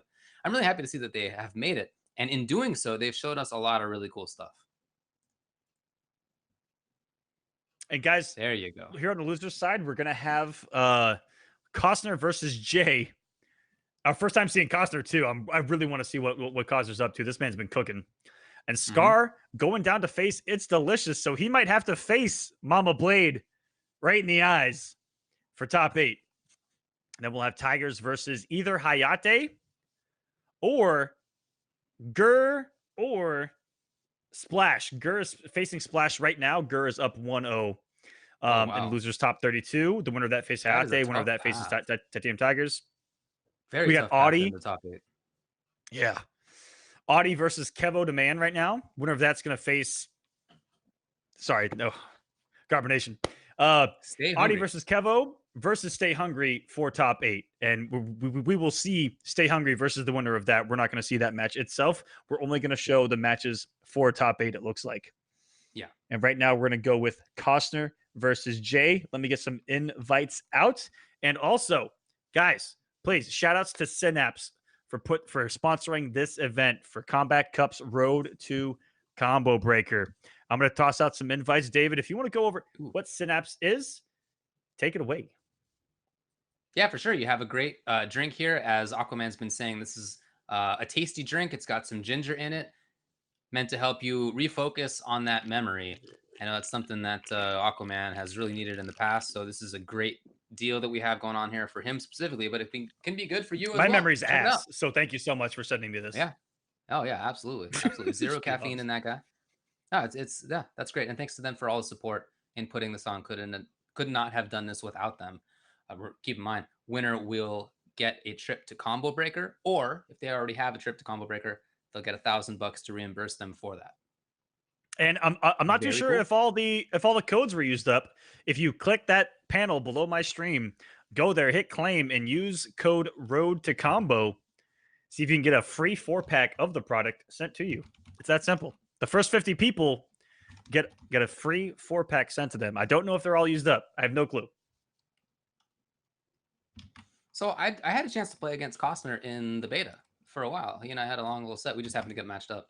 And he was playing Scorp at the time. Obviously, now it seems like he's switched over to Garrus. But he had the fundamentals you expect. You know, he was playing great. He had great spacing, just like you would expect somebody who's been playing MK for a long time to have.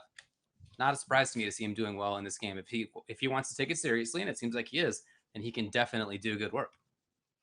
One thing that I'm hoping for, and I don't hope anyone loses, but if Costner gets a win here, and if Scar gets a win, they will face each other in top 8. And the last time I saw those two play was one of the greatest matches I've ever seen in my entire life. Which was at the second TCW. I believe it was in top 8. And it was like last round, last pixel of every single game.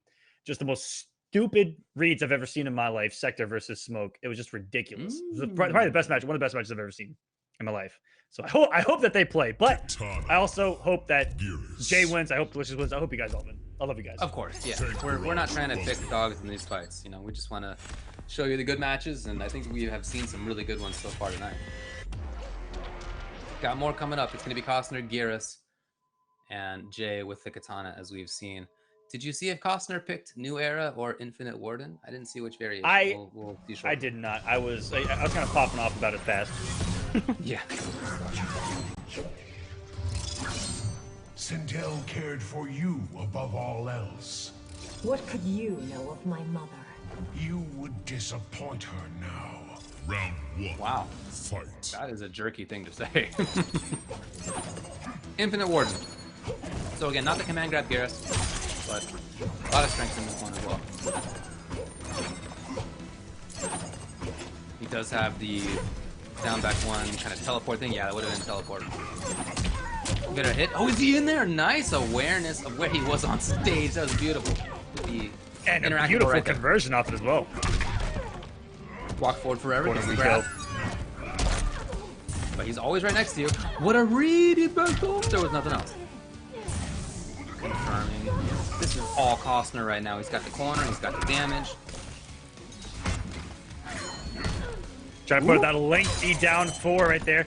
And I don't know. Katana thinks maybe I'll pick that up with the up 3 that we've seen, or sorry, up 2 come into play so many times from Gears. So quick, so big. Fight. Very nice, and amplifies to get the rest. Here we go. Oh, he had the right idea. Just a little too late. Just a couple frames even too late. Pressuring a bit. Trying to stagger things. Oh no! Surely that's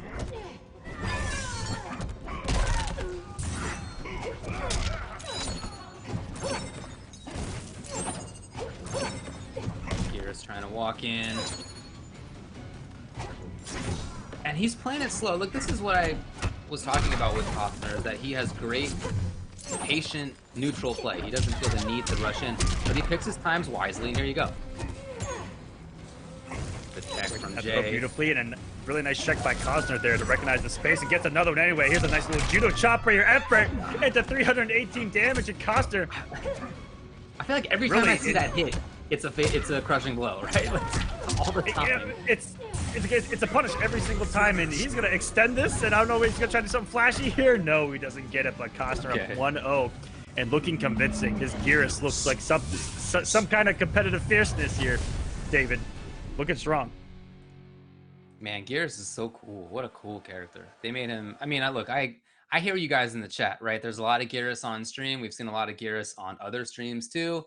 I think that makes sense right now. But don't lose sight of the fact that he's pretty cool. I think he's cool. I think he's a cool character with a lot of cool options. Maybe too many cool options, but a lot of cool options. He's got it all. Yeah, He does have it all. It's so. If you're looking at it from a competitive player and you see Geras and he's got everything, and you have your main and that you love, and you're like, I don't have everything. Yeah. Maybe I should go get everything. Round 1. And pick up Geras. Fight. And yeah, I think that's it's a big bandwagon effect always. That's how it goes. Yeah, it's fair when you're trying to win money, right? Of course, yeah, no, you can't begrudge anybody that kind of thing. It's oftentimes not the best idea long term, but short term it's definitely understandable.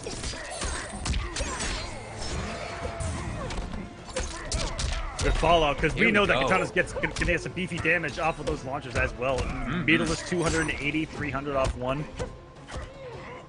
Oh! Into the corner though. Backing off. Oh, he tried for the universal overhead leap attack.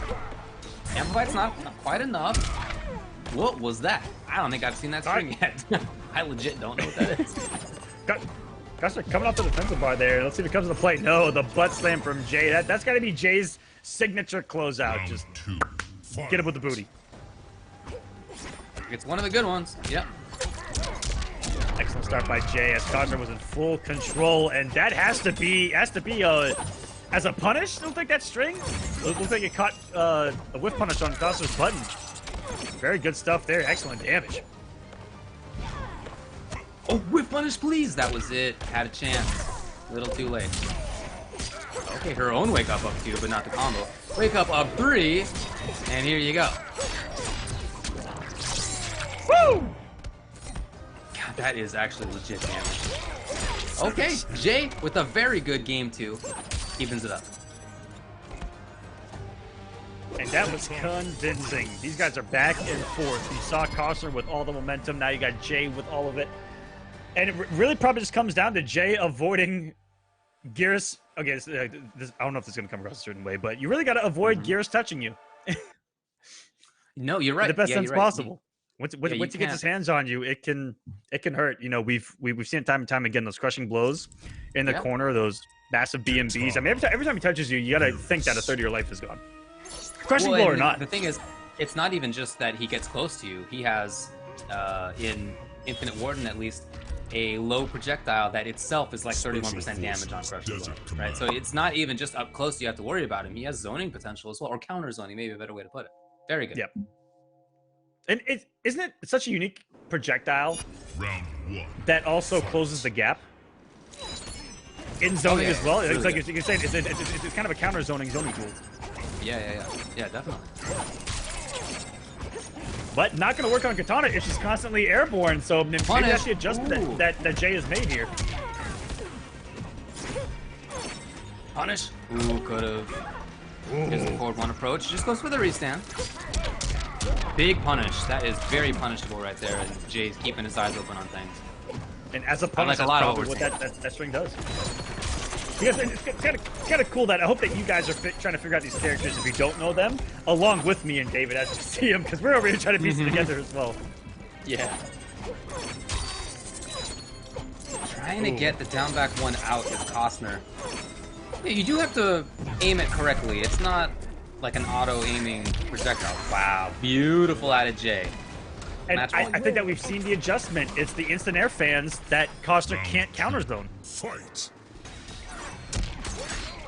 looks like he's going to struggle to find his way in now. And all of a sudden, because he knows that Cosner was going to get really aggressive or respect some fans and think that Jay was going to go back to zoning, he just turned up the aggression here in this round. That was a complete 360 on the approach to the round there. That was crazy.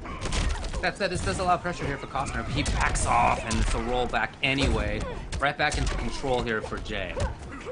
Jumping in, trying to bait. Cosner not taken. Look at this, the pressure. No. Yeah, as you said, it's not just the zoning. This is an all-around beatdown right now. Anything will do it. Flawless block, and he stays alive. Oh my God, can Cosner make this happen? It'd be amazing. No, he didn't have meters for the follow-up. Oh boy. Tried to get it. He didn't quite kill in time. Cosner still has a chance. If he gets this next mix, oh no! Yes, fatal blow. Yes, fatal blow. He didn't use it. He has fatal blow, and he has one final last breath. One chance. To save the chip. No way! No way! Cosner with the full comeback on a pixel, and part of that. Look, this game's so sick. Part of that was because he flawless blocked. That was his ability, his defensive awareness and execution in major part in order to get that. Not just errors by his opponent. Beautiful. I'm absolutely shook right now, David. That was ridiculous. It's match point now for both. How do you play this now if you're Jay? You just lost that round like that. How do you recover? But he has no fatal blow here, so he doesn't have to worry about it in the same situation this next time around. And he's going to go in on Cosner here, who is already off of his defensive meter. Going to get a good corner push here, and because it was above 8 hits, gets the crushing blow for 347. And now we're starting to see the same exact start of the round. Strong. It's not a flawless, but it is all but flawless at this moment. He has total control. And Cosner make another giant comeback. I don't know. All this chip is legit. This all matters at this moment. Yeah, he is not going to get those last breath flawless blocks until he's down 2 chip, but he gets hit instead by the fan, and Jay looking so strong after a monumental comeback from Cosner. He's going to move on to the top 8 on the loser's side. What a match, David. Some of these top 60 matches have really showcased what MK11 is all about and the moments that we can see in competitive play that bring the absolute effing hype. Again, the fact that that was really started because of flawless block, I think is so cool, because oftentimes in fighting games, when you get a chance to make a big comeback, it's because your opponent screwed up. Right now, maybe you have to capitalize, but it started because they screwed up. No, it's because he himself did a flawless block. He had the timing, the awareness to bring it out, to not take the chip damage. It's much, much less chip damage if you do a flawless block. He survived because of it. That was him. That was so cool that this game lets you play like that. Love it. Yeah, absolutely incredible, guys. That's the second match that I'm just at a loss for words. But good job. I want to give it to Jay. I mean, Jay ended up obviously winning that. Great comeback by Cosner. But otherwise, Jay turning things around for himself. Total control in almost the entire last game, both offensively, zoning, whatever it was. Other than that major comeback, Jay had like basically total control of the match. So very nicely played by him. And we've got our final matches already set. It's going to be Stay Hungry versus Kevo Demand, Delicious versus Scar, Tigers versus Hayate, which means that if I look down here, that Hayate got the W over Scar. Oh, sorry, no, over Gur. Yes. To get to Tigers. That's incredible. Yeah, Hayate 2-0 over Gur. 2-0. Hayate has not lost a game. I was just this whole tournament. 2-0 confirms then that he has not lost a game this entire tournament. No, I checked, and he did lose 1 to Winter Wars in losers finals of the pool. Ooh. So he has played how many matches now? Because keep in mind, he got sent to losers first round, having been DQ'd. That means you have to play more matches, right? That's just how a double elimination bracket works out. So he had to beat 1, 2, 3, 4, 5, 6, 7, 8, 9, 10 players. And you know how many games he lost doing it? Precisely 1. That's incredible. I mean, oh my God, what a good player. If you're Tigers, you're looking at that. You're looking at that going, I don't know if I want to play against that. No, you definitely don't want to play against that. That warpath right there, no way. That's a warpath with this. I mean, the Scorpion play we saw was sensational. The teleport cancels. How smooth is the cancel back spear? It's, yeah, super cool. Catching people pressing buttons, absolutely incredible. Playing that Scorp, very cool to see. Now we have Kevo the Man, who we haven't seen all day, and who is using, you guessed it, Geras. Nice. All right. Up against Stay Hungry, whose Cabal has looked nothing short of impeccable itself. Losing on the winner's side to Biohazard, but it was 2-1. And so he's definitely got the Geras experience there, having already played it in this tournament, has already done pretty well. Biohazard, we know is at the upper echelon of NRS talent. We'll see if he can if he can make a miracle here against Kevo and try to make top 8, make a name for himself this early in MK11 for a name that's not necessarily a household name in our scene. So shouts to Stay Hungry. Also, accept the invite. Kevo beat Audi. Audi was playing Liu Kang. Oh, Liu Kang's got some dirt too. Who is rarely talked about. Silver Eye. Yeah, I saw him in the chat. This does say that Hayate played Aaron Black against Gur. Wow, and if you recall, really? When we saw him play, his what do they call the little nameplate that you can have? You can customize for yourself in your own game. His was Aaron Black. It wasn't Scorpion. So it may be that he's going back and forth matchup by matchup. So as a result, I don't know which character we're going to see out of him when he plays against Titanium Tigers. Oddly enough, Kevo the Man's icon is also Aaron Black. So maybe we'll see. Yep.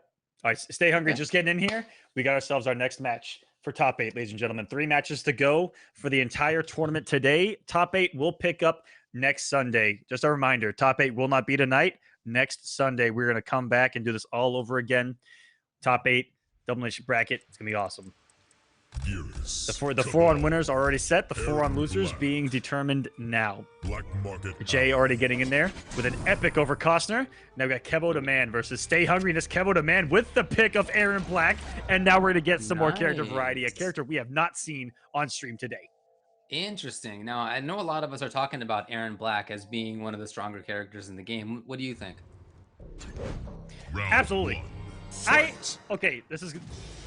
I don't want to sound offensive. I pick Aaron Black to turn my brain off. Oh my god. All right. I just pick Aaron Black and do a 50-50 into some stuff. I just turn the brain off and let's go. I respect that. That being said, I love a lot of properties about Aaron Black. He has some phenomenal properties. To his buttons, he's got phenomenal mids, phenomenal down 4, really good range.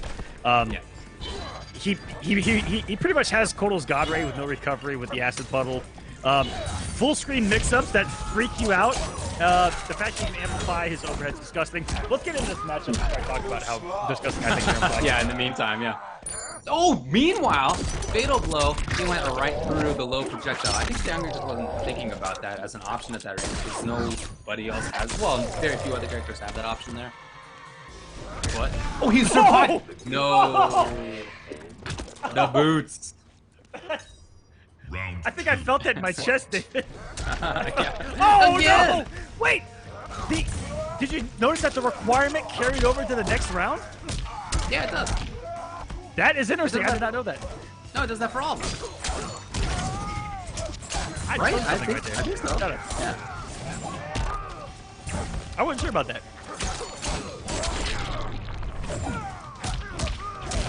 All right, here we go. Hungry on the offensive. Come up that bar. Great, damn. Oh, please. No, I guess maybe not punishable. Some up 3s are punishable and some are not. I don't know which one's which yet.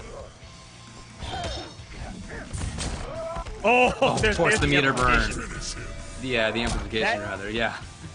Pretty good option. I think that if that wasn't amplifiable, it might change up his game a little bit. But the fact that he can keep that thing safe, or not necessarily safe, but give you that added mind game when you're already fearful of an overhead or over full screen, it's just a scary situation to be in. Here's what I don't understand. How can he put his boot in that same mix right there? Is this like... Is this Do you want to know why? Yeah, it's the dip from Roger Rabbit, and Aaron Black's not a cartoon character. Figured it out. That's it. Nailed it. No. Nailed it. So he can he can step in that acid because he skinned Reptile alive and made his boots out of Reptile's leather. I think my explanation is way better, but all right, fine. No, We'll but there's actually an outfit of Aaron Black where his boots are made of reptile skin. Really? Oh, that's awesome. Yeah. Actual facts, by the way. That actually is pretty sick. Okay. Chat, the chat kind of likes yours more though. Yeah.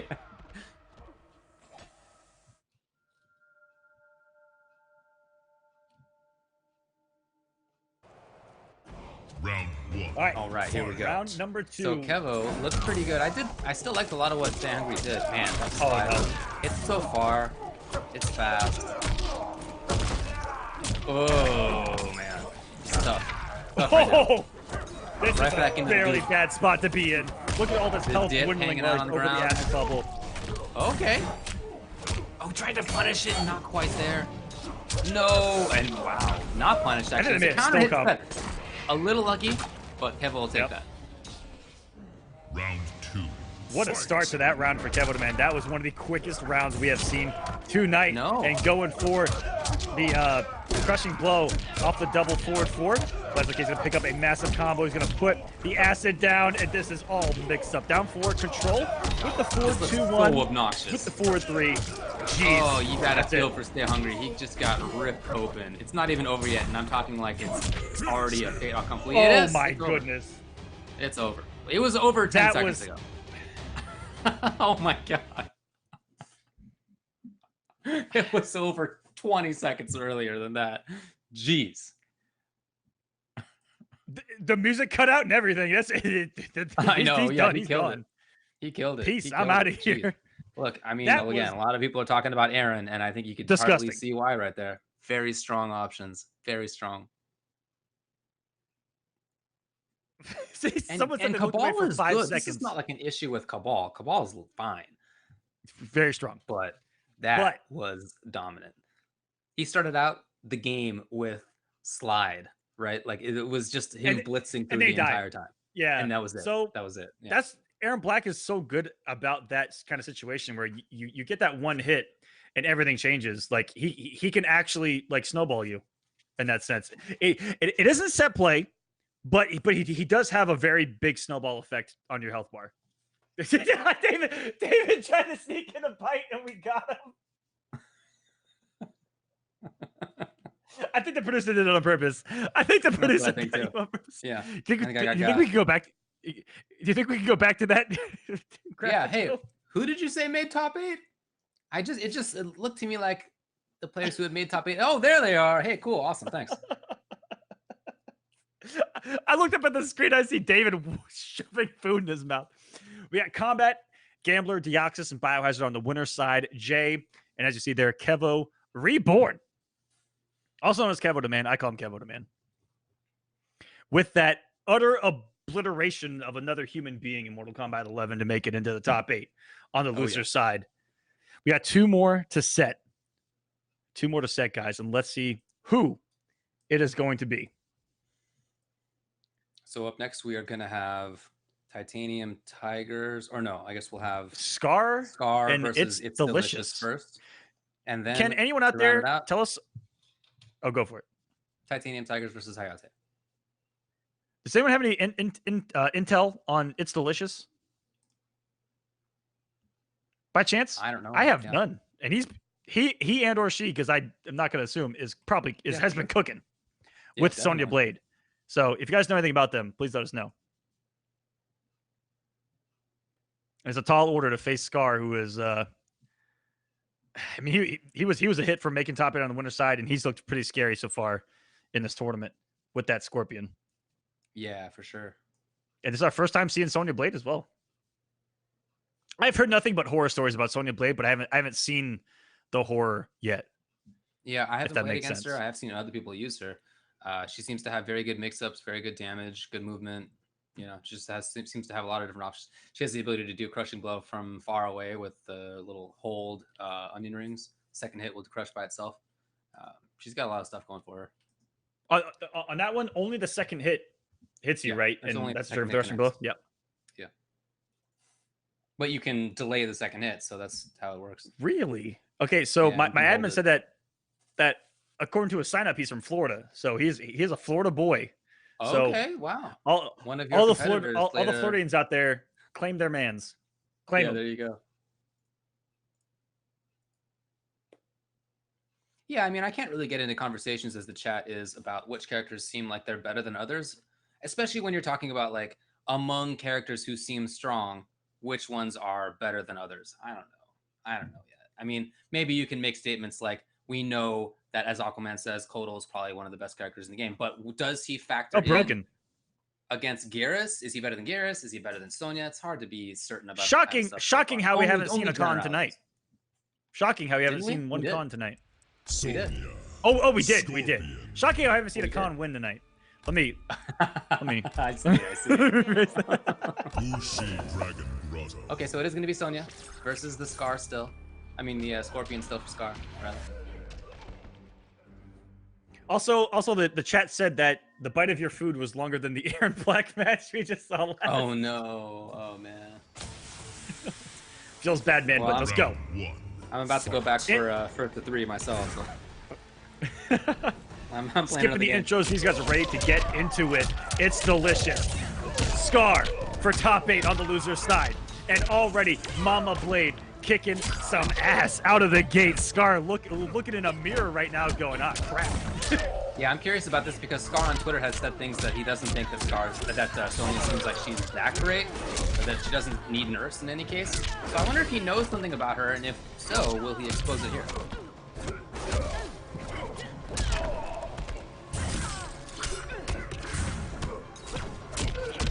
Ooh. Interruption there. Here's something delicious. Great damage. Resend. And I don't know how close that resend is. Let me know if anybody in the chat does. Oh man, and what use of that extended range of that? Okay, that's her down 4. So it is 0 on it. The other restands that I've seen are basically the same, like 0-ish, 1 plus 1, that kind of thing. 0. I haven't found a restand that's like major stuff.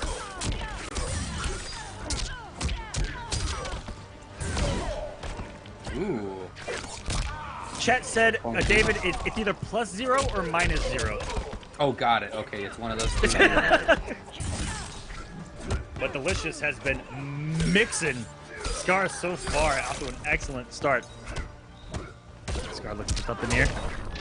Guys, keep it up. Yep. Oh, lovely stuff. Tried to get around a spear. Great read by Scar. So now, as a result, Delicious does not have nearly as good defensive tools, and it takes a long time for that breakaway to recover. Look at this. Super long time. It's still not even there. Scar, in the meantime, dragging out the clock. Will he escape? Yes, of course. That's the thing, man. You have to chase him. That's the name of the game. You have to chase Scorpion, but he can get away. Fight. Oh man, has this match slowed down or what? These guys are showing an awful lot of respect here and looking for their opportunities. Nice. From Delicious and normalizes the combo. Here we go. Into 0. So is this very... Oh no, that's not the reason. Wait, isn't it? And then... I don't know, graphically it looked the same to me. Maybe it's a different option.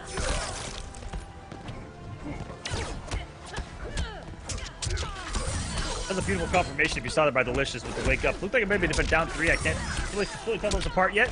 He doesn't +1 pressure there. Really smart stuff. Fatal blow territory once again for Delicious, but what a comeback Scar has had so far. Wait a minute. Oh, out of the sky. Another air We've there. already seen that a couple of times. Here comes Delicious now. Oh, I think that was not it. He gets the hit. Whoa! There's the fatal blow. That could be it.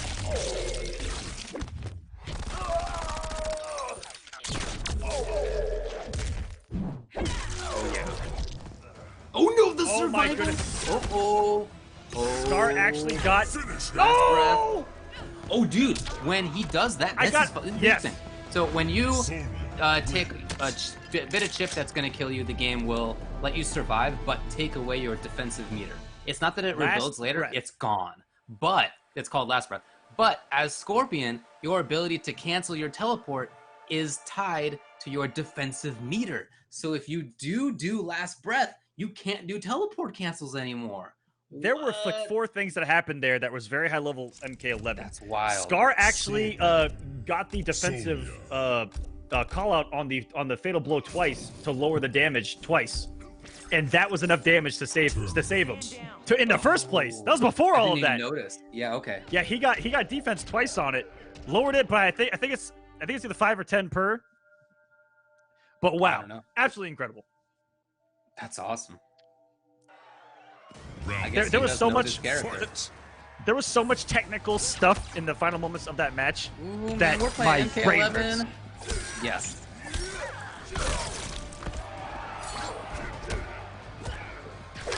You can reduce the damage on the fatal blow by pressing well, X, I guess. I don't know what it is on other controllers. X. At the same time as the hits.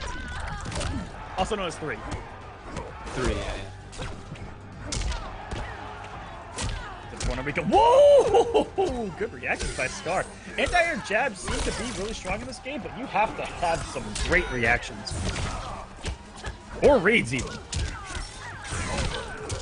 Scar pounce all over that from Delicious. In the corner we go. Looking for the overhead. Not going to get a gate. Delicious. Trying to get some chip. All he needs. There it is. Oh, nice little overhead. Oh, that's a punish. It said punish. Yep. Round 2. Fight. Oh boy. Oh my no. God. That was a giant missed opportunity for Delicious.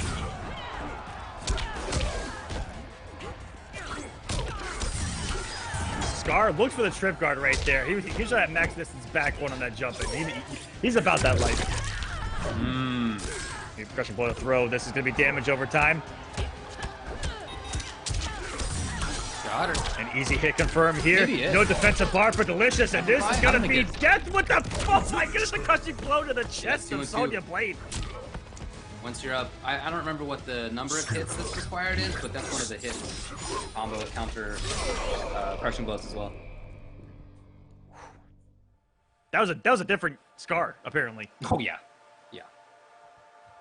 Man showed up here, and he is 1 game away. They both are 1 game away from top 8 here in the Combat Cup. Looking to make that name for themselves early, especially these guys that don't have, you know, the big followings, you know, that the household names. You know, this is what it's all about. This is your time to prove yourself. If you're Delicious right now, yeah, this is your moment. You get a win over Scar like this, even if it's online. The netcode's not that much of an OS anymore. Let's just call it what it is. Like it's still a minor one, but it's not what it used to be. That's still a good one. There's a long tradition in the NRS scene of a new game coming out and some new kid playing online, and wow, he's super good. And then he goes mops everyone offline and mops everybody. That's happened like each of the last 3 games to come out.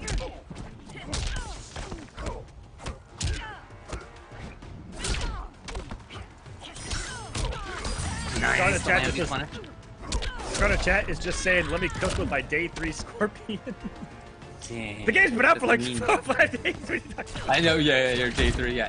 Nobody has a day anything longer than 7. That's it. 6. Come on, bro. You know, come on. Picking up Radels off in the last game. Good patience, and you know, looks like he does have the knowledge right there, because I would not have guessed that was punishable like that. You know, it was that negative where he could guarantee a high off something that low in the hitbox. That's pretty negative from what it seems. Yeah. Round 2. And match point now for Scar. Can he do it?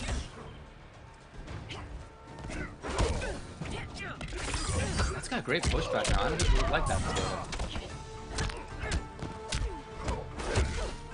Look at that. That's huge pushback.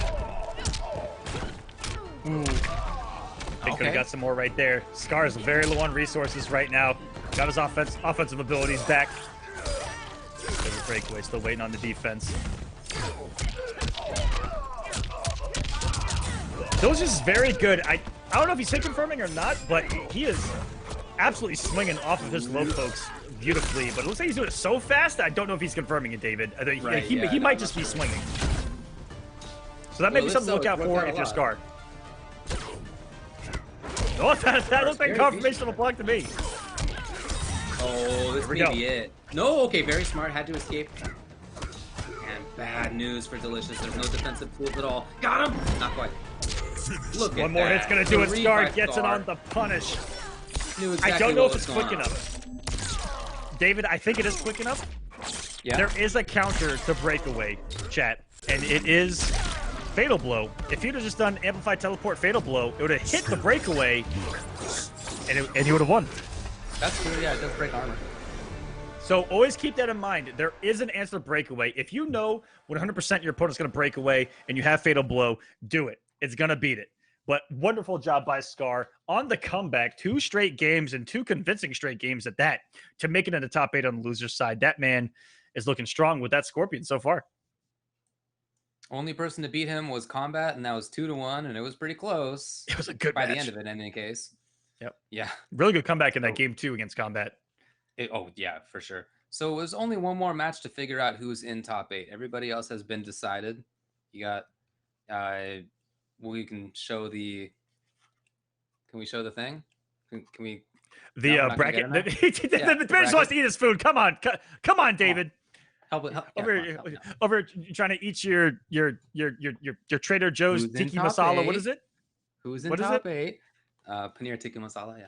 Just eat your food. We're all family here, David. I want to eat it vicariously through you. It's not an insult. Oh, look, it's the top 8. Look at this. How useful.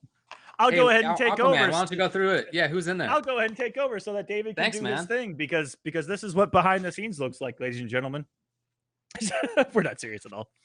Emperor Combat, King Gambler, Deoxys, Biohazard. That's your winner's side top 8 for next Sunday. Combat v Gambler, Deoxys v Biohazard. Just want to give a quick little jab out there that there are 3 Texas boys in this top 8 already. Florida, where you at? Where you at, Florida? Scar, Jay, losers round 1. And Kevo the Man will face either Hayate or Titanium Tigers. As the last match of the night. Let me get these invites out. I should have done it before going on a talking spree, but the winner of this will face Kevo the Man. Invites are out. This is going to be a potential Scorpion mirror or Hayate with Aaron Black, perhaps. Yeah, mayhaps. It could be either way. Again, when we saw him play, it was with Scorpion, of course, and it looked really strong. Loved the movement, but this does say that he also played Aaron Black against some other players. Might just be a character by character decision. Might be a player by player decision. I don't know. But I wouldn't be surprised with either one. Absolutely. Titanium Tigers, of course, got here most recently by losing to Deoxys in winner's side top 8. And Deoxys with that Gearus. Woo. Yeah, looking pretty good. Looking pretty good out there. Looked really good. And you're right. Hayate's card with Aaron is that it's a cool disrespectful one with Aaron Black, where it's Aaron Black just pouring out the acid like he's pouring one out for his homie Reptile that he murdered. Okay. It's so disrespectful looking. All right, guys. Who do you guys like here in this final match of the night? Chat, if you were to pick between the 2, Titanium Tigers or Hayate, who do you like? Who do you like and why? Give me some ammo to talk about. Well, how about one thing that Hayate has lost 1 game all of today? Okay, that's pretty good. All right, chat, chill. Oh, okay. Yeah, this seems... Actually, no, there's some multiple names in there. It's not quite as lopsided as I thought I might have expected. Is Tigers number 1 on rank? Is he number 1 on rank right now? He is. People were saying. Wow. He is. Okay, nice. He is number 1 ranked. Tigers. Let's see. Where you at, buddy? Come on. Invites out. Chop. Final match tonight. You cannot stop. Listen. Don't kill our momentum. We've had beautiful matches to get in this top 8, and I want to see more. Yeah, this is one of the first times where I really feel like I'm watching Mortal Kombat 11. Even watching NLBC, Wednesday Night Fights, like, other people streaming online, a lot of the decisions are like, well, I don't quite know what's happening here yet. We're all just figuring it out. But some of these matches that we've seen today have been people who seem like they have figured it out a little bit better. They know the matches a little bit better. They have flawless block at the ready already. Things like that I think a lot of other people are still figuring out. It looks like their approach to the game is really strong, and even in losses, I see very good gameplay out of a lot of people. You guys have picked this game up quick with me. Good job. Yep.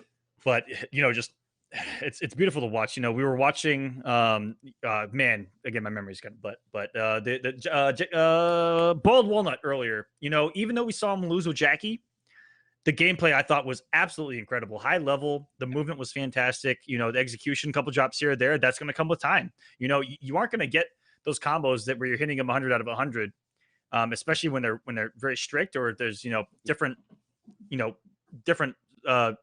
pickups off your combos that you just aren't used to only having the game for a week. So that's something that I want to see more of. Is you guys have been incredible, and every single person playing this game, every person I play online, every person I play offline, I always get to see something really cool. This is a great scene. Just a heads up on that. Yeah, and the game is in a really interesting place. It's that exploration part of the game's life, and there's so much unique stuff about all of the different characters that there is a ton to explore, whether you're somebody who's using a character or playing against it. There's a lot to look into. That's one of my favorite things about this. We're all kind of figuring out, it's a race to find the cool stuff, the cool tech, even on top of becoming a good player in the game and winning a lot. You also want to find the coolest combos, the coolest setups, the coolest option selects, all that sort of stuff. That's a really fun phase. So we are fighting up to get into the top 8 right now. Again, we have 7 of the 8 players all locked in. The top 8 itself will be next Sunday. So we're going to get the players rest for a week. And what's going to be very interesting to watch is how different their gameplay will look in a week, because a week, considering this game's life, is a huge portion of time. It's twice as much time to have played the game as we are seeing today. So we might see a lot of different stuff, different ideas about which characters are good, different ideas about how to use a character. That's going to be a very fun transition to see. That's right. Waiting to hear back from Tigers. He hasn't responded to me. Admins are working on it as well.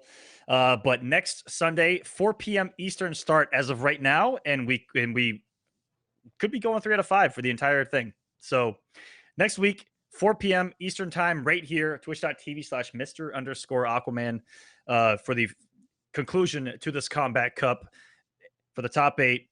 Trip to Combo Breaker on the line, or $1,000 if you already booked, just to help you guys out and pay off some of those expenses.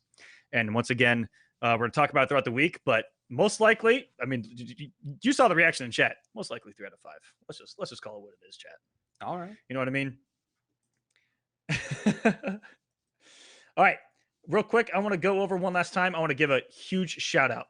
Absolutely massive, huge, ridiculous shout out to Synapse for sponsoring this event. It's simply not possible without it.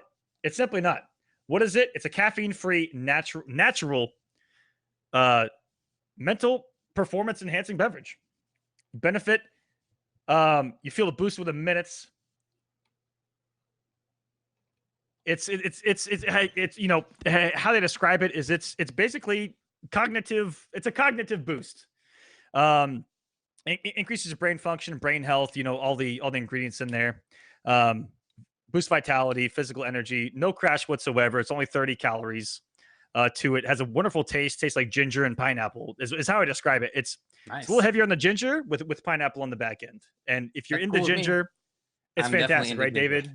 I'm definitely into ginger. It's an acquired taste, right?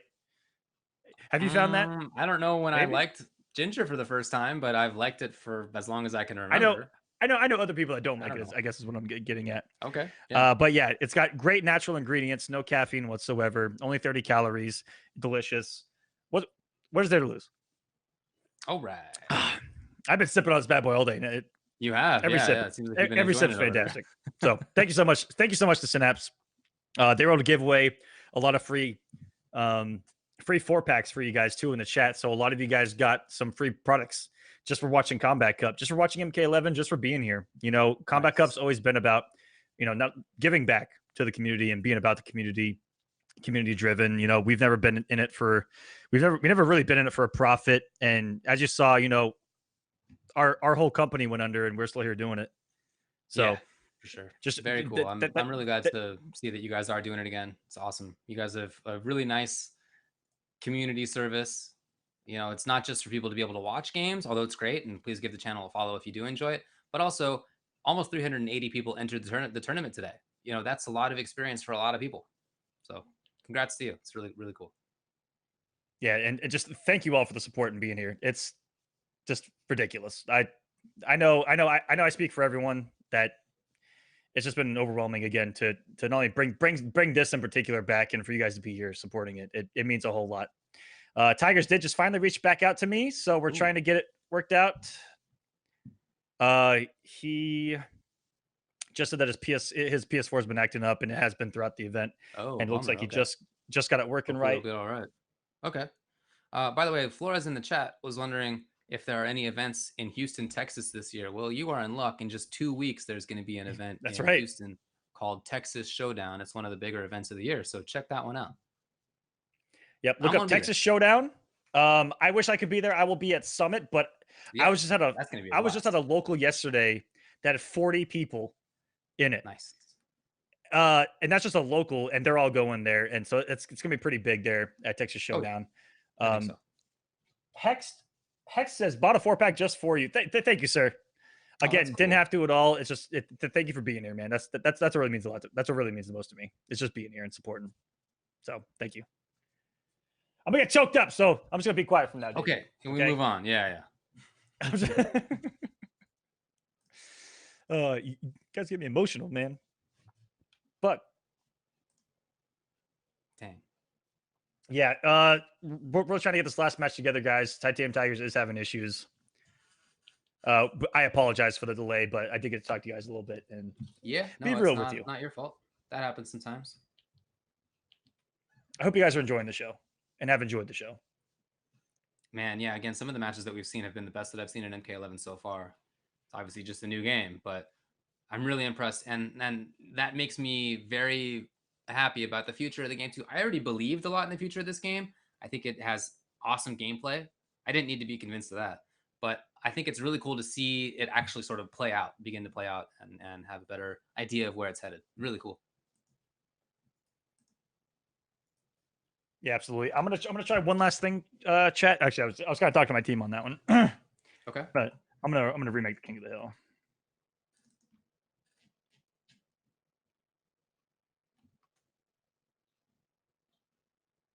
It looks like it's kind of acting up for all of us at the moment. So, gotcha. Very fortunate. Okay. I think it let him in because I left. Oh, really? Oh man. Okay. Yeah. Don't worry. A reminder of the rules. Now we've seen all this play out on the left today.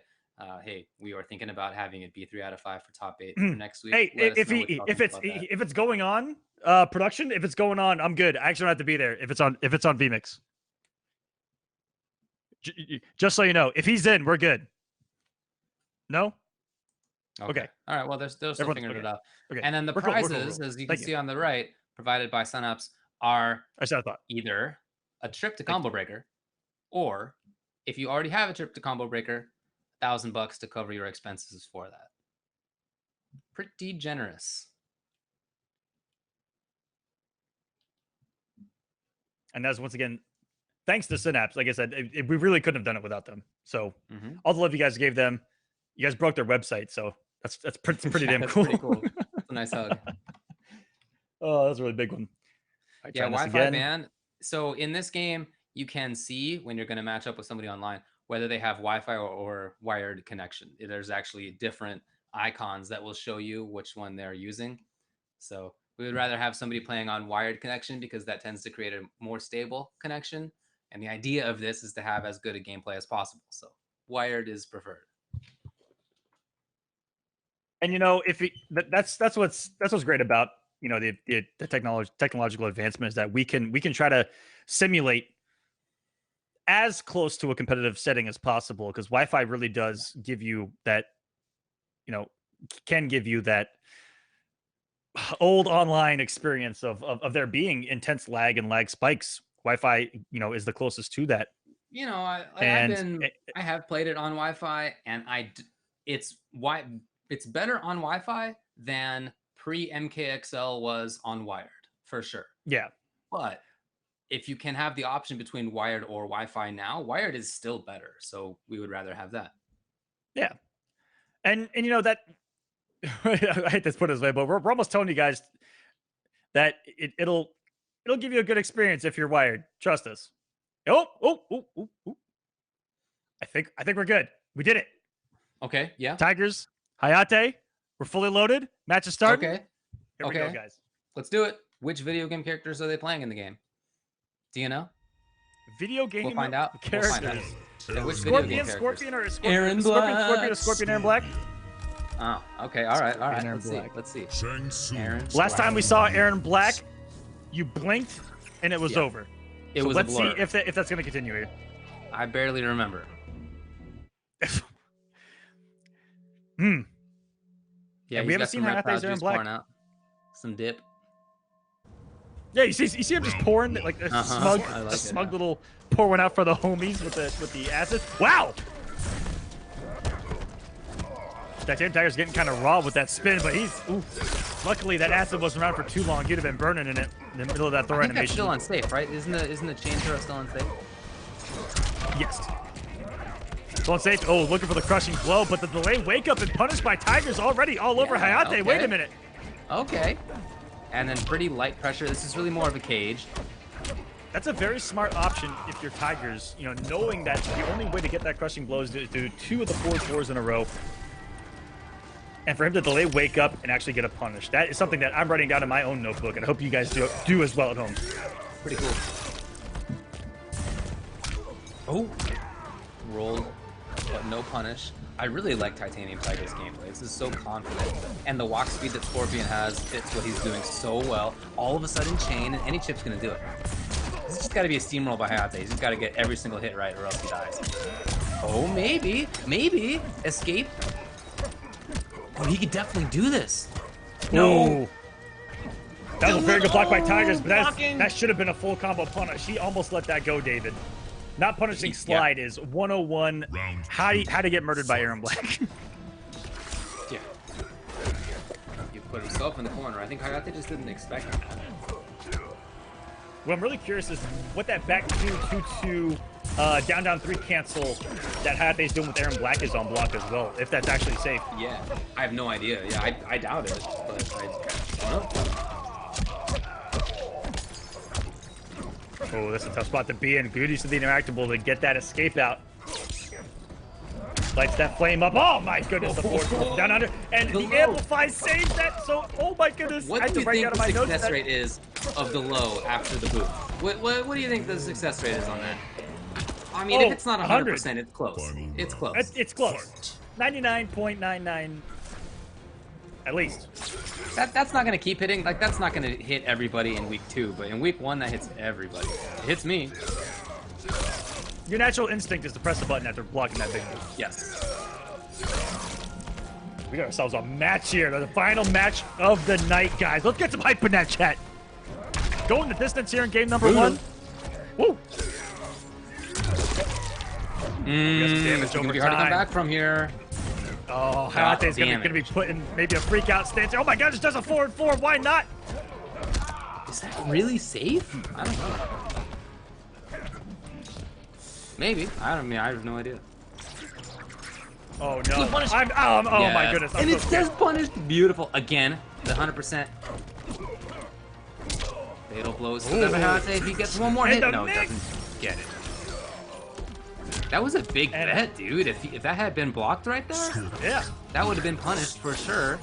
And maybe for the end of the game. I don't know. Maybe for the win. That would have been some big damage. I don't know if he had any defensive meter, but yeah, Aaron Black definitely would have launched into a giant fatal blow combo right there. He might have just been able to do fatal blow, yeah. 1-0 Tigers over Hayate. Trying to get into top 8. Top 8 will be played next week, so last match of the night because it's the last match guaranteeing a top 8 spot. That is correct. We're only setting top 8 tonight, guys. Next Sunday, 4 p.m. Eastern Time. Same place for top 8 of Combat Cup, and we'll show you guys what the entire bracket looks like after this match when it's 100% set in stone. I'm looking forward to that. Fight. One of these 8 and technically 9 at the moment players are gonna win a free trip to Combo Breaker. Dancing around a little bit, hoping for a whip punish. Nothing came out of Hayate. Okay, yeah, wake up 3.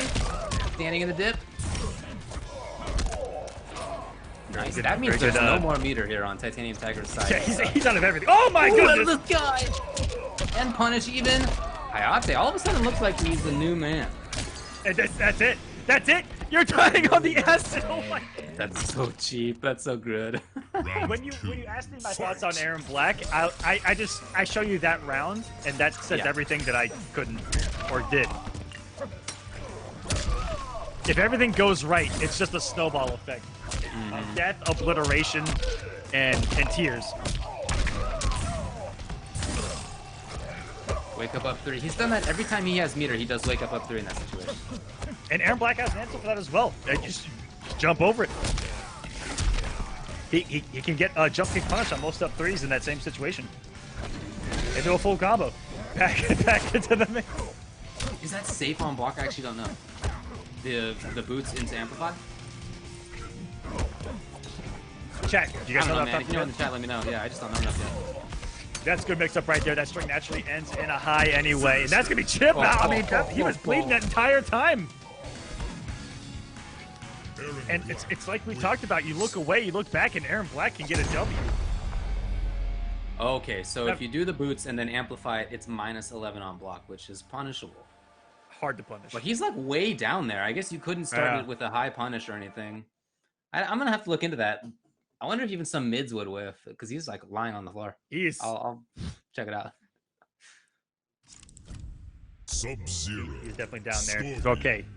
1-1, final match of the night, guaranteed here. The Hourglass. Who's going to take it, Tigers or Hayate? It looks like Tigers is playing a really good game as long as he's avoiding that not set play, but the hard situations to deal with where you're literally waking up into a damage over time and a possible mix-up if you don't do something drastic. Aaron is a little pebble that starts rolling downhill, and all of a sudden you got an avalanche. Here he goes. That's not a punch.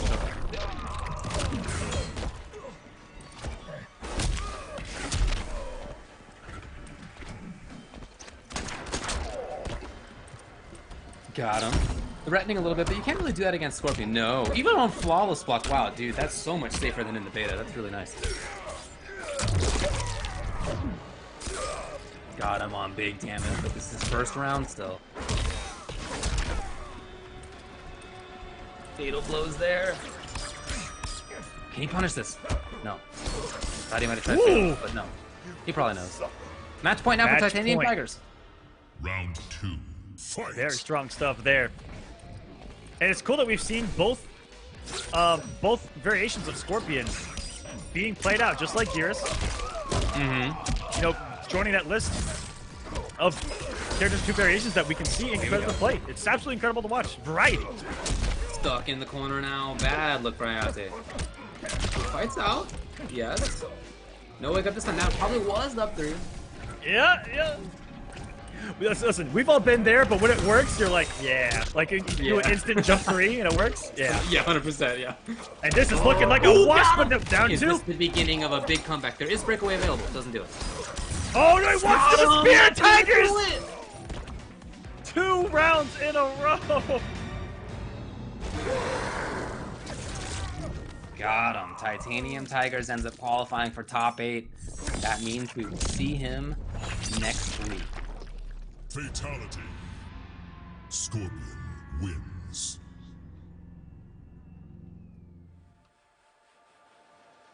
Well, there you go.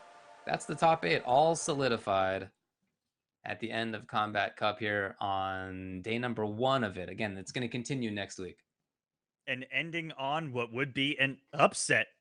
If you think about it, and this is going to sound crazy, coming into this, we had, what, 4 or 5 of the Summit players in our bracket, and only 1 made top 8. Is that so? Combat, Gambler, Deoxys, Biohazard, Kevo, Tigers, Jay, and Scar. So it's just Scar. Yep, and on the loser side of the bracket. Wow, that's incredible. And, you know, keep in mind, people who didn't make top 8 include, what was it? You have Honeybee, who didn't make top 8. Of course, Gur didn't make top 8. Nubcakes didn't make top 8. Hayate didn't make top 8. Cosner. There's a lot of strong players in there. And then a lot of strong players, too, who I was really happy to see. Names I hadn't heard in a long time. And people who I've never heard of who put on a great show. So very cool to see the early state of the game and how many players are already good at it. Super cool. Yeah, and thank you guys so much for watching. I hope that you enjoyed our return here to the Combat Cup. It's not over. Top 8's next Sunday at 4 p.m. Eastern. And before we get out of here, I want to thank you so much to all of you who are watching. Thank you to everyone who competed over a 370-man bracket today. Good Lord. Woo! Kind of crazy. And of course, to Synapse, because this would simply not be possible without them. Synapse, unlock a new dimension of you. That just sounds fucking epic. Okay, sorry, I dropped the F-bomb. It's my personal channel. This ain't that professional. My bad there. David, are you laughing right now? No, that was great. I thought you were laughing. There are still another 20 codes available for a free 4-pack of their product. So go click the link that's in chat. Do ! Synapse for me. Click that link. The panel below the stream, click that, go there, hit redeem, use Road to Combo, and get a free 4-pack of this product. There's still 20 left. So go do that right now. There you go. It's in the chat. Go check him out. Thank you so much to Synapse. That is going to do it for us here on Combat Cup. David, I want to thank you for being here too. That was really cool. Oh man, I had a blast. Of course. Thanks a lot for inviting me on. Appreciate it. And guys, we'll see you next Sunday at 4 p.m. Eastern. We're gonna go ahead and I'm gonna toss a host over to looks like Naptown Clutch is going on with their top 8. So we'll go. Okay, yeah. Yep. I think Northwest and Naptown are live right now with their top 8. So go watch some more Mortal Kombat. You guys are incredible. I love you guys. Thank you for watching. We'll see you next Sunday at 4 p.m. Eastern right here for the conclusion of Combat Cup with that top 8. Thank you guys so much for watching. See you next week.